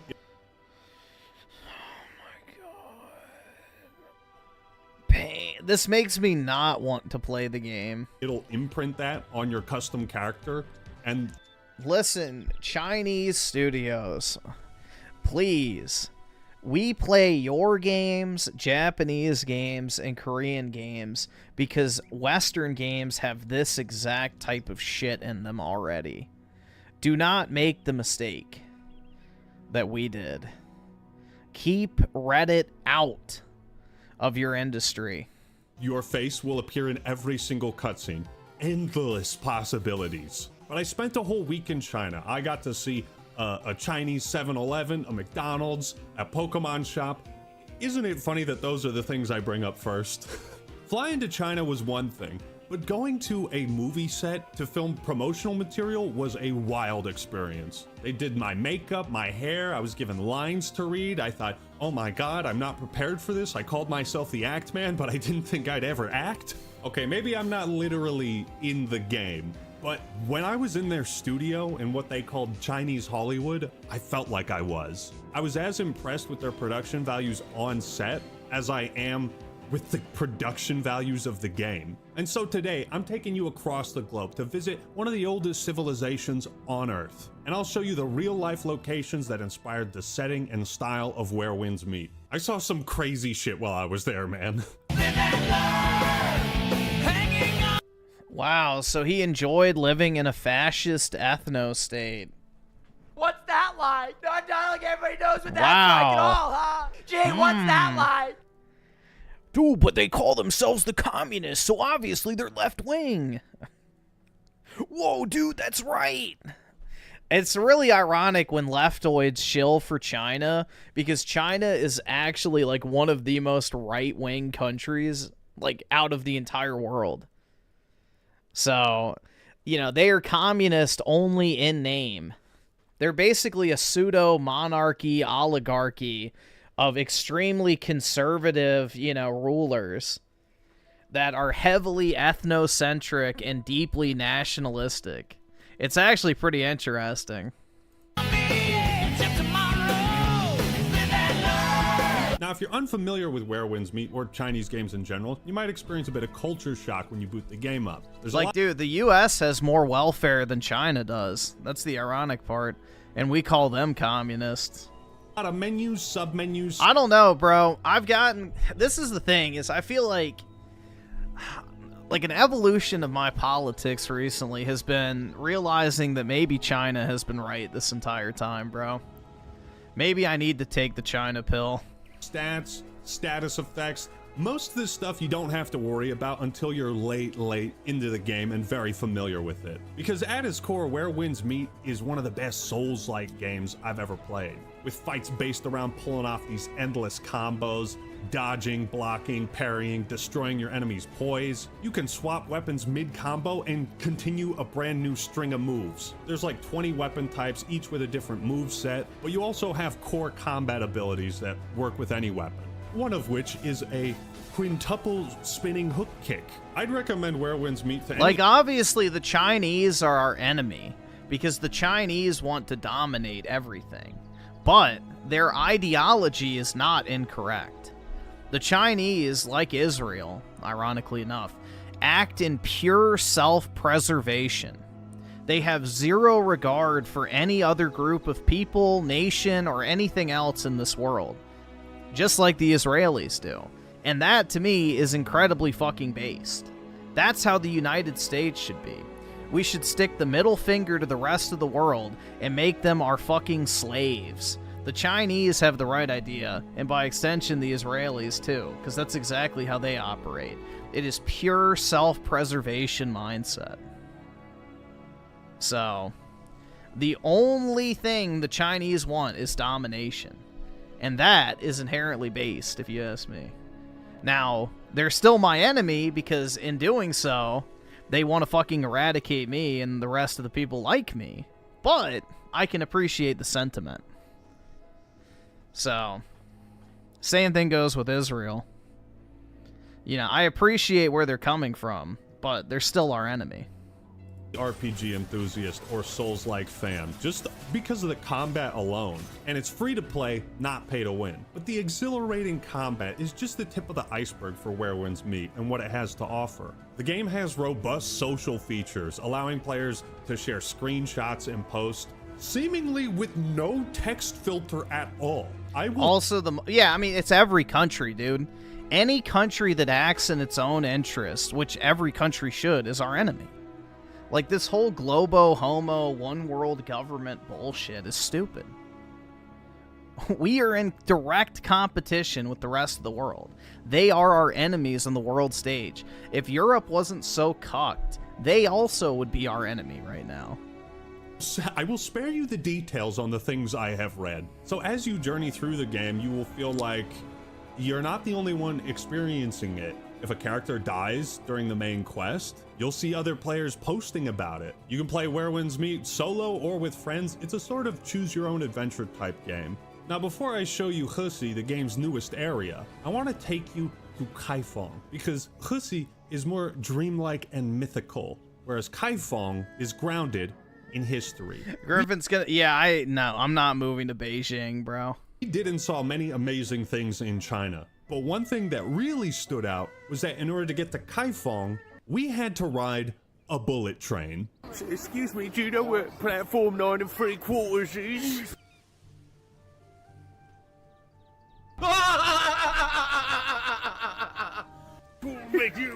Just right over there, mate.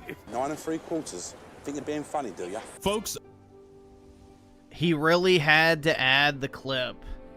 Yep, this is like literal zoomer editing. It's like make a reference, but just in case people don't get the reference, you have to play the clip just to reinforce the reference so people can't possibly be at risk of not understanding what the reference was to. Wowie zowie, man. Modern gaming in a nutshell. Explaining exactly what just happened on screen. This is the fastest train in the world. It cruises at 217 miles per hour or 350 kilometers. No other creature on the planet has ever moved this fast on the surface before. Kaifeng is where the history is. And while yes, you can transform into a giant sand surfing. Dude, is this literally just a CCP propaganda video? Holy fuck, man. Did they give him, like, canned phrases like, oh, make sure you mention how fast our train is? Like, come on, dude. What does this have to do with the fucking game? Guppy, the setting of Where Winds Meet is based on real-life locations. Not just ancient ones that no longer exist. Places you can still go to today. Jesus, I love bro. historical accuracy in video games. There's something about playing through a world which is real. Seeing where this digital space actually came from. Ladies and gentlemen, I flew across the world to witness in real life what might be the most historically accurate game I have ever played. And this sprawling world is set in 10th century China during the Song Dynasty. Known as the golden age for China's cultural, artistic, and technological advancements, it's easy to see why this time period in the city of Kaifeng is so important. There better be castrated men. To Chinese history. I previously made a video on this game calling it the most surprising game of 2025. And while in that previous video, I mostly just appreciated the flashy, satisfying combat, I have a whole new level of is it just a soul slop game? Appreciation for its authenticity, its historical and real-life accuracy. For example, we went to an ancient prison. I was a little worried at the time, like, why are you guys bringing me here? Then they tried to execute me. No, so this courtroom you're seeing was remade in the game with the exact same painting behind. I took 2 selfies here, and these 3 guillotines you see, each was used to behead criminals depending on their class and their crimes. I was one of the best criminals. We need to bring back some of those. This is just one of many. Let's see. So Schizo Garcia with the 2. I've been to both countries, like China more or better. Which one? Japan or China? Which of the 2 countries? The Foids are tight, though. Yeah, the sideways vagina, right? Hell yeah, dude. But, yeah, I've heard China's decent. I mean, it really depends on what section you go to, because most of China is a glorified third world country. But, yeah, the bigger cities are supposedly pretty nice. Examples how Where Winds Meet takes something that's real and puts it in their game. I want to show you the game's main setting, Kaifeng. I want to go to Kaifeng with you. This is one of the ancient capitals of China, meaning it's a place where the emperor lived at one point. It's a setting of great historical significance, and I think it shows the level of pride that not only the Chinese people have in these places that are important to their history. What's that like? Not like everybody knows what that's like at all, huh? Gee, what's that like? Wow. Taking pride in your history instead of having it subverted and used to villainize you? Must be nice, huh? But also the developers of Where Winds Meet, because they have replicated this place like to the blade of grass. All right, awesome. Thanks, nigga. All right. Insane. Oh yeah, they even have, yeah, they got the wanted posters there. Now, one of the things I love so much about a game like Fallout New Vegas is how authentic patrolling the Mojave is to the real location. The developers at Obsidian didn't just look at photographs or videos of Las Vegas. They did that themselves. They did on-the-ground research, and I think it's a huge reason why, for us Americans, we love New Vegas, because it's like, that place actually exists, you know? Nope. Nope! The giant dinosaur, the strip. It reflects a part of American culture in a way. Yeah, dude, American culture. Isn't that sad, bro? This is what leftoids consider to be American culture. A place literally dubbed Sin City, where a bunch of, you know, greatest allies of ours created a city in order to extract as much money as humanly possible from gullible, stupid, poor people. Wow.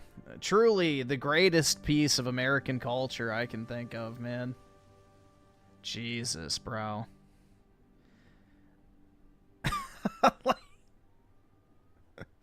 Oh my god. Yeah, this is definitely the pinnacle of American culture. I mean, for modern day American culture, maybe it is, but it sure as shit ain't my culture. That's for damn sure. Yeah, the goyest of cities. In a way that we can explore digitally, albeit in a post-apocalyptic world. That is the exact thing that NetEase has done with Where Winds Meet and how they've crafted the world, and not just the city of Kaifeng, but everything. From the outfits, the costumes, the decorations, the colors, the structures, the different pagodas and temples. A big part of Kaifeng is set in what is called Millennium City Park. This place is what you'd get if Disneyland was created in China, but during the 10th century. It was borderline impossible to go 30 seconds without seeing something interesting or cool or some incredible performance with guys on hamster wheels. And that's the exact vibe they're going for in the game. It is a place where there is so much content to explore, so many NPCs to talk to. The logistics of running a place like Disneyland are already mind-boggling enough how complicated that must be. I just love that a leftist is soying out over a nationalistic ethno-state. Like, bro, we used to have this too, but I guarantee you would call anyone in the United States that wanted this a racist. Oh, what? You just want a bunch of white people with European heritage around you? What are you, racist? Like, you're literally glazing the very fucking thing you criticize, but because it's Chinese, it's okay, dude. Oh my god. It's all so tiresome, man. It really is. It is all so tiresome.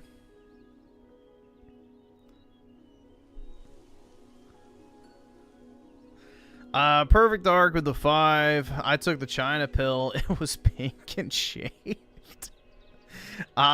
Making me lean more towards Chinese women again than Japanese women. Help, be careful, bro. The Chinese women have the highest divorce rate in all of Asia, so be warned. Divorce is actually a huge problem in China right now, so just be careful. They by far are the biggest gold diggers outside of South Koreans.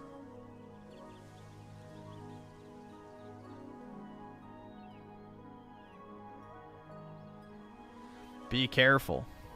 And Mr. Marvin with the... Oh, yeah, I can do it real quick. Let me see.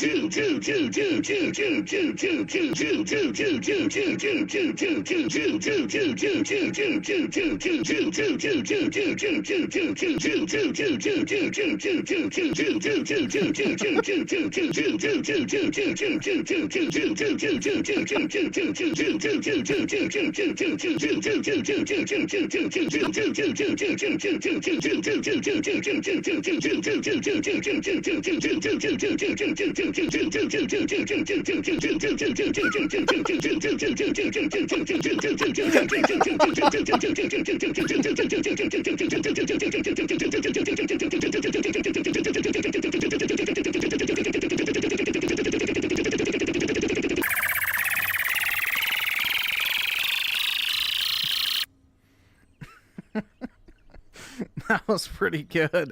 I saw like that just popped up in the normal list of the ones, so I was like, oh, we'll give that a shot. That was pretty good. I like that one.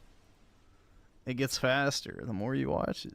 But to then take something like that and put it in a video game is just next level. Dude, I fucking love Alex. He's so great. Like, is there a Disneyland video game? As a side note, Kaifeng is located deep in mainland China, and Millennium City Park is a tourist attraction for Chinese residents. Not so much for old Whitey over here. Between my— Oh, dude, he pointed out that he's a white guy. Oh, there we go. Oh, he's just a stupid fucking white guy. What a shock. Yup. Without fail, bro. Without fail. Let's see. Schizo Garcia with the 2. I'd rather have a Chinese trad than any other Asians. I don't know. Personally, I think Japanese women are the hottest of the Asian persuasion, but, you know, to each their own. I'd rather go Japanese than Chinese, personally, if I had to. In Perfect Dark with the 5, Where Winds Meet is okay. I got bored after a while, though. It's just Chinese version of Ronin, but with a very easy... Awesome. Thanks, oh, does it have an easy mode? Maybe I would like it then. If it's a Souls clone, I definitely am not interested, but if it has easy mode, then maybe. Maybe I'll take the China pill. Brother, the other content creators, and I, we were routinely stopped by random people who didn't even know who we were, but just wanted to take a picture with us because they had never seen a white person in real life. It was...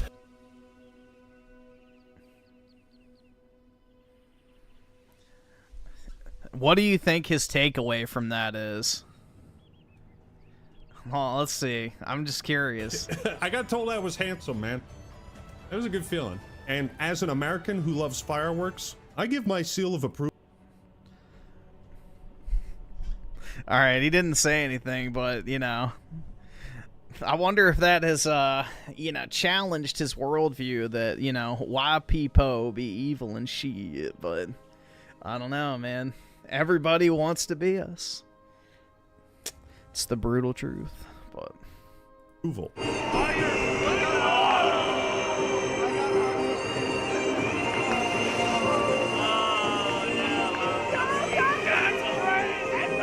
Your eyes do not deceive you. This is one of the coolest things we saw.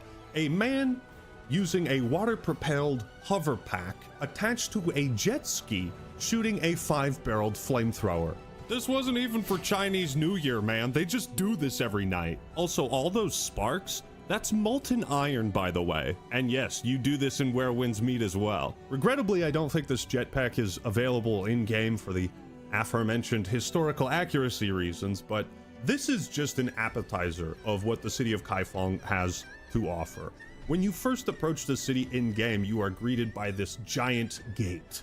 It's a moment that feels similar to stepping out of the tomb in Elden Ring. Like, you are just... Dude, Elden Ring, my favorite game! Walk through that gate, and you just see this sprawling... Do you think that was in the marketing material? Please compare the game to Elden Ring. Gorgeous world with thousands of people and houses, markets. Walking through this iconic gate is a breathtaking experience. One I've done in real life and in game. So this is where the winds meet. This is where winds meet. Wait. Yeah. This is where the winds meet. The amount of effort it must have taken to create this whole place in a video game is staggering. Millennium City Park is a place filled with performances, activities, demonstrations. All of these things we saw have been meticulously recreated in-game. Because this place has been so well preserved in real life, the transition from like the year 2026 to the year 968 is seamless. It feels like you're stepping back in time. In Kaifeng, we met up with some native content creators and cosplayers who demonstrated one of the techniques you can use in-game: fire breathing.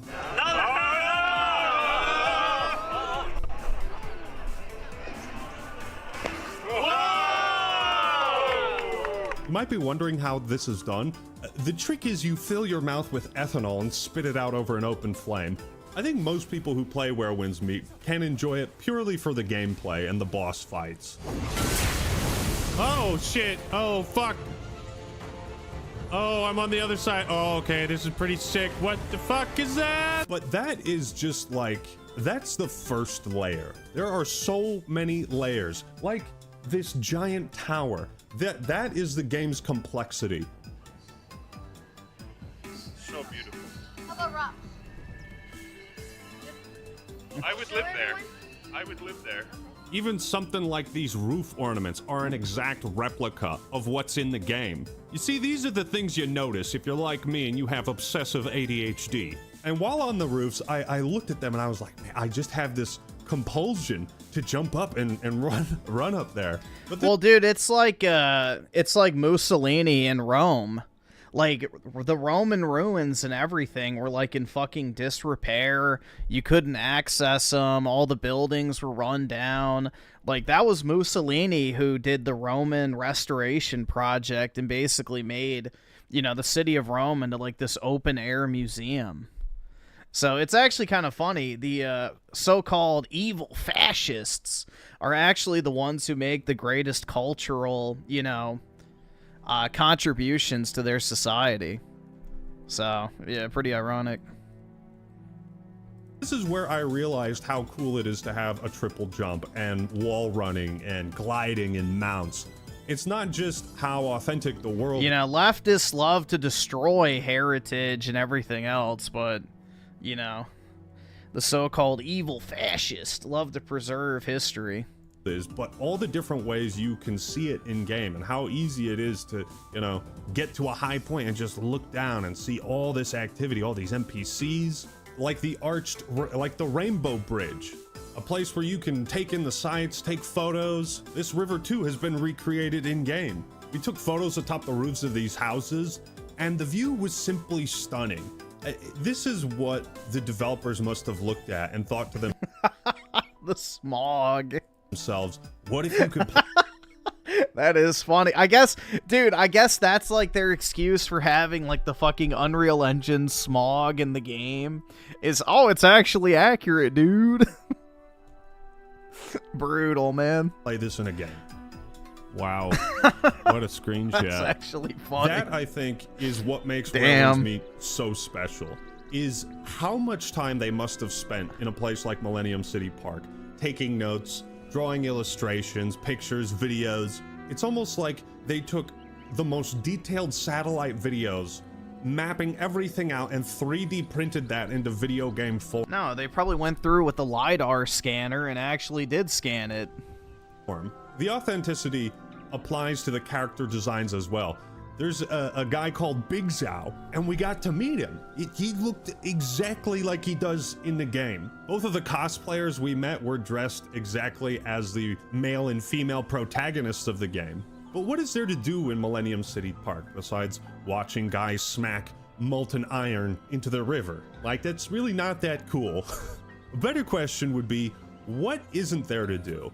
Well, much like how if you were to go to Disneyland, you would see people dressed up as various princesses, maybe giving performances, putting on shows. So too do you see that in Millennium City Park. There's a place called the Song Dynasty Banquet, and we've got to watch various performances there. It's a place that you can go in-game and an activity you can enjoy. This entire hall is in the game as well, and it's where the emperor and aristocrats would go to watch these performances, where you are served by beautiful women in elegant dresses, wearing veils as if their beauty is only meant to be seen by a select few important people. In Kaifeng, you can see any number of incredible things like lion dances, fireworks shows. Both in the real world and in game, Kaifeng Millennium City Park is a place you can spend days. Yeah, exactly, dude. He loves the tradition, the history, the culture, how it's all been preserved. But 50 million more immigrants, dude. Oh my god. Dude, I'm telling you, it's just, it's fucking beyond parody, bro. It is beyond parody. They soy the fuck out for every other, you know, culture being preserved, unironic ethnocentric states that prioritize their own ethnic group over all others. You know, those are heckin' based and wholesome when they're overseas, but God fucking forbid a white country dares to preserve its culture. And then it's racism, dude. And see all these new and exciting things. Now that you've seen Kaifeng and Millennium City Park, why don't I show you what it's like inside of NetEase? And I'll give you a preview of what to expect from the HYPOCRITES expansion, which by the way is available to play right now. And like the game itself, this expansion is entirely free. Just on that point alone, this game's live service is killer. Now I wasn't the only content creator invited. I met Blue Squadron, Memplex, and Open World Games. Just wanted to give those guys a shout out. You guys were so much fun to hang out with. Act Bro was also allowed to come with me, and so thank you NetEase for that. Are you gonna be saying dumb shit this whole time? Got it. And when we went to NetEase, we got to play this expansion early. They were filming B-roll and watching my gameplay, and I thought, please God, don't let it be a skill issue today. Let me just say, I was able to fight a couple bosses, and my God, did I get absolutely destroyed. While at NetEase, we played this arrow throwing game. They gave us a goose plushie, man. The goose is kind of like the mascot of the game. We saw one at the zoo in Kaifeng. They had one on set. They love their gooses. If Kaifeng is the real ancient Chinese experience, HYPOCRITES is the mystical Chinese experience. I'm in a boat, calmly floating down the river, seeing some glowing buildings and shit. But guess what? Oh! I awake in a dreamscape, a forgotten realm. Now, HYPOCRITES is divided into three main areas: the Jade Gate Pass, Longzhou, the Winter Mountains, and Qinchuan, the forested plains. Jade Gate Pass has its own rules. The harsh desert here is loaded with weird critters. Little gold monsters what appear to be walking broomsticks. Now I would love to see what portion of this script was actually, you know, scripted for him to read by the studio. Like, I have a feeling mentions like the bullet train and the Millennium Park shit and all that other stuff absolutely was mandated. Like, the amount of glazing for, like, China as a whole is pretty crazy. I mean, not to say that it's undeserved, you know? That's the other thing, is, you know, I think the Chinese do a lot of shit wrong, but they also do a lot of shit right. Again, they are very, very heavily centered on self-preservation, just like Israel and just like the United States should be. So I understand why they do what they do. You know, they're naturally my enemy because they put all other states below them. So therefore, by extension, I'm in the way. But I can appreciate the sentiment. But on the other hand, bro, this is like literally just a glaze piece. I mean, the dude literally was, you know, he was literally hyping up like fucking literal smog that like gives you respiratory disease. Oh my God, it's so beautiful. It's like, yeah, inhale it for a few more hours. See how you feel. To rush straight towards the big main boss of this area, and I got jump scared by another boss. Oh, okay. Wait. Oh, I got clickbaited. These bone horses are no joke, man. Ah, fuck. Jade Gate Pass is a wide, somewhat empty desert, but these like magic dust roads. Yeah, dude, the Prime Minister of Japan came out and said that she would rather preserve Japanese culture and have the population go to zero than to import a bunch of immigrants and lose who they are as a people anyway. Which, that's mega beast. You know. What's that like? like? No, not like everybody knows what that's like at all, huh? Gee, what's that like? Dude, every foreign country in and of itself is technically your enemy. Because every single country is in competition for the same standing on the world stage.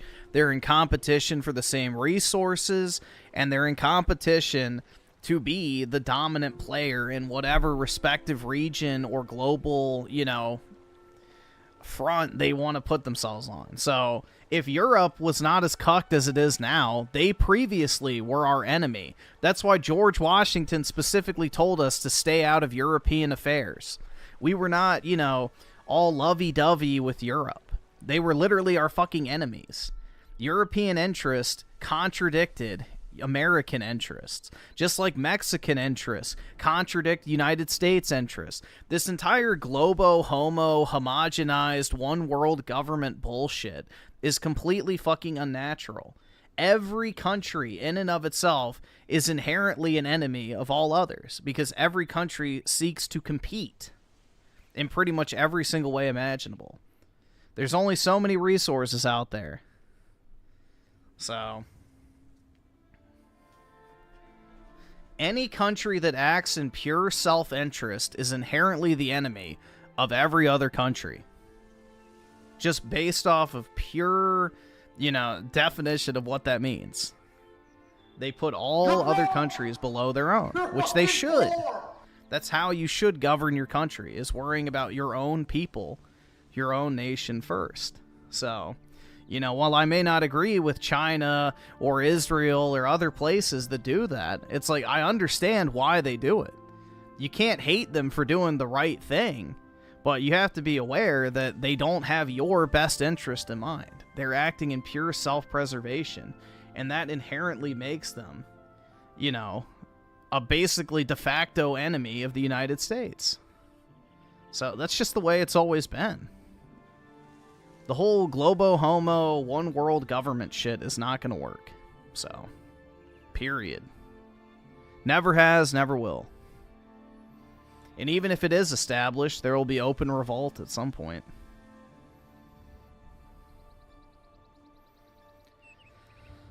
I don't know, man. But who knows, maybe the bread and circus will get so good nobody will ever fucking do anything about it. That's also another thing.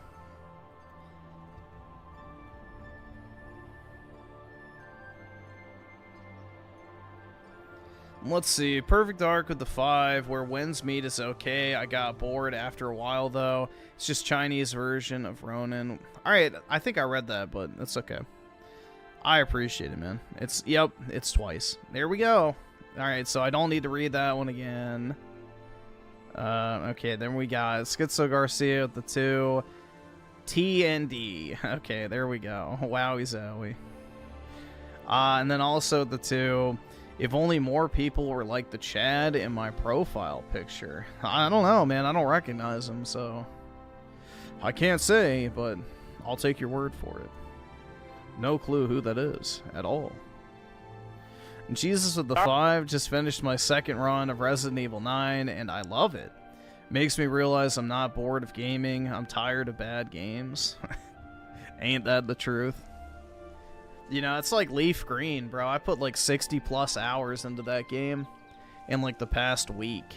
And, you know, it's insane, honestly, how bad gaming has gotten. You know, as soon as a good game is presented in front of you, you just binge the fuck out of it. So it's like, yeah, it's not me, bro. It's the games. The games have changed. I have not. Make navigation quick and painless. I don't want to spoil too much, but J-Gay Pass introduces a ton of new content. There was a rhythm mini game, Flute Hero, which I enjoyed. But my favorite was this action chess mini game, where you try to knock other players' pieces off the board while protecting your own. See, the trick of it is to not overcommit. Get just the right amount of power to not put your guy out of position. Shit! This expansion also introduces a few new weapon types and movesets. The umbrella is sick. You could throw it out, teleport to it, then spin around like a Beyblade. They made an umbrella, a freaking umbrella, an awesome weapon to use. And as a martial artist myself, I say bravo. But you want to see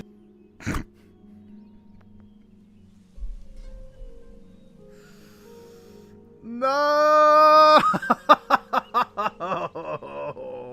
Brutal, dude. Oh my god.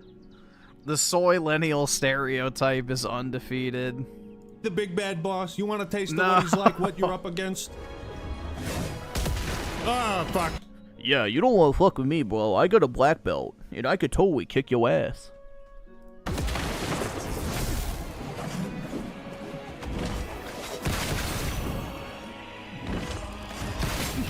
Fuck. Fucking. Oh, yeah. Get that out of here. Holy shit, this guy whooped my ass. Yeah, I couldn't beat his second phase. While I would love to sit here for the next couple hours and just tell you and show you all the awesome, cool things I saw and did in China, I'm gonna leave that for some follow-up videos on the second channel, Actman TV. Now, if you've watched all the way in this video and you're still unsure if you should try out Where Winds Meet, just do it. Get to Kaifeng, explore the city, and just take it in. Going to China was one of the best vacations I've ever had, and I've got Yeah, it's 20, dude. It's 20 minutes, but it's felt like an hour. on a lot. I mean, of we have paused this a lot, so that also is probably my fault. But yeah, this has gone on for a while. trips. I have NetEase to thank for this incredible opportunity, and apart from the lifelong memories and the desire to go back, I have a newfound appreciation I want to go back! I want to go back! I want to go back! But why do you want to go back? for Where Winds Meet and what the team has managed to do with this game. As one of the oldest civilizations on Earth, there is a lot of history, and Where Winds Meet stands as a testament to not just— You know what is older civilization-wise? Europe, but that history is evil, right? the people at NetEase, but the Chinese people's reverence and respect for their history. And What about the respect for your own? Oh wait, that's Vegas, right? I got to see firsthand how this rich culture has inspired this rich game. It's beyond ironic, bro. It's beyond ironic because if we did this shit in the West, you know, they'd be the first ones to call it racist. Why would you leave that statue of Robert E. Lee up, dude? We don't celebrate racist losers. I guarantee you that would be his fucking take. Now, at a time when it seems like Western game publishers and developers are really struggling to meet customer expectations and demands, China has been throwing its full weight behind its video game publishers and its industry, and I think the results are speaking for themselves. I mean, Black Myth Wukong, the upcoming Blood Message, and now Where Winds Meet, a game that I can't believe was free. A game that I can't believe I flew to China to play and star in. And if you're someone who appreciates attention to detail, authenticity, effort, vision, and if you want to explore the rich history of China, or you just want a quality Souls-like game to smack some dudes with a giant sword, I think you will find Where Winds Meet will more than meet your expectations. I gotta go back to China, man. That was so much fun. I still can't believe that was a real sponsor, but... Why? Why was China so fun? Thank you so much to NetEase and all the people that helped us out on our journey. Oh my God, it was truly unforgettable. Click that link in the description and pin. What makes China so much better? What in particular makes it such a hot destination to go to, other than a I don't know, American city of your choice?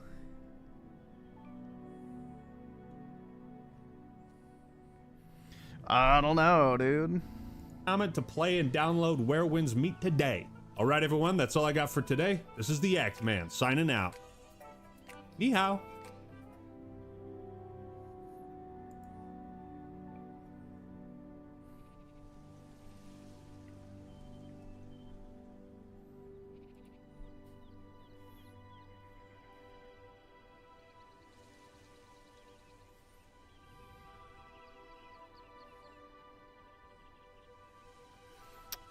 Let's see. It says, Schizo Garcia with the 5. Serious question. If you knew that everything is over for you, why not try the Chongs? They are more accepting and loyal in Australia. Oh, you mean like the, you know, actual Australians? I mean, Dude, if you want to do that, that's all fair game, I would say. You know, part of me wishes I did have the yellow fever, bro, because, like, you know, I could use my Just Be White card and, you know, have much better success over in the Far East. But, yeah. Shit. If you want to, why not? Just be careful not to raise an Elliot Rogers. Or a PK.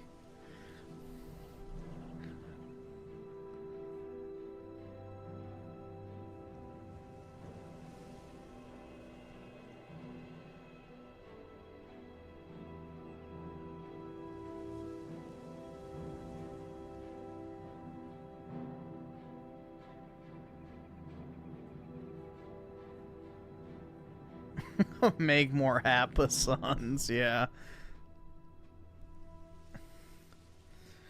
You want to raise a peak? Oh my god. Just don't pass up an Asian chick if she's a genuinely good catch grip. I mean, that's the thing. It's like, you know, generally speaking, I'm not really into Asian chicks, but, you know, if, you know, a drop dead gorgeous, like 10 out of 10 one appeared, then maybe, I don't know. You know, it's always easy to say ahead of time, but yeah, I don't know. I'm just like the whole Asian chick thing is not really a thing for me. Like, it's definitely not my fetish or type or whatever. So, you know, I'm a sucker for skinny, you know, light brown hair, white chicks. So that's definitely my type. So.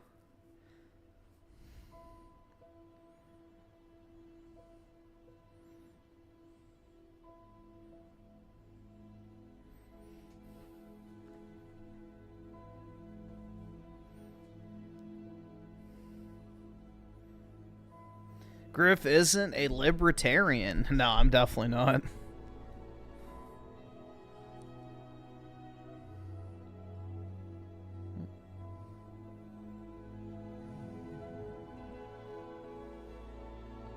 I am not a lolbert, dude. Definitely not.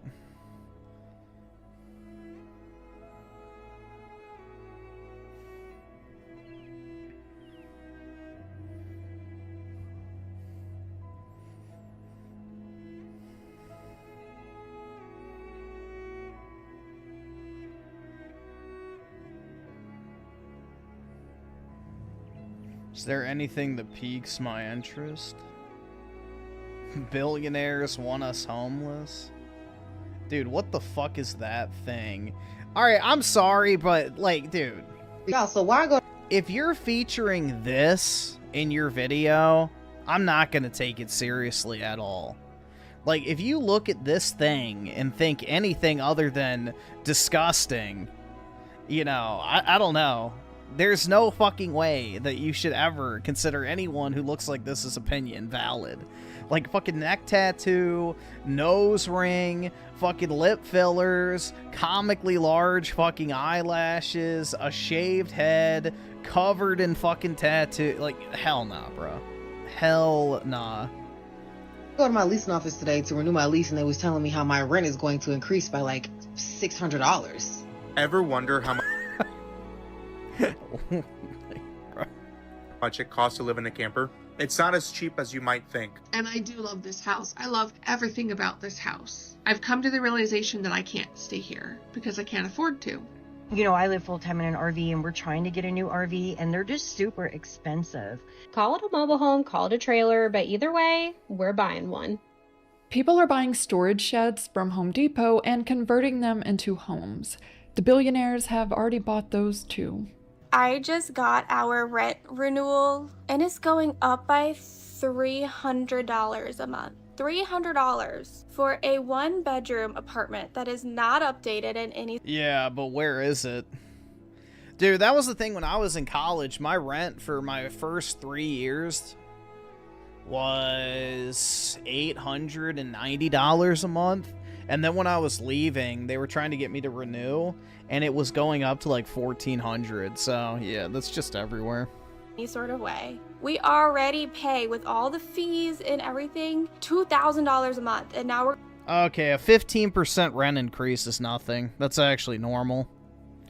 Yeah, it's actually advised to raise your rent small amounts like that every so often in order to make sure that you're not, you know, I don't know. You know, there's mixed, I guess, messaging on that, but that's like what's advised if you ever have a rental, is just slowly raise the rent every single year or every few years, because it, you know, helps people vet for bad tenants easier, if that makes sense. We're going to be paying $2,300 a month for this tiny apartment.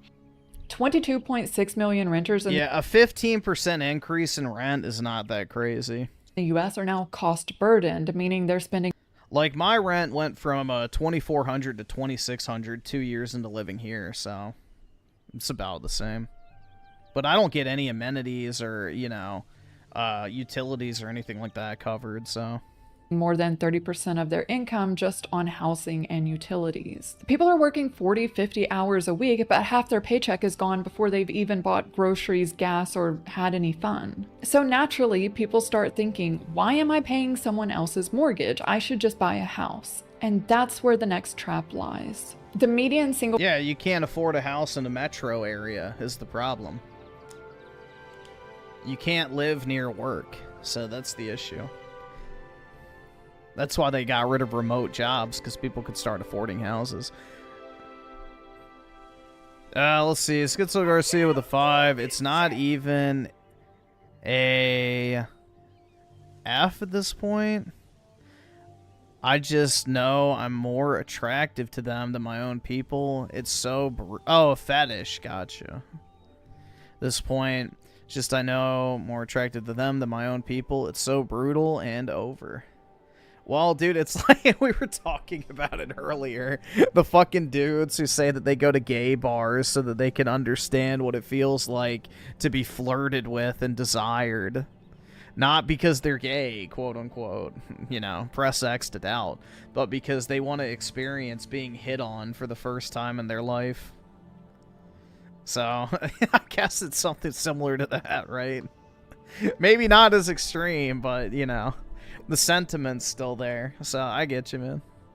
Family home hit over $400,000 in 2024. That's 5 times the median household income. To afford the monthly mortgage payment on that home, you need to earn at least $126,000 a year.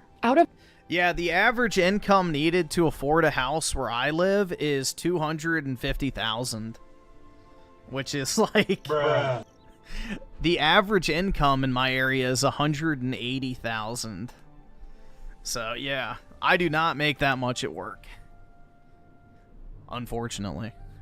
So, yeah, dude, buying a house in my area is off the fucking table. It ain't gonna happen. The 46 million people... Not that I would even want it to, because I don't want to live here. ...who rent in the U.S., only 6 million of those people make that amount... 6 million? ...money each year. That means, mathematically, 87% of renters will never own a home. So I was just out on a walk right now, and check out these homes next to this path that I'm on. I was looking these homes up on Zillow, and you're looking at somewhere in the neighborhood of $615, $625, $650 for these really tiny houses. I mean, they're not that small. Very big. You can see the properties they're sitting on are tiny. Yeah, the properties are small, but the houses are pretty big. Those are like 3,000 square feet, most likely. And yet, people want $650,000 for these homes at what, 6.25% interest rates? Like, no wonder nobody can afford anything. According to NBC, in Q2 of 2025, investors yeah, bought... dude, $600K here gets you like an 800 square foot crack shack. So, yep, same thing. Yeah, it's crazy, bro. $600K is affordable in my area. 1/3 of all single-family homes sold. 1/3 of homes in a 3-month period. And now they're not just buying homes, they're building entire neighborhoods that you can never own. These are called... Well, I live in Virginia, but I live specifically right outside of DC, so it's one of the most expensive real estate markets in the world. called built-to-rent communities. They look like your average subdivision, houses, driveways, backyards, but every single home is rental only. Built-to-rent now accounts for 9% of all new single-family construction in the US. Companies like Tricon, which is part of Blackstone's real estate portfolio, are building these in Texas, Arizona, South Carolina. Look at this, a 4-bedroom, 2.5 bath, 1,900 square feet in Texas with fees comes out to $2,911 a month. They've got the cheap vinyl flooring, bathroom tile from the early to be fair, this is over double the size of the place I have. It's on its own standalone lot. It's got 4 bedrooms and 2.5 baths. This is a way nicer place than I have. And it's only $300 more a month than what I pay. So I pay $2,600 for a 900-ish square foot 2-bedroom apartment. So think about that one for a minute.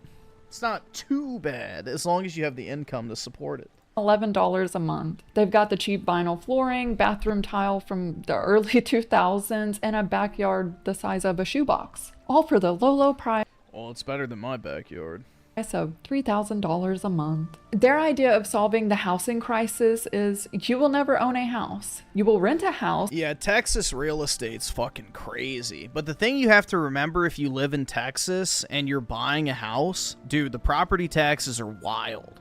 So you got to take property tax into consideration when you're looking at potentially buying versus renting, especially in Texas, bro, because the property tax in Texas is out of control in some places. So a lot of people have been very surprised by how much their tax bill is for property in Texas. So they don't have an income tax, but they get you on the state property tax. Instead of an apartment, but each year they'll still increase your rent.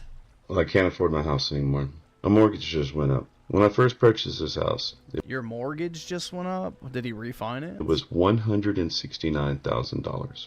And with all of the insurance and stuff added in, my monthly payment was $1,450 a month. Then my mortgage goes up, and they say, oh, the cost of materials have gone up. So in case anything happens to your house, we'd have to rebuild it. So the insurance has gone up. And then the value of the property. He has nail polish. Uh-oh. Went up. My payment went from $1,450 to $1,740. My mortgage is now $2,500 a month. So it went from $1,400. What? You're broke! Value of the property went up. My payment went from $1,450 to $1,740. My mortgage. That does not make a bit of fucking sense. He obviously has a variable interest rate. Is now $2,500 a month. So it went from $1,450 to now $2,500. He must have a floating rate. There's no, like, that doesn't make a bit of fucking sense. Mortgages are on the rise. Property taxes keep going up. I mean, look at this house in New Jersey. 2-bedroom, 1-bath starter home hasn't been updated. $750,000. Let's look at the property taxes. They jumped 93% from 2024 to 2025. The property tax bill is now over $20,000. The insanity that used to be a down payment. After rent, utilities, car payment, and every other bill, how is anyone supposed to save up for a $750,000 starter home that comes with a $20,000 tax bill? They can't. And the reality is, for a lot of people who have bought... he had to, like, refinance or something because... Yeah, again, that doesn't make any sense. They're realizing that they can't afford it, so they're trying to sell. He must have remortgaged or refinanced or something. I don't know. In Austin, Texas, 4.2% of homeowners are upside down. In Cape Coral, Florida, it's 7.8%. Foreclosures are up 14% from 2024. Sellers are removing their listings because they don't want to go below what they initially paid. We can see it on this listing. On Google Trends, Sell My House keeps trending, and a top related query is Sell My House fast. People aren't just casually listing their homes, they need out of their mortgage. The economy got so bad, bro, we about to sell the house. The house is paid for, but there's still bills, there's still taxes, there's still maintenance on the house. The light bill was $450. The water bill this month. Yeah, it's now more affordable to rent in most places, which most people don't understand. Owning a home is actually more of a liability in some markets, so. It was $250, and it ain't nothing but two of us in this fucking house. Get a trailer, man. Go buy a little small land in Tennessee somewhere, man. We can't do this city shit no more, man. It's getting hard. And if it's this bad for people who are still working, imagine a light bill is what black people call the electric bill. Because they lights go out if it don't get paid, basically. Let's see, Schizo Garcia with the 2. Play Tsukahime. You... Oh, where is it? Nika. There we go. She was real to me. I might at some point. I have it loaded on my Switch, so... I might. The intention is to play it, that's why I bought it, but yeah. Imagine the people on a fixed income who have retired. If a senior bought a home for $200,000, paid... Think of the boomers! Nope, I won't think of the boomers. They had every opportunity in life to make fucking money. Like, let's just look at this real quick. S&P 500 in 1980. What was the S&P 500? 135. So if you took $50,000 at 135, and now what is it? Let's just say 2020 is when they retire.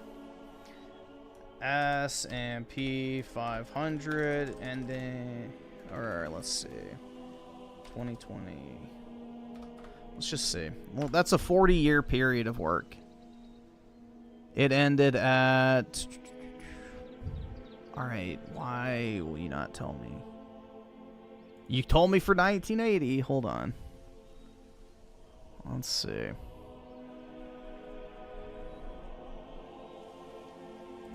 Okay, well, fuck you.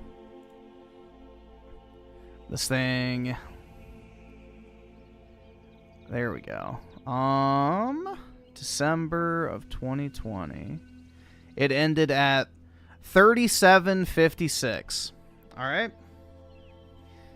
Let's write that down. So, 37.56 divided by, what was it? 135. Their money should have 28x'd. So if you put away a measly $50,000, you would be left with 1.4 million. That doesn't account for dividend reinvestment. That doesn't account for putting in more than 50,000. You would have $1.4 million if you saved a mere $50,000 in pure appreciation, not even accounting compounding interest. Cry me a fucking river that boomers don't have enough money. Boo-hoo. Do you guys think the stock market's going to 28x in our lifetime? Like, honest question. Do you think it's going to 28 fucking X in our lifetime? Yeah, you know, I'm going to press X to doubt on that one. But hey, you know, anything's possible, right? Holy shit. Cry me a fucking river, dude. You know, I've already got my 50K in my, well, I have more than that in my 401k. So if it pops, it pops. So we'll see, I guess. When I turn 65, I'll figure out if I 28x'd my money. Jesus Christ, bro. That's crazy, man. It off over 30 years, and that home is now valued at $2 million. They owe taxes on a $2 million asset. No.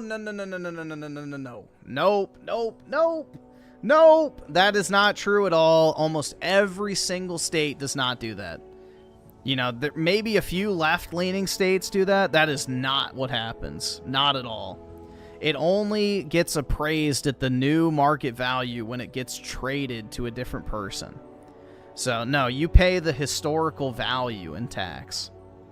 Most states have a provision in place that if you've lived in a house for a certain number of years, it does not get assessed at the new value tax-wise. Most states do not do that. Now, if the property changes hands, that's a different story. So, that's a different story, but most states do not make you pay taxes at a higher appraised value unless the property trades hands. Now, I think California and New York and, you know, left-leaning states like that do it, but most other states don't. Even though they've never owned $2 million. They're on a fixed income, and when they can't pay, the state can and does foreclose. Adults over 65 are now the fastest growing homeless demographic in the country. Congratulations. Let's see here.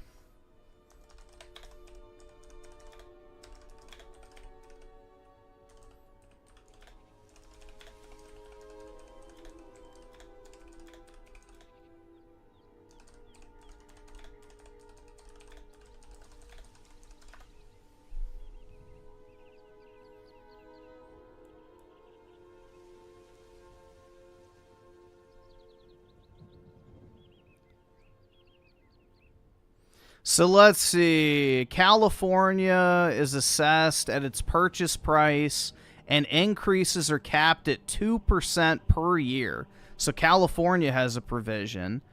Florida also has an annual assessment that increases homestead properties at 3% or percentage change. So again, that is capped. So they have a provision there. Michigan caps taxable value increases at lesser of 5% or inflation. There we go. Oregon's limits assessed value growth to 3%. New Mexico generally caps annual increases at 3%. Yeah, there's a bunch of states that do that. So that's what I thought.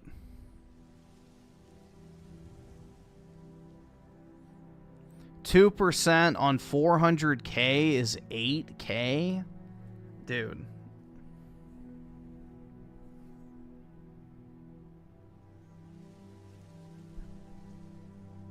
No, that's not how it works.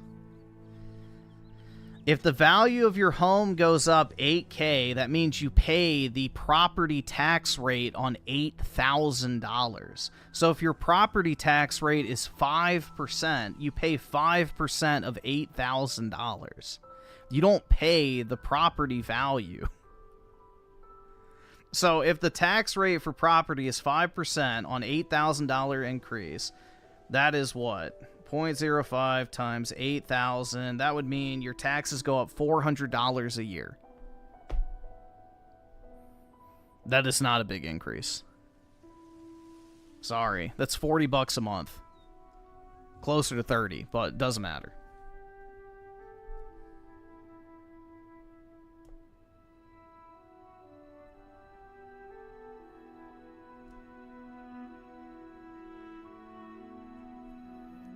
You can look it up if your state I'm not going to do like a state by state. I just looked it up on fucking Google and got the AI answer spit out. But yeah, most states have that. Most states have some sort of provision in place to prevent people's taxes from going fucking sky high. Now, there are states that don't. But if you're retiring, that's something you should consider. Congratulations on paying off your house. Thank you. I finally own my home. I love that for you. Now pay property taxes. For what? For owning the home. But I already paid for the home. Yes. Yeah, but that's too damn bad, bro. Boomers are not entitled to live off of other people's labor. The fact of the matter is Social Security is only supposed to cover 2 years of life. The system is flawed, and boomers just want to sit around after blowing all of their money in the greatest economy in the history of the mankind, and then they want everyone else to foot the fucking bill for their poor financial decisions. You're not entitled to own a home. You're not entitled to retire at a certain age because you heckin' want to.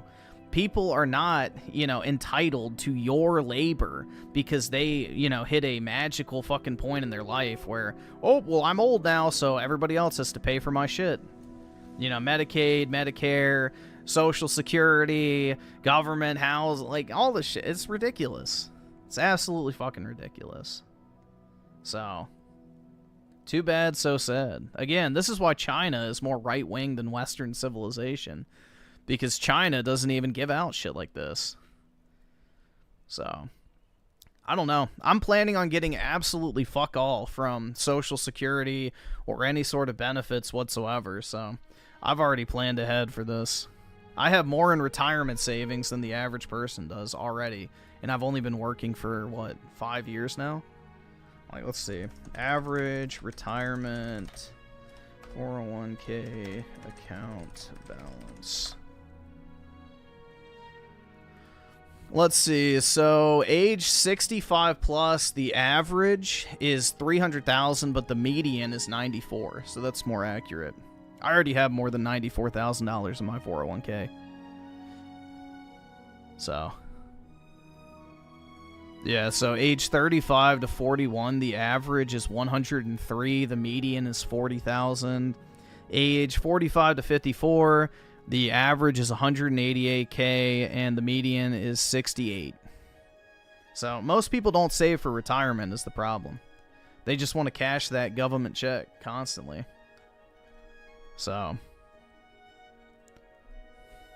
most people do not save for their retirement. And then want to cry that, you know, everybody else needs to pay for them.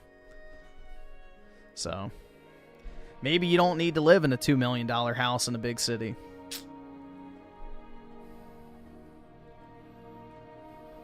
You're broke! You're fucking poor! Let's see. Schizo Chicken Wing, Eating, Hater at the 2. How much to play it on? That's not a good game to stream because it's just reading, so... That's not a good stream game. That's a independent type of game. That'd be like me opening up a storybook and reading to the chat. Like, I don't know. I don't think that would be a good stream. It would make me very tired very quickly having to read. What game? Tsuka Hime. And let's see. Schizo Chicken Wing, Eating Hater with the 2. I'm serious. How much to beat it on stream? Well, dude, I beat it on stream. Oh, you're talking about the game. Oh. I have no clue, bro. That's way too long. It's like 80 hours. So, yeah, I don't know about that. A visual novel is not really good for streaming. At all. That's more of independent type viewing shit. Read an article on stream like Quarter Pounder. I'm good. That was for the structure. And the land? That's rented. For who? Us. For how long? Forever. And if I stop paying, we take the house. But I bought it. Correct. And now you maintain it for us. So this is renting. No. This is home ownership. So what did I actually buy? A lifetime subscription with surprise price increases. But if you can't afford a traditional home, there are alternatives. Modular or manufactured homes built in a factory. The modular mansion. It's the next layer down in the funnel. For years, this was considered a real path to affordable home ownership. Today, over 20 million Americans live in manufactured homes. There were over 26,000 shipments in the first quarter of 2025 alone. That's up nearly 8% from 2024. But the average cost of a new manufactured home is now $109,000. Multi-section homes, the larger... That's nothing. $109,000? Like, that's not a lot of money. I don't know. Like, sure, it's higher, but it's not that crazy. Ones are on average $164,000. But that doesn't include land. You need somewhere to... Yeah, but you can buy cheap-ass land. The type of place you're going to be putting a modular mansion are pretty cheap. put it, and just like everything else, land prices are skyrocketing. Many people place their manufactured home on a rented lot. You own the home, but you rent the small plot of land underneath it. Just like how billionaires are buying up all the single-family homes, they're also buying these manufactured home lots. 23 private equity firms now own more than 1,900 manufactured home parks with over 400,000 land lots. They're becoming landlords, literally. Yeah, we're going back to, you know, basically feudalism.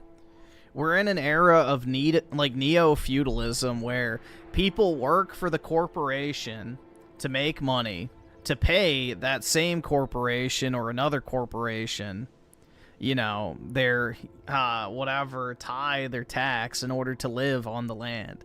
Like, it's basically just neo-feudalism, once again. So, again, we'll have two classes of society. People who own shit and people that don't.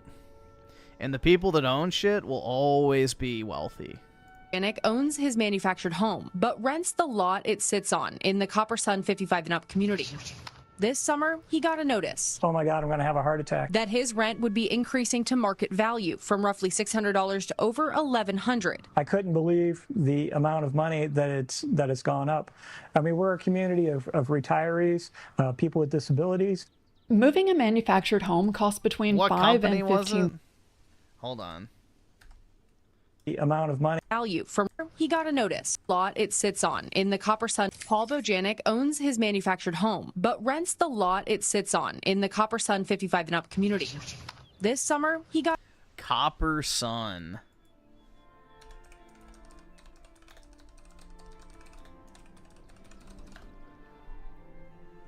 Let's see.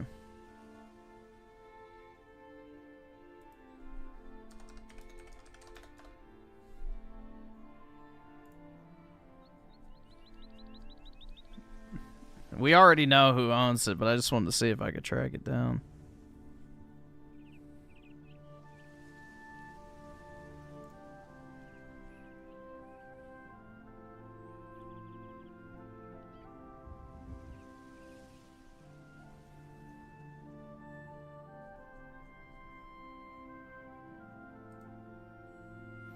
Yeah, you can't find anything about him. Interesting. Yeah. I'm sure the management would be very predictable. got a notice. Oh my God, I'm going to have a heart attack. That his rent would be increasing to market value from roughly $600 to over $1,100. I couldn't believe the amount of money that it's gone up. I mean, we're a community of retirees, people with disabilities. Moving a manufactured home costs between $5,000 and $15,000, with many of these homes being too old to actually move. So people become trapped. And when they can't pay and they need to leave, guess who buys their home? The same people who trapped them. According to investors, it's become one of the highest returning assets in real estate because of one simple truth: people have nowhere else to go. But it gets worse. Clayton Homes controls over 50% of the manufactured home market, and they're owned by none other than Warren Buffett's Berkshire There we go. Hathaway. But Berkshire didn't just buy the factory, they've bought the And who owns Berkshire Hathaway?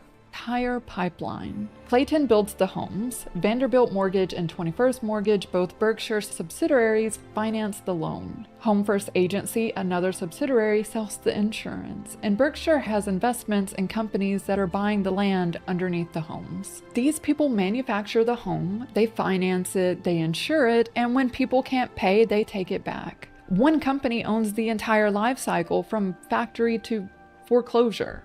The CFPB is currently suing Vanderbilt. They allege Vanderbilt handed out mortgages knowing people couldn't pay. In one case, their own calculations showed a family of 5 would have $57 left in monthly income after the mortgage payment. Just $57, and they approved the loan anyway. So these people are going into debt for these homes, and look at what they're getting. And so let this be your daily reminder to never buy a Clayton home. They use what they apparently call conjoleum. They tried to tell us that it was an upgraded version of linoleum. So this is particle board. This is the floor, and I'll just show you. This is literally, like, look how thin that is.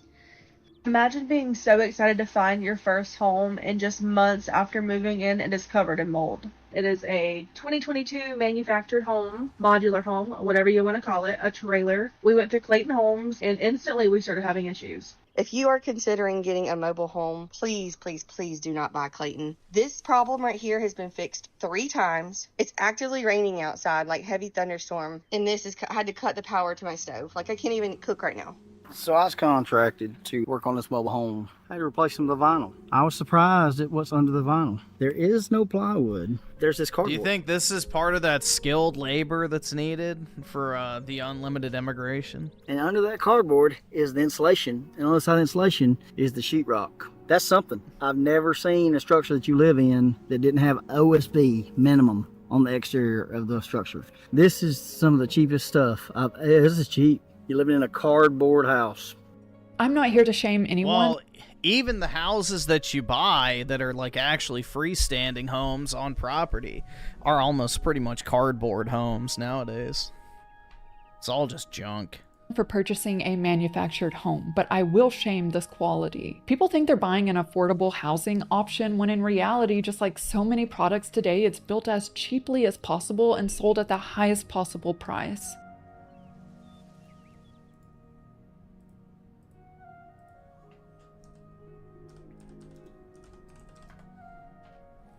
Hold on.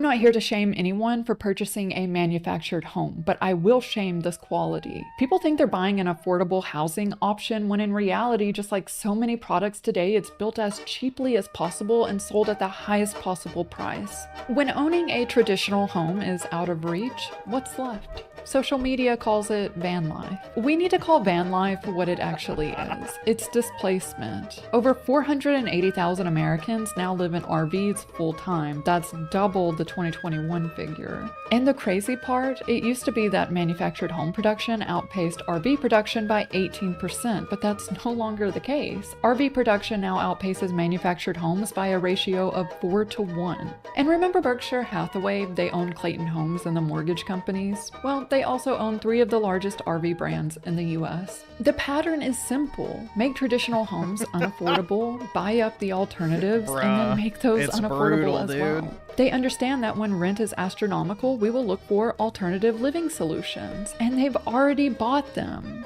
And as a result, RV living is becoming more expensive than living in a house. People keep asking me how much does it cost for us to live full-time up here in North Dakota in our RV. Rent cost is only $545 a month, and then we also have to pay for our trailer, which is part of our debt, which is $1,050 a month for that payment, and then my husband's truck payment is $1,000. Our insurance for both of our cars is $429, and our trailer insurance is $97. We also pay $60 for Wi-Fi. We pay $192 for our phones, and then $100 for subscriptions. Between food and gas, we're spending around $1,000 a month. We spend around $80 a month on laundry, which brings our total to $4,553 a month to live in this RV. So after the truck payment, the RV payment, and various expenses, $4,500 to live in an RV.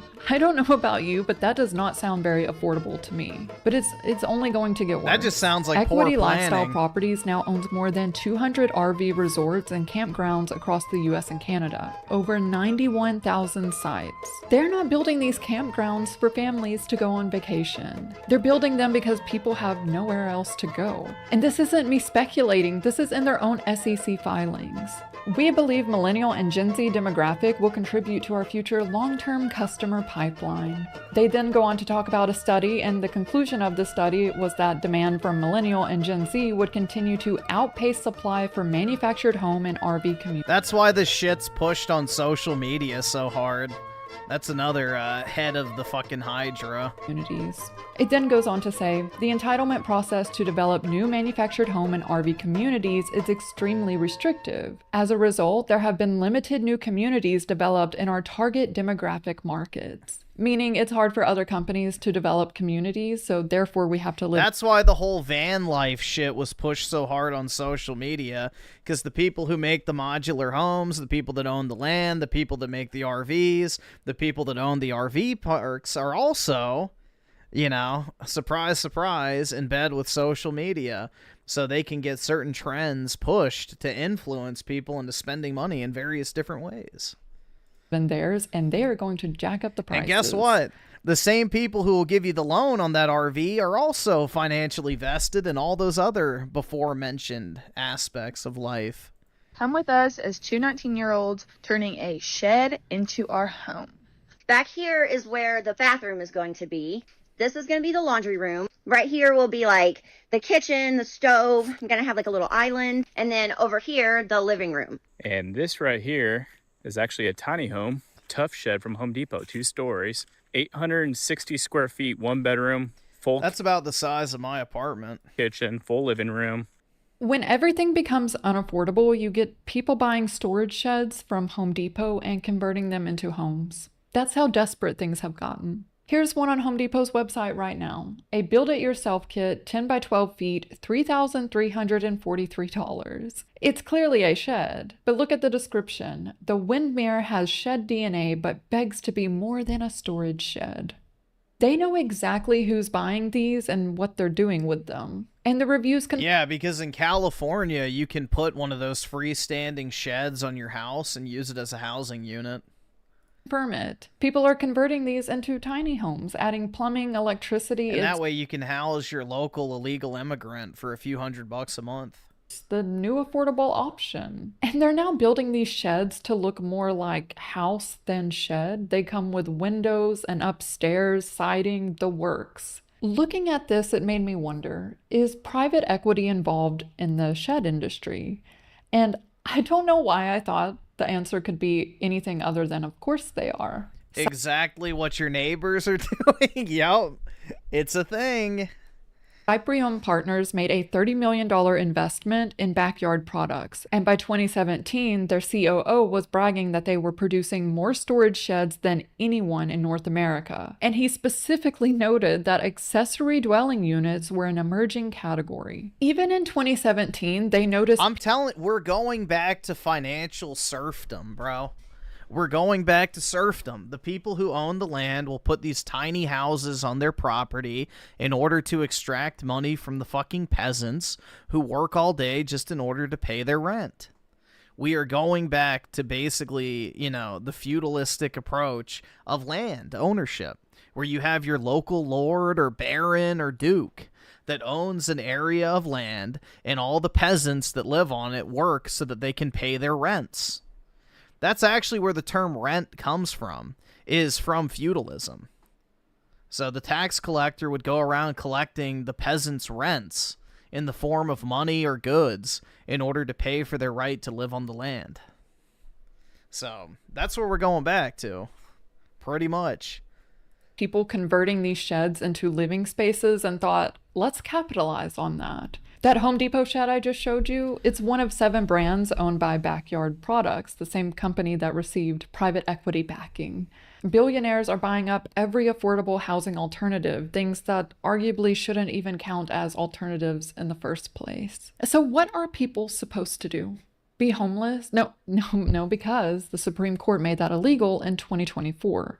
So then it's the for-profit prisons, the $4 billion industry where private equity is already running the phones, the food. Okay, save your bleeding heart leftism bullshit for someone who's not retarded. Bro, no.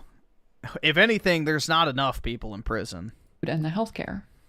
That's the bottom of the funnel. It's a place for someone to live in full-time for months or years at a time, where they live in a recreational vehicle, in an RV. This is a business I've been in for about 7 years. They have very small RV parks out there that are 3 to 10 pad sites that are about 3 to 10 times more profitable than buying a single-family home as a rental. So I don't understand why people buy single-family homes, because like buying a small RV park costs the same, but is significantly more profitable.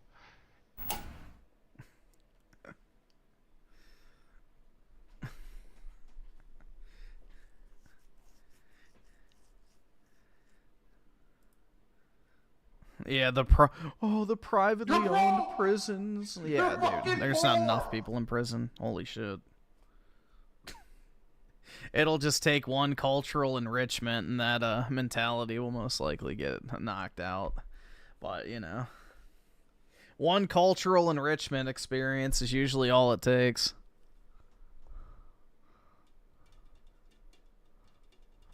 We can never go back. Friendly reminder, This is when we peaked as a society, and we can never go back.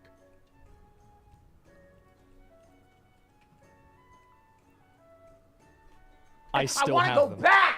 I want to go back! I still I have wanna go back! the Halo Slurpee cups. I do too! I still have my Halo 3 Slurpee cups. I have 2 of them. Hell yeah, bro. Based. From 7-Eleven. Yup, Dude, I yes, still got we had this mine. exactly. And I remember we would have Those are prized possessions, man. I still have my Halo 3 Slurpee cups. It's the TVs in different rooms, so nobody could screen look at each other. And I don't know whatever happened to hiring hot girls to promote video games. When did we decide that was a bad idea? Who decided that? Because, like, I didn't get the memo there, right? Friendly reminder, this is... Yeah, I still have mine, too. Like, hold on. Halo 3 Slurpee cups. I have 2 of them. I don't have the third one. There was 3. So I only have 2. I have these 2. Oh, wait, that's... Fuck.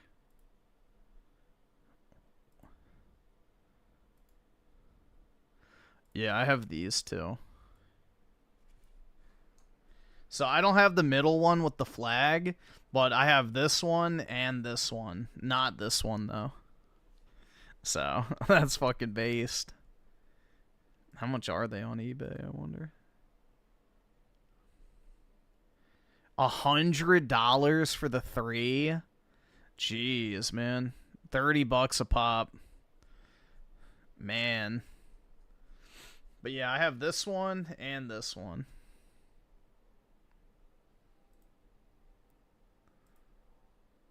But yeah, I've held on to them after all these years. That's when gaming used to mean something, bro. It's when gaming used to actually fucking mean something. Yeah, I agree. The one on the right is the best. That's my favorite one with the zoomed in helmet.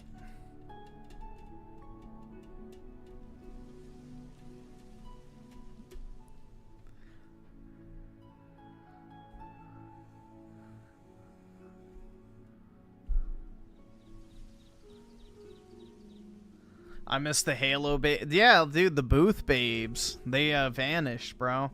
Can't sexualize women anymore. Unless they're on OnlyFans, that is.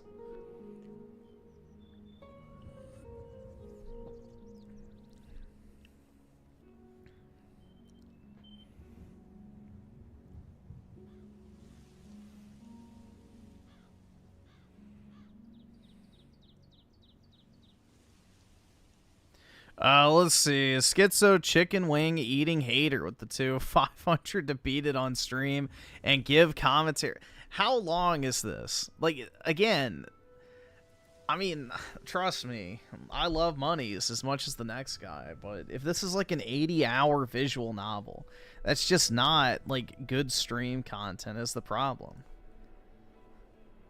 That's the issue. It's like, I would have to dedicate, like, what, over a week. 10 hours a stream just to get through it. So, I don't know. Trust me, I love money as much as the next guy. But, let me see.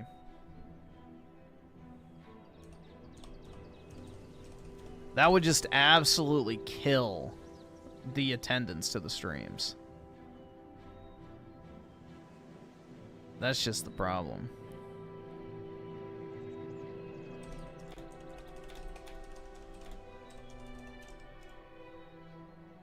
Because then it's like if you don't watch every bit of it,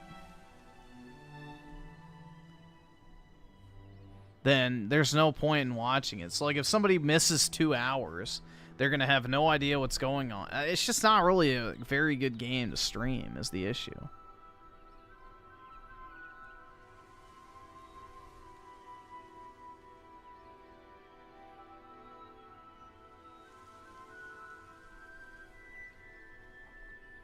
Yeah, dude, it's like Pentiment and I'll fall asleep. That's the problem. Let me see. So it says main story is 31 to 34 hours. It's a visual, like here, this is what it looks like. This is, like, the fact that they call it gameplay is kind of comical. But.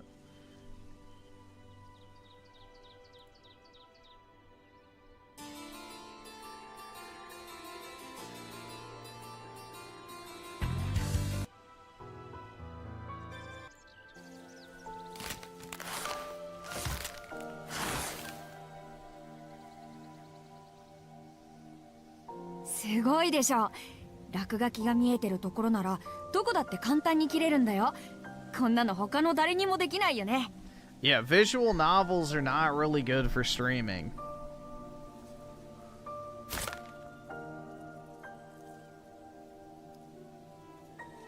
Ski!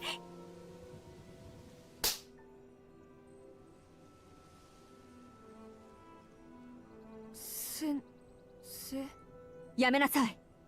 君は今とても軽率なことをしたわ。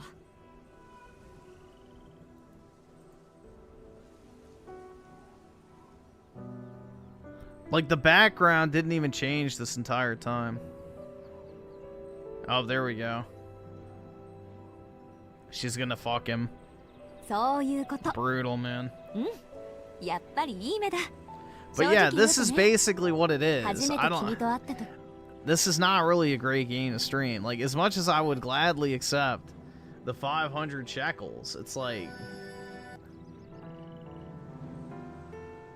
This is just not the type of game to stream.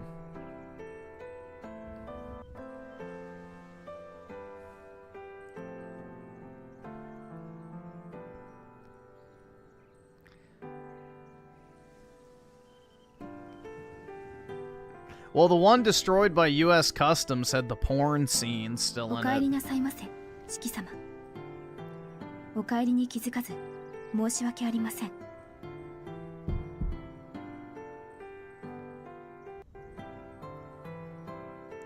Stop flaunting that pallid neck of yours. Yeah, put on the hijab. Put on the fucking hijab, you fucking bitch. Burqa, now. いいよ。たまにはそういうこともあるだろうし。 Put that slutty little neck away. それより何？模様替え？はい。遊戯室の椅子を新しいものに変えましたので、古い方を椅子の少ない部屋に移動させるよう。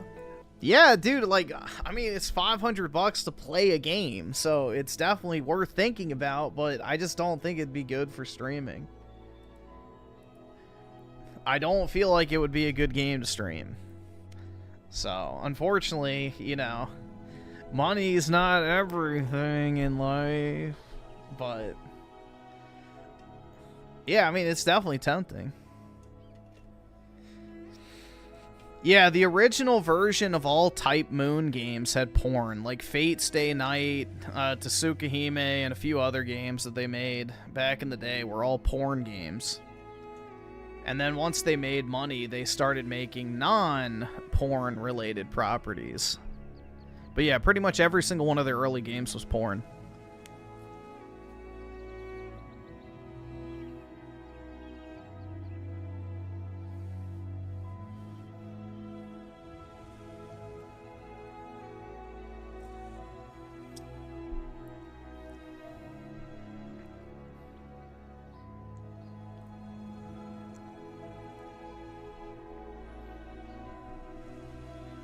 No, they don't re-release the old porn versions of the games.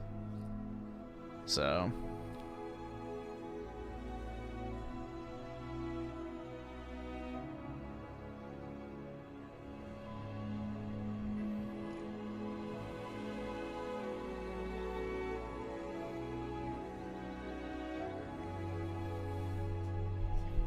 Yup, you could goon to Saber in the original game.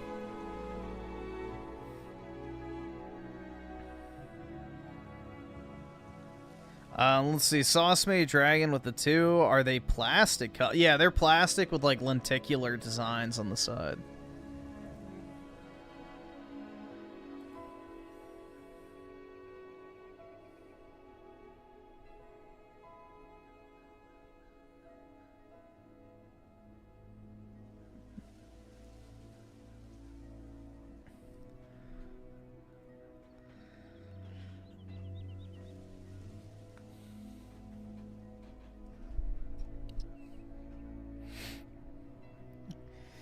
Let's see, a schizo chicken wing eating hater with the 2.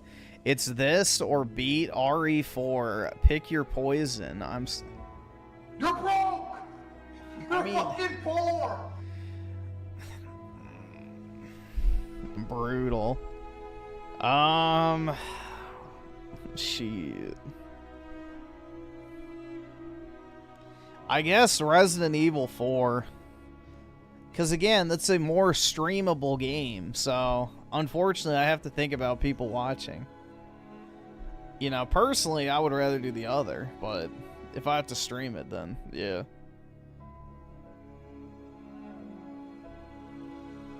I would rather probably do Resident Evil 4.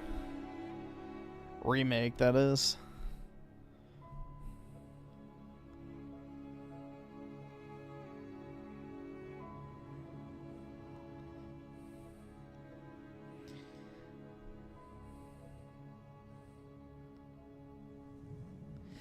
No, I'm not going to beat it on Pro.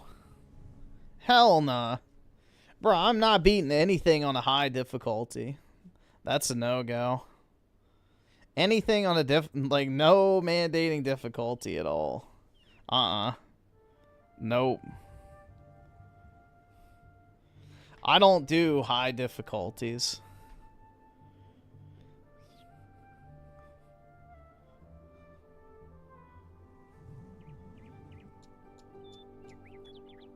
Griffin needs private time for his visual. Exactly. I want to play the real version, dude.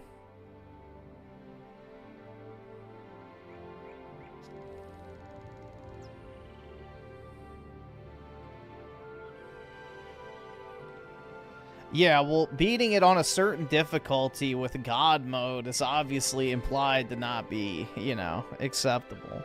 What's the point of putting it on a difficulty if I put God mode on? That would defeat the entire purpose.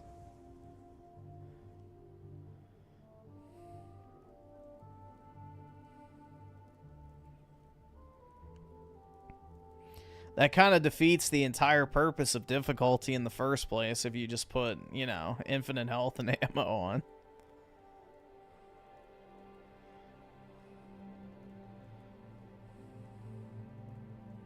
on. Jay, just enjoy with the 2. Play. Okay, that's fine.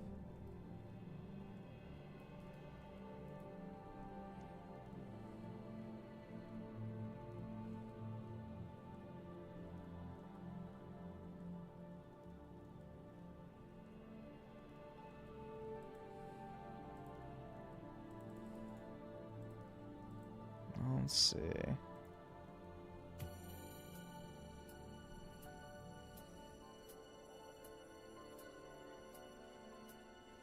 I'd win by technicality. I mean, yeah, but it'd still be shitty to do. The other thing that's very alarming is that...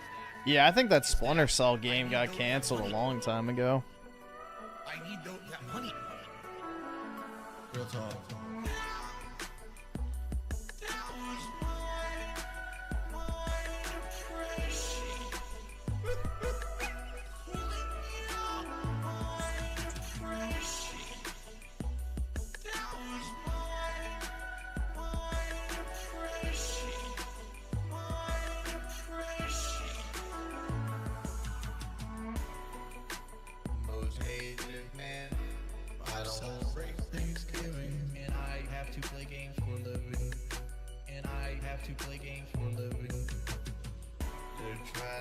I got the badge and platinum for it. For you, Griffin, it's not worth it. It can be an ass.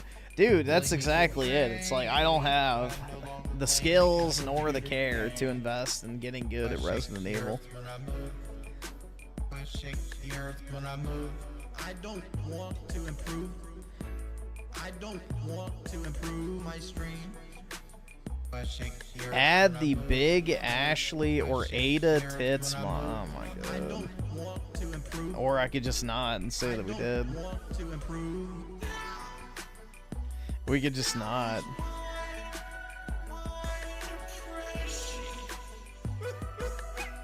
Dude, why the fuck is fitness and figure competition? It's like, what video did we watch to make this like a recommended category? I don't think we watched anything related to bodybuilding.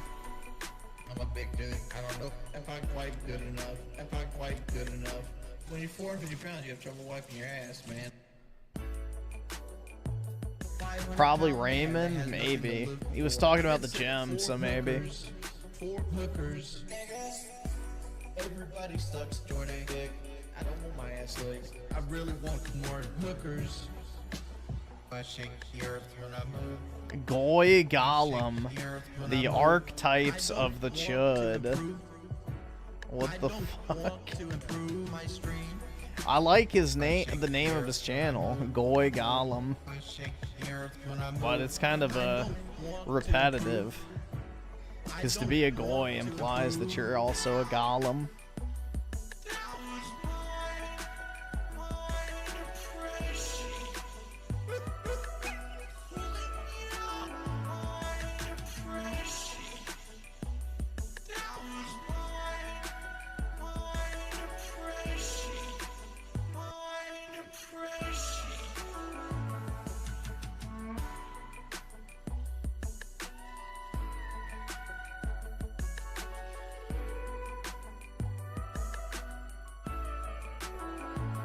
The Liquid Richard albums that come out just recently, they take lyrics or words that I've said throughout a stream and they edit them together to make a whole complete. Alright. Here, we'll see what this is. Nobody wants to be the chode of the chud. Ooh, ooh, ooh, ooh, ooh. Nobody wants to be the chode of the chud. Ooh, they sure don't. Ooh, ooh, ooh, I said you don't wanna. Is a natural result of the age of the last man. In this video, I'm going to discuss a handful of characters that represent the different archetypes that embody the Chud. I wanted to talk about some lesser known Chuds, so without further ado, like, comment, subscribe, and let's get in the video. The first Chud we will be discussing is the Crestfallen Warrior from Dark Souls. Well, what are you going to do? I've already decided. I don't really care. I'm simply crestfallen. For me, he kind of embodies the archetype of the black-pilled Chud. The Chud that, the black-pilled Chud resents normies. He resents society, and he thinks himself better than the normie. I would say that the Crestfallen Warrior represents the failed normie, the black-pilled failed normie. Dude, that sounds like Raymond. Normie pill, or what you consider the normie idea in Dark Souls, is the chosen undead. The undead that will save the world from the misery that has been brought about because of the curse of the undead. The Crestfallen Warrior sees that, and he realizes that it's all a lie. He tries and fails, and he dies. And eventually he gives up. And what he begins to realize as he sits in his kind of false superiority at the Firelink Shrine is that there's multiple chosen undeads and that it's most likely a lie, the idea of the chosen undead. And so he falls in this kind of despair that he realizes that his worldview has been shattered, that he saw, he's taken the black pill, he's seen the normie worldview has collapsed. And so he kind of sits in the superiority and does offer some help to the player character, but he always kind of jokes around and sees himself as a superior creature. And when in reality, the Crestfallen Warrior is kind of a loser. He's knowledgeable about where the Bells of Awakening are, and he's been around town, but all he's doing is sitting and waiting for the end of the world. He's given up. Scare. All right, there we go. It does describe Raymond. I don't know. I was just kind of curious about that. I don't really want to watch the full thing. Why are they promoting this shit? I've disliked this company for a while and feel vindicated now. Hell yeah, dude. Pokemon sucks. Buy my cock and ball cards instead. Let's see what Moist Shittacle's bitching about. I like shiny cardboard. I do not like grading the shiny cardboard. Why? I do not like green eggs and ham. I have said it for many moons now. I think grading cards is hooey. I know I've spit and shit about this topic for a while, but it's true. I just think it's a bunch of horseradish. You pay hundreds, sometimes thousands of dollars to grade your cards, and sometimes they get damaged. Other times, it just feels like it's truly just RNG, the roll of the dice, and it's entirely dependent on whoever's manhandling your card's mood on that given day with whatever grade they decide to dole out. To me, it just always feels inconsistent, so I just really never think that it's worth the money to get cards graded, and I know people make entire careers out of buying and selling graded cards and all of that. All power to you. I'm not your fucking dad. I'm not coming in with hell yeah, dude. Without making you stop just because I don't like it. Slangin' slabs. You do what you want to do. But there is just very real problems with the whole practice of grading cards, especially when it comes to things like PSA. And that's what we're about to talk about today. PSA is probably one of the biggest when it comes to card grading. I'm sure all of you have heard their brand name tossed around quite a bit. When it comes to card grading, they're like fucking Kleenex, where when people talk about a graded card, they usually say like PSA plus the number as opposed to like just general card grading. The same way when people talk about tissue, sometimes they say, can you give me a fucking Kleenex? Like, it's gotten to that level where they're just that big. They're kind of the top dog. But I also just really don't like them in particular. I think they're one of the worst in the card grading industry. An industry I already think is full of corruption in general. And today I saw a video breaking down a wild situation where someone had an extraordinarily rare card. I'm talking less than 50 of these cards in the world, at least that are known about. It's a PSA, or was, RIP, God rest his soul, a PSA 10 Deoxys lenticular card. So basically it's 3 art in 1, and it's from over 22 years ago. There are only a handful of these out there, and the estimated price based on like recent data is around $45,000 for this card. And this individual had this card, and they wanted it to get reholdered, and when they sent it to PSA, they fucking blasted it. They annihilated that card, and what he received back was a PSA 6, or what they're citing is a PSA 6, noting that it was damaged, unfortunately. And instead of like paying him what the card's actual value would be worth, they aren't willing to do that. They're instead hiding behind this fair market value number they're pulling out of their dirty rectum and offering significantly less. So I want to show you some of this video and go over this because it is very scummy from everything I can see. This is a holy grail for some Deoxys collectors. And I'll tell you, it's a grail for a reason. It's got it all. It's old and it's very exclusive. Dude, he is literally the phenotype of I'm a pokey millionaire, dude. It was only given out for the release of Pokemon's 7th movie, Destined to Deoxys, and only in Japan was this card given out. And it's super cool because it's the only small lenticulated card to exist. Yeah, here's an example of a lenticulated Charizard card, or what No, it's not. There's other lenticular cards. lenticulated means. The card changes depending I had a Latios and Latias similar to that. on the angle you look at it. Here's a little video that shows you how cool this card is. This Pokemon card is actually 3 cards in one. When you move this card up and down, the Deoxys will change into a different form. This is showing you the card itself and what makes it so rare and valuable to collectors. Lenticular shit from back in the day is actually really hype. I don't know if you can see it on camera, but right here, I actually have my original copy of Majora's Mask with the lenticular label on it. It's so fucking cool. And this is a really rare card, especially to find in a pristine condition. It's been over 2 decades. So having a PSA 10 is very, very rare. This is a sick card, and this particular card was originally graded as a 10. Originally. Now, how did that change? Well, it happened through a process called reholdering. Older PSA as a company, a grading company, was a little more lenient on Pokemon cards or just cards in general at the time. So when you get an older slab, you expect a lesser quality condition of a card, even if it is in a 10. And you'll see this happen at Pokemon card shows. People will ask if my card has a older certification number, meaning it was graded at an older point in time, and if they are graded at an older point in time, they're actually worth a little less. So what some people do is they get their cards reholdered. Which is exactly No. Reholdering does not change the cert number, dumbass. Reholdering just gives you a new plastic case. Wrong. Not true at all. If I send a card in to reholder at PSA, it has the exact same cert number I sent it in with. No, you reholder in order to, repair a damaged plastic case. That's it. You don't get a new cert number. Exactly what this individual is doing. They wanted it reholdered so they could have an updated slab showing that it is a pristine 10, even by modern, more strict grading standards, because that... Nope. Nope. Again, incorrect. Would then fetch a higher price to collectors that want to purchase the item. And according to the original Reddit post, they actually did have someone offer in excess of $45K. I'm assuming that may have been dependent on like the reholdering maintaining a 10, which is no, it would not have been. Probably why they were. He should have sold it. Like really gung ho about doing it. And then disaster struck. And then the Fire Nation attacked. Now imagine the shock that Brian felt when he submitted his super old, super rare, already in a PSA 10 Deoxys for reholdering, and it came back to him as a PSA 6, losing about 90% of its value. And it wasn't because he did anything wrong, but PSA actually damaged his card. 268, 279, 56. I actually looked it up, and as you can see, it actually has been deemed back down to an EX mid 6. They kept the same certification number, and they turned it down from a PSA 10 all the way down to a PSA 6. Again, just to make sure it's very clear, the reason he was doing this is because with an older slab, it was more lenient, which means buyers wouldn't pay as much because there's a chance it's not actually a 10. Maybe there's like some scuffs here, a little poop over there, like who really knows? So he was getting it reholdered to update that to fetch a higher price.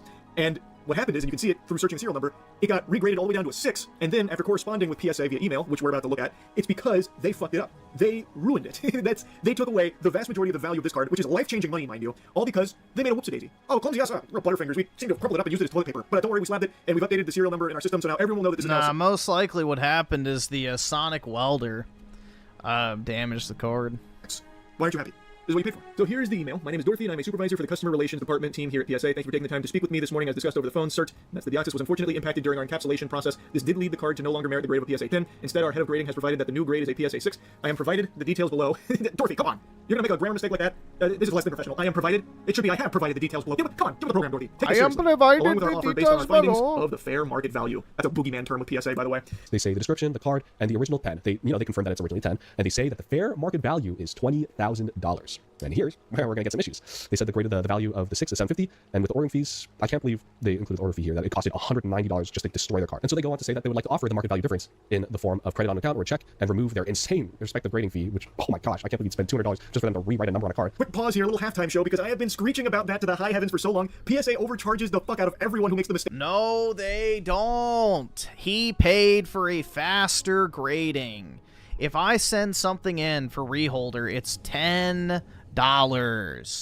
If I pay for express, it's $200 because I want it back in a week.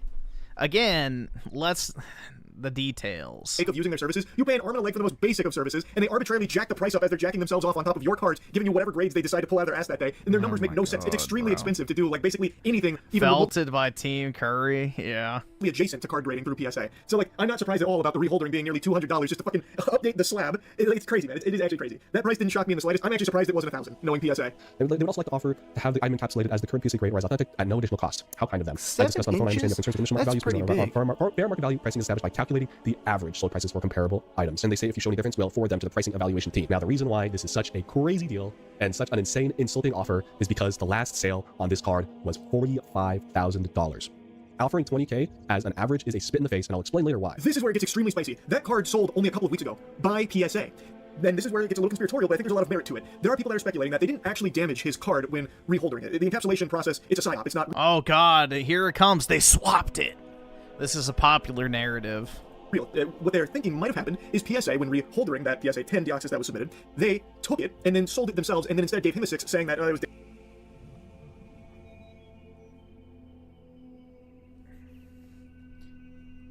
and holdering in... Hey. Average is a spit in the face. My guy.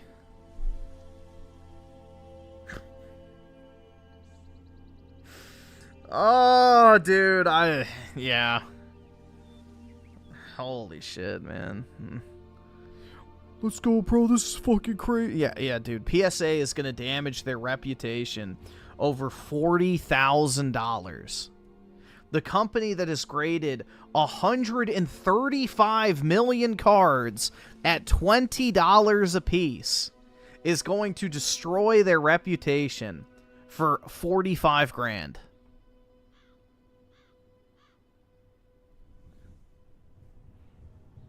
A multi-billion-dollar industry. They are going to ruin everything for 45K. They would wipe their ass with 45K. They don't fucking care. And I'll explain later why. This is where it gets extremely spicy. That card sold only a couple of weeks ago by PSA. Then this is where it gets a little conspiratorial, but I think there's a lot of merit to it. There are people that are speculating that they didn't actually damage his card when reholdering it. The encapsulation process, it's a psyop. It's not real. What they're thinking might have happened. What was the last sold price? Here, I'll check eBay real quick.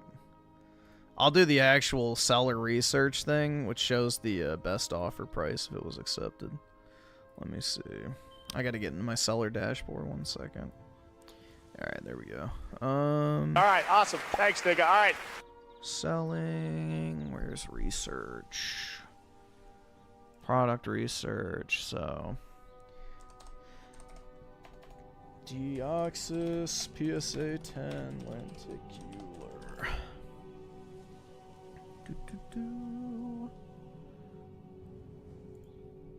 Because the thing is even if something sells, it doesn't mean it was paid for. Let's see. So,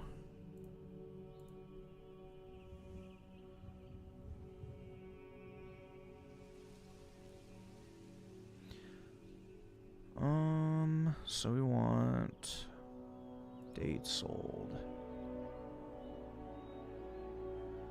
Yeah, it wasn't paid for.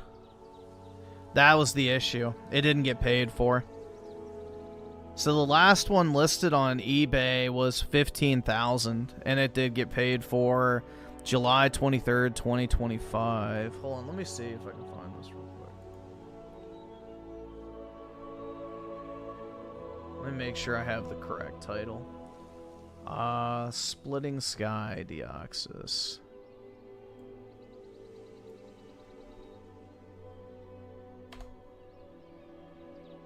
Or Sky Splitting. Let's see. It'll tell you if it got paid for or not.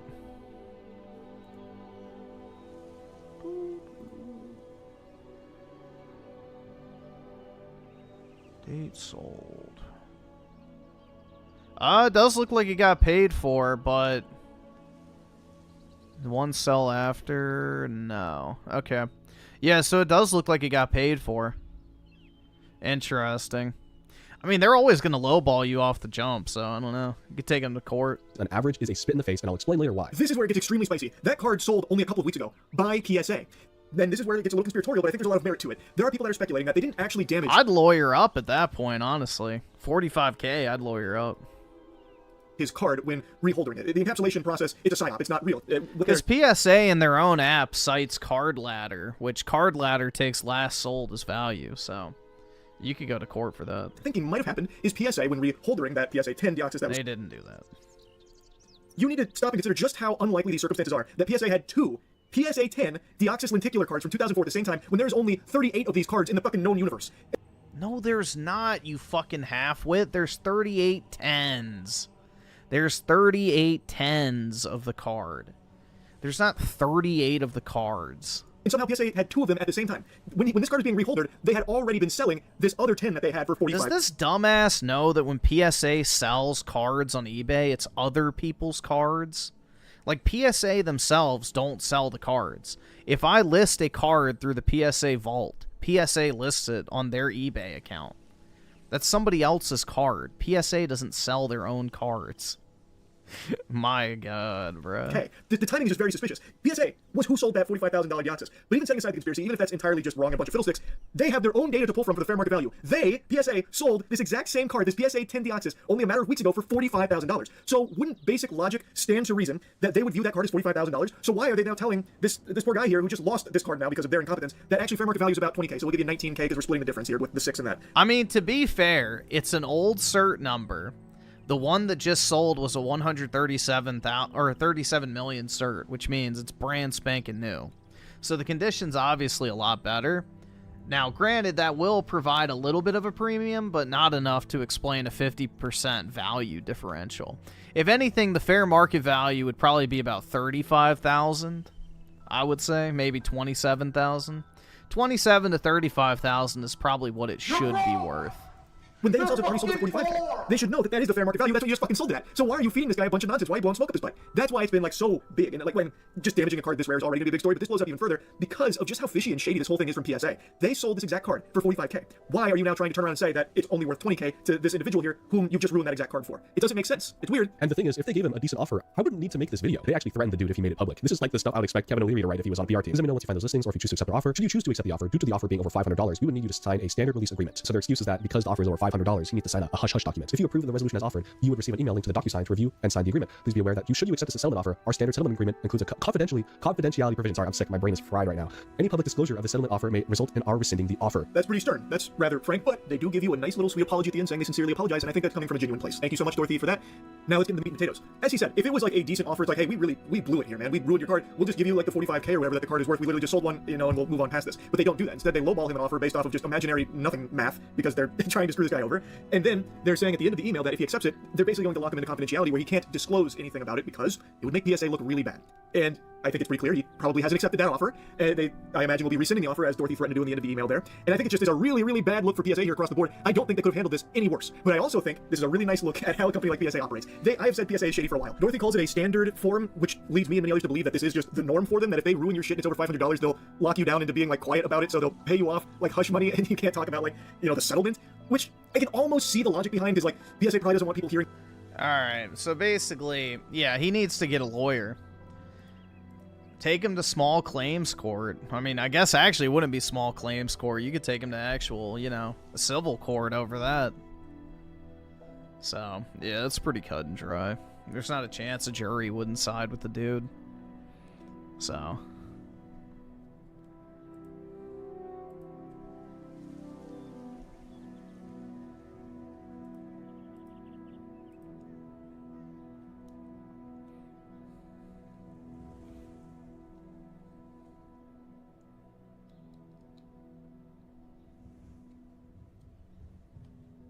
But yeah, that's why I don't send in shit to Reholder. The end customer can do that shit if they want to. I'll say, here, I'll give you the discount on the Reholder fee, which is what I've done a couple times. Like, somebody's bought a card for me, and they're like, oh, can you Reholder it? And I'm like, nah, but here, I'll give you your $100 off for Express Reholder if you want to do it. So... I don't do any of that type of shit. I don't fucking care what condition the plastic casing of a card is in. So... it's not worth the risk. Which is why I have all my expensive stuff, like, double-sleeved and shit.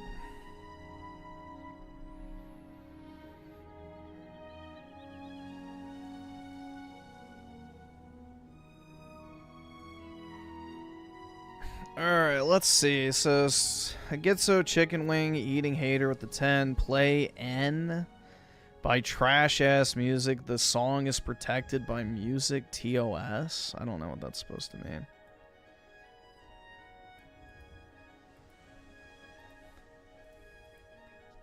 Oh shit. How the fuck did I just do that?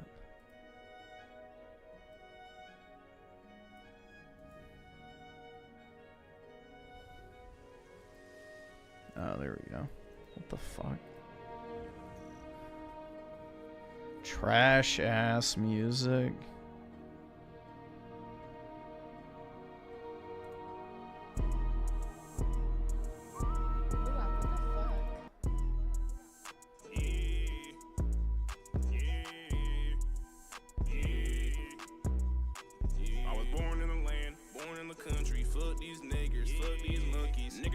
Oski Woski with the 5. Griffin, have you ever heard of Johnny Rebel? Yeah, I've heard of that. I've been digging up a lot of his old music, and actually a lot catchier than I thought. Yeah, that's like early, I want to say 2010s, maybe late 09, like kind of era. But yeah, I remember that.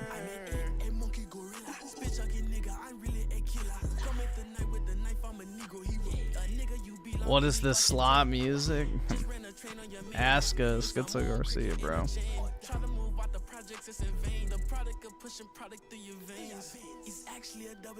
hope black man got big dick just like anaconda. Big old booty black bitch anaconda. Said that I love her, but she from Rwanda. Damn, got a bad bitch, I ain't hearing the nigger. Cause I heard she from Nigeria. Nigger, black nigga, I could put fear in ya. Nigger. I was born in the land, born in the country. Fuck these niggers, fuck these monkeys. Nigger back up, can't take shit from me. Your father's in jail, your American, yeah, this is their culture, right? This is that wonderful American culture we have to conserve, guys.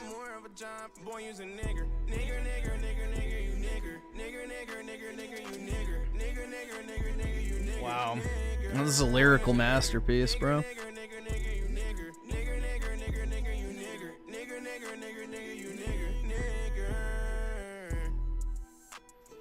Well, as exciting as that was, it's a shame it comes to an end, man. Yeah, it's AI slop. Most likely, at least.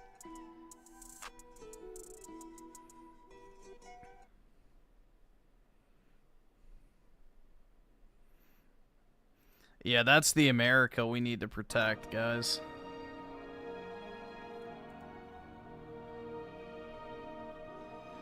We can see a Dreamcast guy uploaded. I don't think he does because it was the weekend. What is this? Gooner? Oh my god. Poor Japanese guy.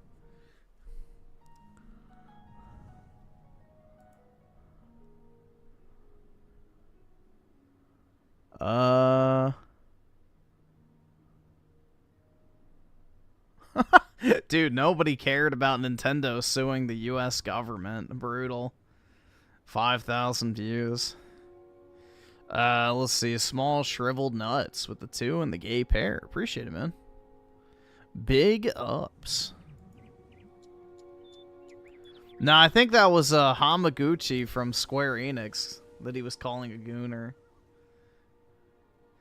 PlayStation caught scamming gamers? Alright, we'll watch this. Hey, the Gamers Dreamcast guy here. They were talking about... Whoa, that was too fast.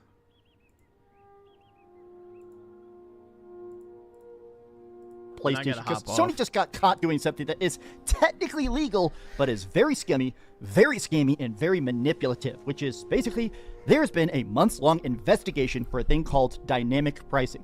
They have discovered that the price that you're paying for games is literally being automatically tailored to get you to spend the most pennies possible. That basically, PlayStation is...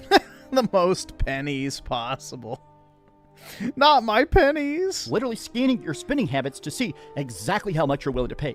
And I want to talk about this because a lot of people have discovered that it's so bizarre that this is technically legal, but it is.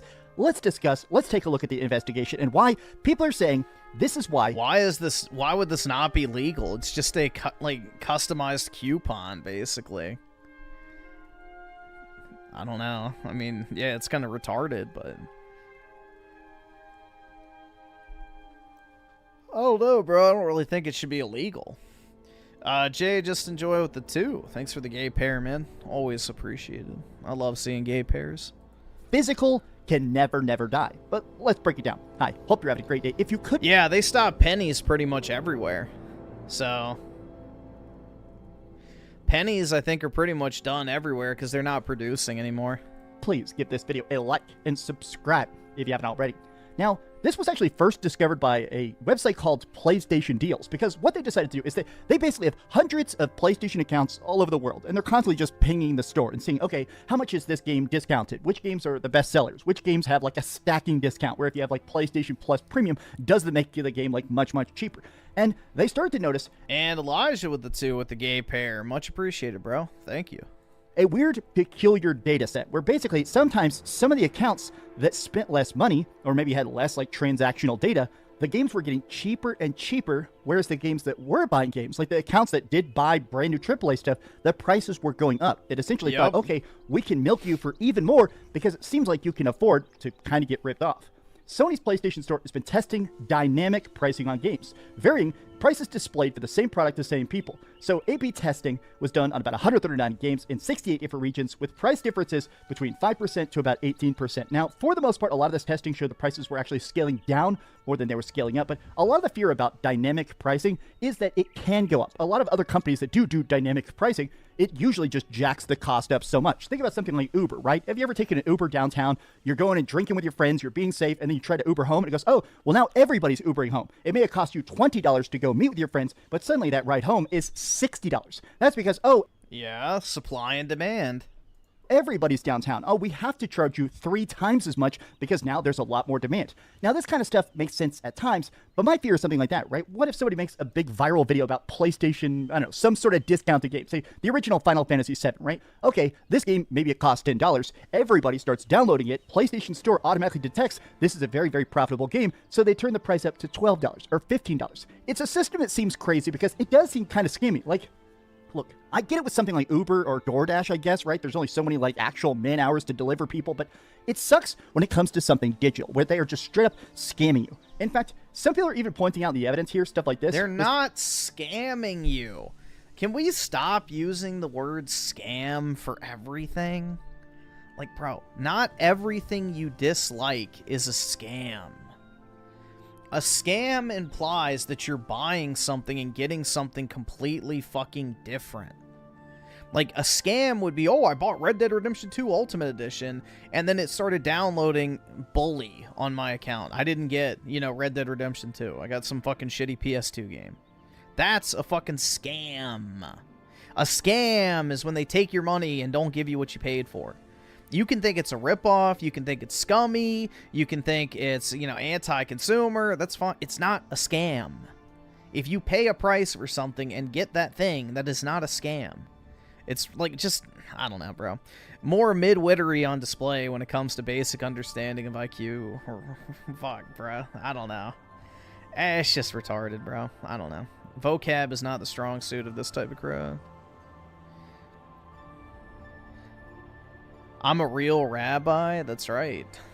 I actually put it out. I was excited to finally purchase Red Dead Redemption. I checked it on my wife's account. My wife does not play much, so buying it on her account may not be the best decision, but this soured me about buying it quite a bit. Look at this. The game literally goes from $20 to $15. This is the $100 special edition, so you can see it's literally the same price, the same day, it's everything, but it's literally cheaper if you buy it on an account that spends less money. Now, a lot of people are like, boo, PlayStation. These companies are hell-bent on eliminating physical games to force you into buying exclusively off their online store. A lot of the replies, especially tons... How is PlayStation hell-bent on removing physical games?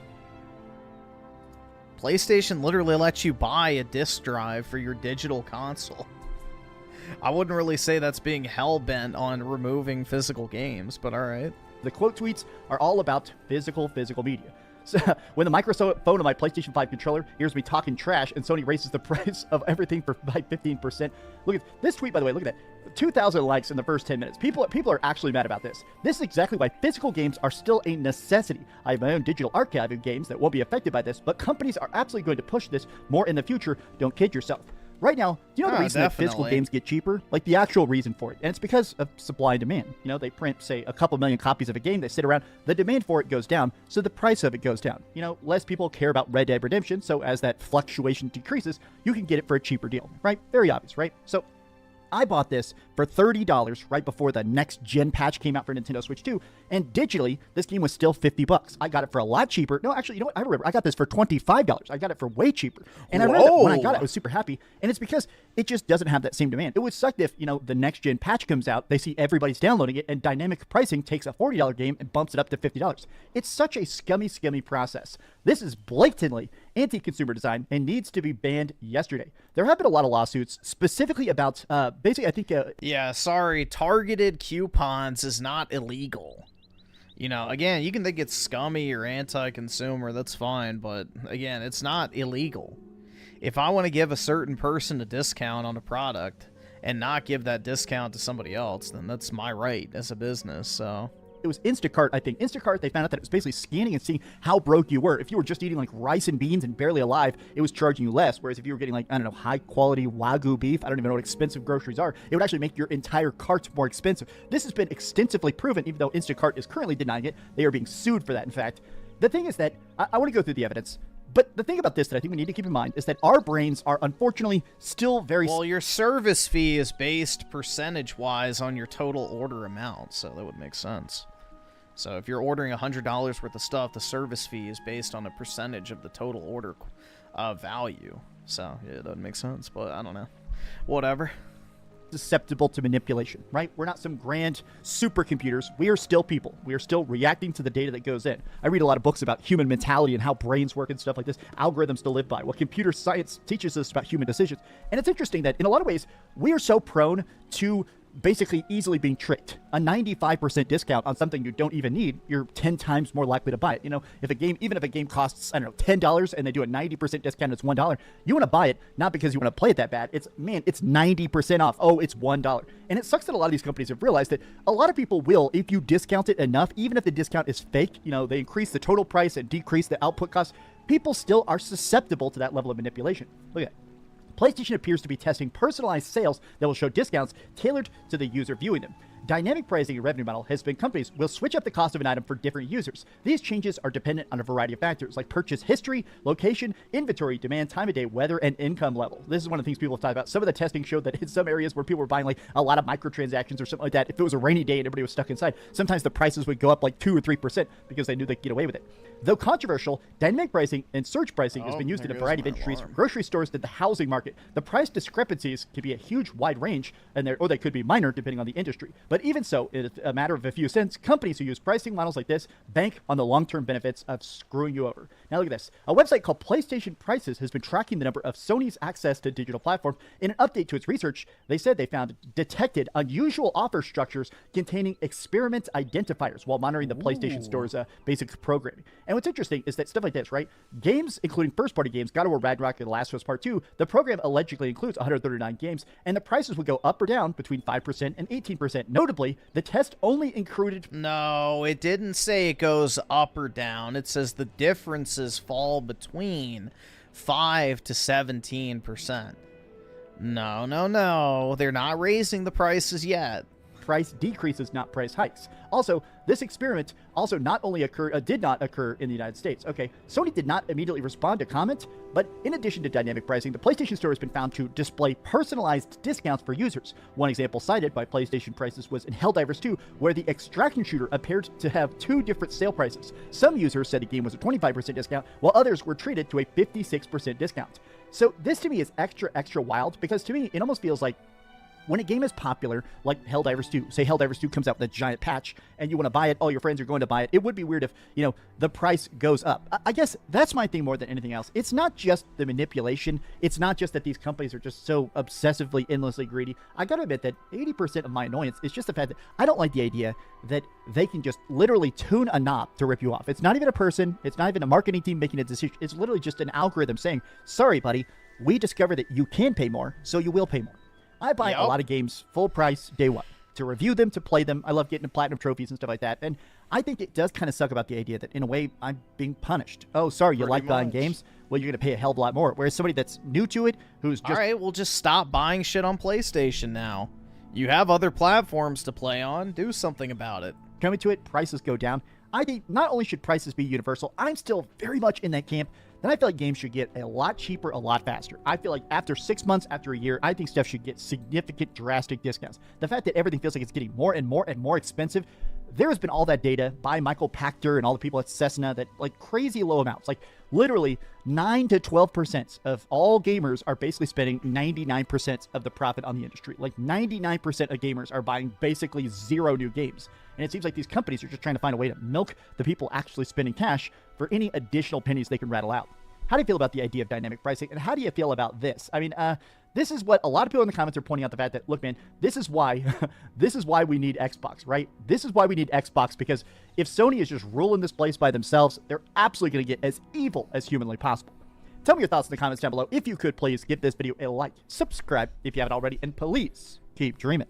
I want to do a video about the Resident Evil 1 remake as a concept. I actually replayed all of Resident Evil 1 this morning. I guess I'm in the last area of it, but I replayed Resident Evil 1 this morning. That game is so good. A lot of people are saying it doesn't need a remake. You know, I think it still could use one. Thanks so much for watching that video. That's a hot take, bro. Have to make sure to tune in, dude. But anyway, I gotta hop off, guys. It's time for me to hit the wage cage. So have a wonderful Monday, everybody, or at least as good of one as possible. And I'll talk to everybody later. Peace out, guys.